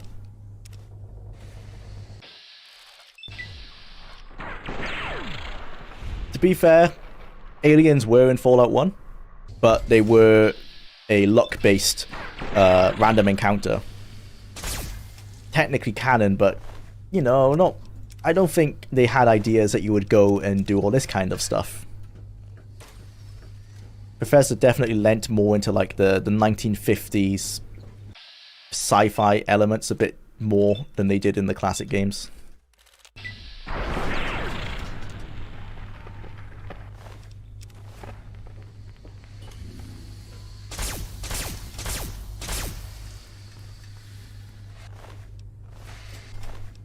I prefer the way the Obsidian take, where they went to Old World Blues, because it's still that 1950s like kooky sci-fi stuff. But I think it was done. For some people, maybe not. There was a lot of dialogue in that one, but it didn't feel so crazy. It was just like crazy scientists making cool but dangerous inventions. It felt like something that would fit in the world, less so than literal aliens. The way they did it in the base Fallout 3 was better, where you would just have like the ship, because again that's just a reference to Fallout 1, where the ship crashes and drops like the special gun. That feels less in your face. No good reason not to bomb Canada. Jwlar is now an honorary American. Yep. I would also have bombed it if it was the UK. There's just no good reason to, in a post-apocalyptic world, if I'm not given a reason to care about bombing loads of people, I don't care. Like, they'll go, oh, it's a karma choice. It's like, you've not given me anything to care. Like, if you told me, like, oh, where you're gonna bomb is a hospital with 400 children and you're gonna kill them all, then maybe I'll be like, oh, maybe I'll second guess this. But if you're not gonna give me anything, yeah, I'll just bomb it, whatever. I'm never gonna see the effects of my bombing, so it doesn't matter. Not my loss. Oh nah, should have never touched Dixon's jet. Now I'm on Mothership Zeta. That would be, if they wanted to implement this, that's actually how they should have done it. Oh yeah, they should have totally have lent into the whole, isn't that like the conspiracy theorist one where someone says like, yeah bro, they totally like took me up into their ship and like you know, penetrated me or whatever, but it's like always like the town drunk or something. That's how they should have totally have done it. Is the quest starts with you getting drugged or you take a drug and then this all happens. But then, because then you can leave it up to interpretation to be like, was it real or was it not? That would have made more sense than walking across a spaceship and just getting absorbed into space. Because that's pretty matter of the fact. Like, you can't really write that off as anything else. Alright, look at that. We pretty much could have fixed this whole DLC's space within the canon in essentially one extra quest and like 5 voice lines.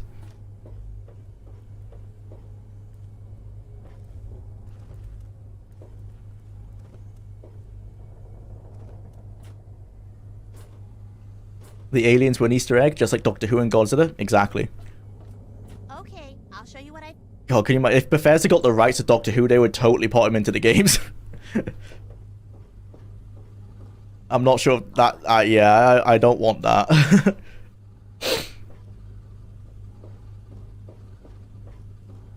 And Godzilla easily could be in the games because they already have Liberty Prime. I could totally see in Fallout 5 you have Liberty Prime versus Godzilla in whatever city it's based in. That's not even that far-fetched. They might just make it like Mecha Godzilla, so then it's not branded, not copyrighted. Where am I meant to go? Down?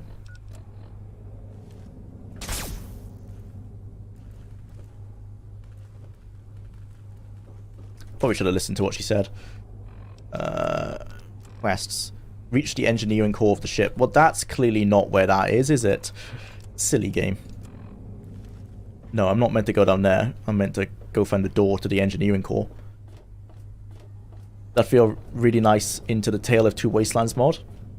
Yeah, it would. That'd be a nice way also to enter this DLC. You could enter this DLC from New Vegas. Like, in Vegas, someone could drug you, or you could buy a drug. Or just Dixon's jet, yeah. And then you could tie this DLC into that. Engineering core, that's the hangar. I think it's this way, maybe? Yeah, it's that way, that's where she is. Okay. So, this is it. Pretty neat, huh? Okay, we've got to go talk to all these people now.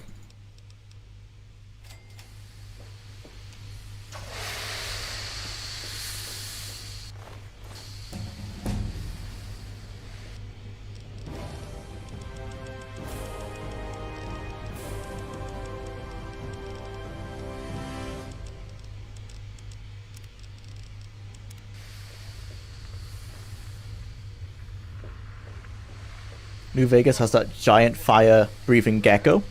Yeah, in Wild Wasteland, yeah. That's, I guess, the closest to Godzilla. Scale it up about another 5 times and have it fight against Liberty Prime, and you've got the plot of Fallout 5. Where are they? Where are they? Hello, cowboy man. And then, oh no, yeah, I don't care about you. Oh, she can repair stuff? Why does it cost money? Oh, I remember there's a line, isn't it? She's like, I'm gonna need those caps when I go back to Earth. It's like they couldn't... It's just coded in. Like, they really couldn't remove the bloody cap requirement.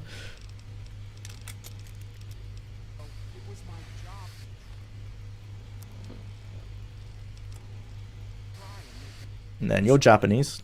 Yep. Yeah, this is the weird part of the canon. Like, yeah. Definitely odd.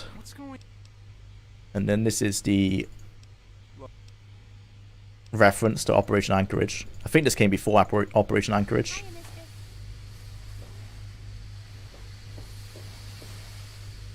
Talk to the kid. And now I need to go into all 3 of the doors and blow up the electrical things in them. Very boring plot point. I mean, we've already decided they're dead. Yes, your family's dead. Oh, I had 18% chance. Well, I'll take that. Okay. Is there any more speech checks? I don't think so. Can't talk to you. Oh, hey, what's up? Can maybe do some... Oh, yeah, you can make me the biogel.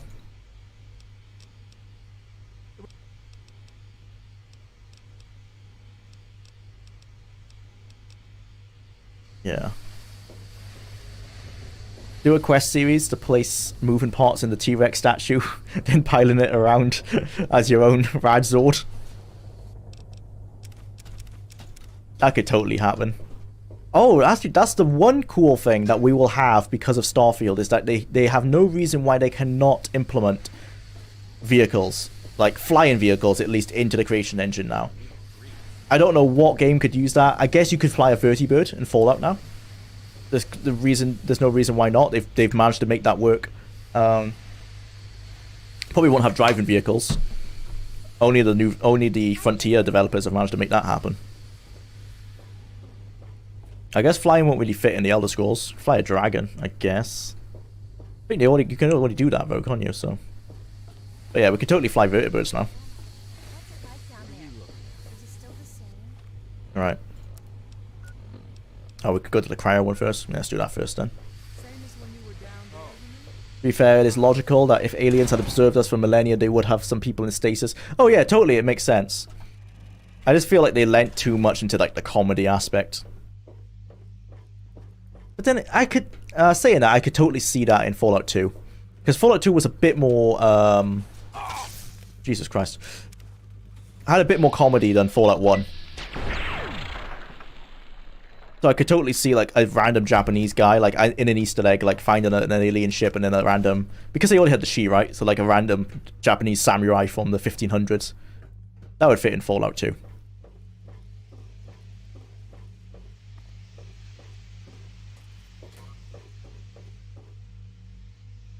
Not do something?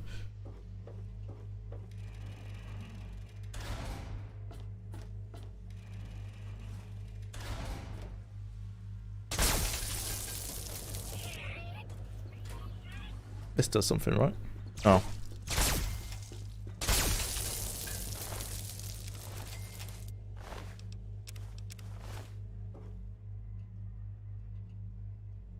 I'll be nice. I won't kill him.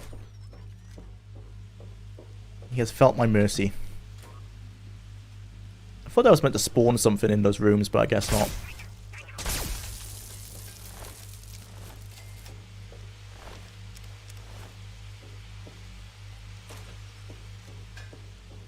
You have people from the old world, before the bombs fell, they have knowledge of how they artificially fixed the wasteland. How those people in cryosleep would literally change the world. That's true, but you could say the same for ghouls, right? Like, a lot of ghouls are pre-war, and they don't seem very helpful at all. I guess it's just, is it because the numbers aren't big enough? Because there's only maybe a few hundred ghouls who have that pre-war knowledge. You'd hope one of them would be, like, a builder or an architect, you know, that would be extremely helpful. But they always just seem to be random. They always like become bandits or mercenaries or prostitutes in New Vegas.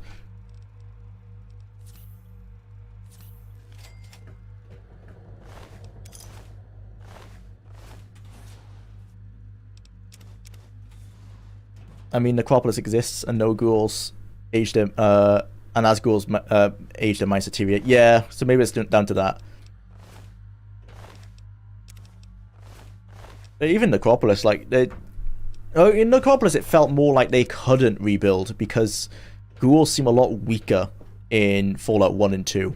Like, they can only shuffle around. They look like literally their arm, like they sit, like I'm sure they mentioned that they have to often like stitch parts of their body back on. Like their arms might just fall off if they try to pick up a brick. You don't get that sense in Fallout 3 onwards. Like, ghouls now seem pretty strong, like almost a human just with like rotten skin.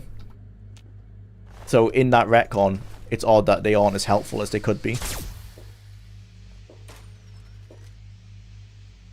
RIP. To be fair, most people in the real world aren't all that helpful either. Yeah, so that's the same thing I'd have with, like, if we did get someone off the alien ships, they probably wouldn't be that much help. Because even if you did get, like, these 4 people on the ship, not helpful at all. Even if there were 50, probably not a big help. Like, I can say, if I was suddenly taken to post-apocalyptic capital wasteland in the year that this game is set in, I'd be useless. Like, what am I going to do? I don't know much about building. I'd probably immediately just try and get the megaton and hope that they let me in. And I have no skills that would be helpful. I can't even use a gun. That's probably true for a lot of people. Well, outside of America.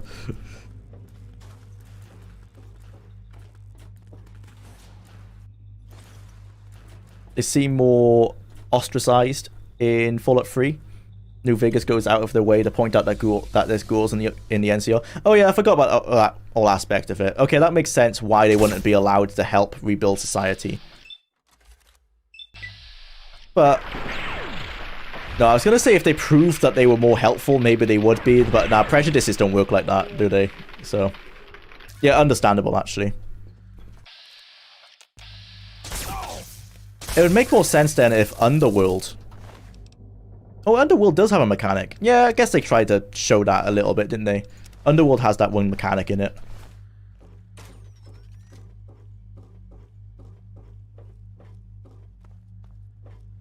ghouls in the old game were basically a leper colony. Yeah, newer versions made them more of a ticking time bomb in terms of potential violence. Yeah.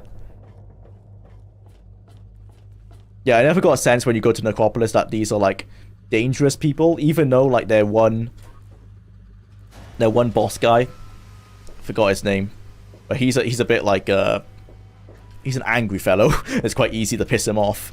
They even when they can enter combat with you and they have guns and stuff, they don't feel like a massive threat. They're extremely slow and you can easily kill everyone in Necropolis. Not that, you know, it's not that hard to do. So yeah, I came across that they were just extremely sick people that, if anything, should be more pitied than anything.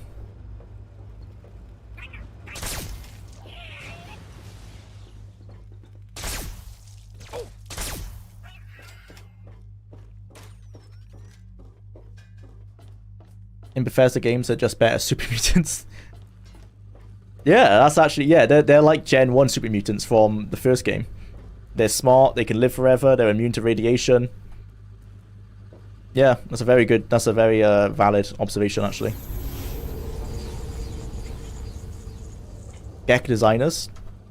If the Gek designers were on the spaceship, that would be extremely useful. Although, would it? I wonder if they could design the Gek again without the access to resources they had in the pre-World War. Because they certainly wouldn't have all the labs and technology that they had access to when they made the Gek. Unless they can find a vault where that's still intact. Might be the case.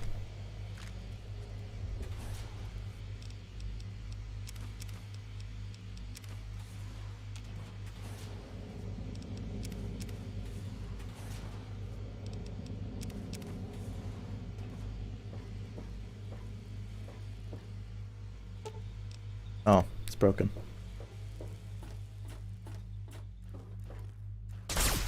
Speaking of ghouls, why are you here, fella? You're a bit lost. Oh, you're stuck in that cage, I think. Fallout 4 with Hancock in charge of a normal human town is interesting too. Yeah, that was basically Bethesda's approach to the mining town, Redding, isn't it? The mining town in Fallout 2. That always has an interesting commentary behind it on people who are quite bigoted towards each other, like how they can work together and how they are always like stronger when they do work together.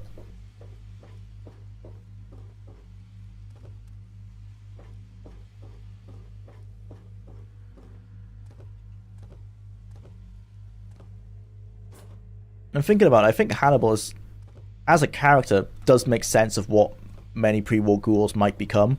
Like almost like a Mad Max wanderer who just wants to be cool and like have his share of loot and stuff because he's just lived so long and is probably not that interested in like trying to rebuild society, seeing as he's experienced the dregs of society for so long.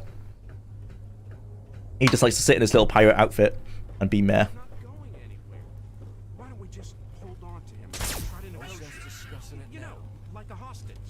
Fixed it for you. Yes, they could. The Gek is a magical box they could use to make things. They could use to make more Geks. Yeah. The Gek now, the Bethesda Gek is essentially they've just pulled magic out of the Elder Scrolls and put it straight into Fallout. But the classic Gek was some seeds and a nuclear reactor.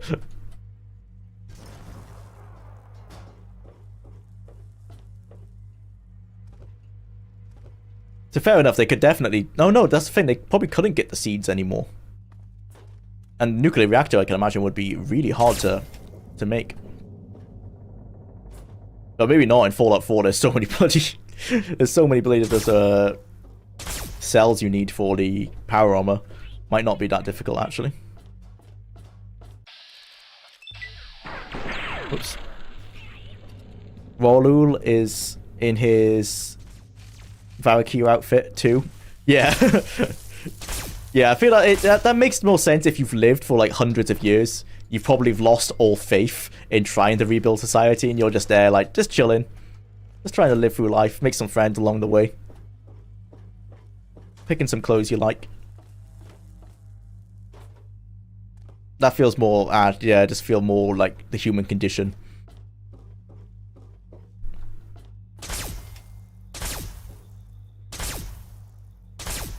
Die. Thank you.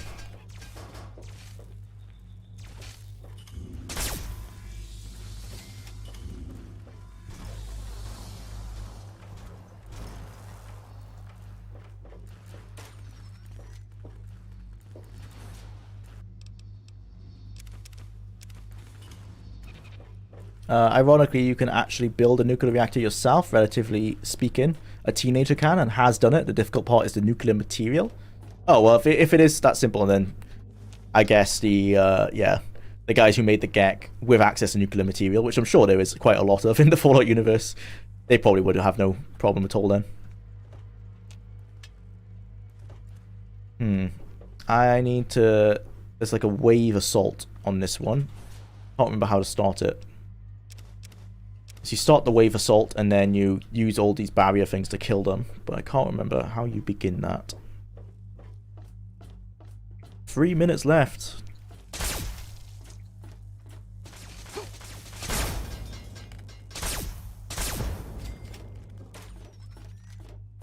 Big thing of the Fallout universe is nuclear stuff being utterly everywhere. Yeah, literally everywhere. Powers everything. Cars, nuclear. Every building, nuclear. All have their own reactors. So, thinking of that, the hardest thing about the GEC is the seeds. Is that how you do it? No. Cars, toys, yep. Everything's nuclear. The bloody cereal, I think, is nuclear. But Nuka-Cola is nuclear. Is one of the potential upsides of bigotry. You despise the person, and the last thing you want to be seen as is weak or lesser around them. Human pride accidentally turns into a positive. Yeah. As sad as it is, yeah. How did I start this again?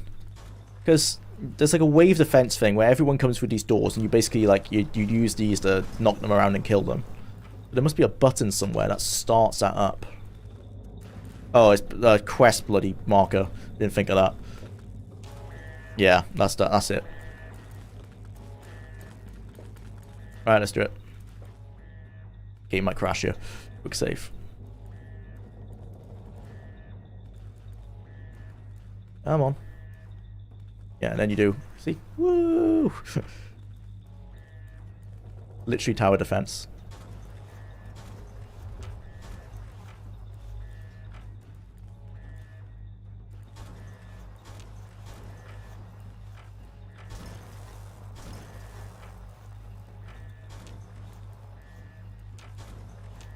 Not being a spanner grammar bad word, just helping others, no insult intended. Oh, Vaquero, Vaquero. Ah, sorry, my bad. Yeah, not very good at Spanish, sorry.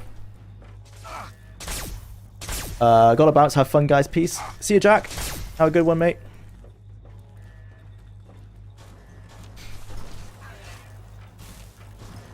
Oh, my FPS is lagging with all these physics objects. Oh dear.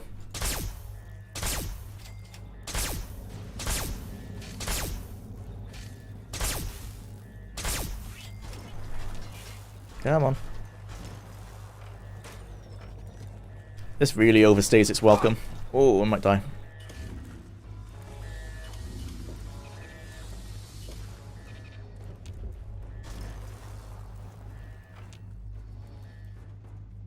Oh my god, are there more spawning in? Oh, Jesus. Oh, that's time. Oh, no. I do want to finish this bloody thing. Oh no, it's gonna keep going, isn't it? Like, literally the combat music finished. That's how long this combat sequence has been. Definitely overstaying its welcome. And you, and then we'll save up.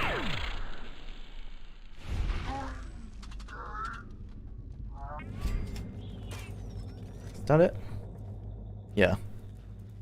Okay. Well, that's Fallout 3 done. And unfortunately, I'm going to have to call it there, because I know I said last week I was going to do 4 games today, and I wanted to, but I have another date with the wife planned. Unfortunately, I shouldn't say unfortunately, she might watch this. Another date with the wife planned. I am looking forward to it. We're going to see Oppenheimer and have a meal and everything, so I do need to leave at 5 to go pick her up.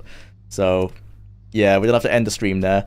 But next week, if we're lucky, I won't have anything planned and we can go a little bit longer. Switch over to the end screen. Unfortunately, yeah, that was a slip. I don't mean that. I am looking forward to it. I've wanted to see Oppenheimer, hoping it's good. I've seen positive things. We saw Barbie first on opening night on Friday, which was a film. It was, you know, she wanted to see it. It was fine. It was fun. A grenade, my kingdom for a grenade. Oh, I'm glad we're done with Fallout 3. As much as I was saying earlier that it was fun, the fun's ended. I think I find the Capital Wasteland more enjoyable than this Mothership Zeta, but we're only here to get guns and ammo. Still no Fallout 1 or 2. We did play Fallout 1 last time. We got an hour and a half, but no 2 yet, and no Brotherhood of Steel. But we have played a little bit of Fallout 1. We got up to the hub. Or no, we finished Junktown. We got Tycho. We got Ian and Tycho as companions, and now we're ready to go to the hub and start plowing through the main quest and the Brotherhood and everything. But yeah, that was a pretty good session. Next week, fingers crossed, we can get 4 games and we can start plowing through. The most progress we've made is in tactics. We've played tactics 3 times. I don't know how far into the game we are. We're on mission 3. I don't know how many missions there are. Hopefully only 10, but maybe more. Fallout New Vegas, I was hoping we'd be a lot further along. For 3 hours in, we've not done much.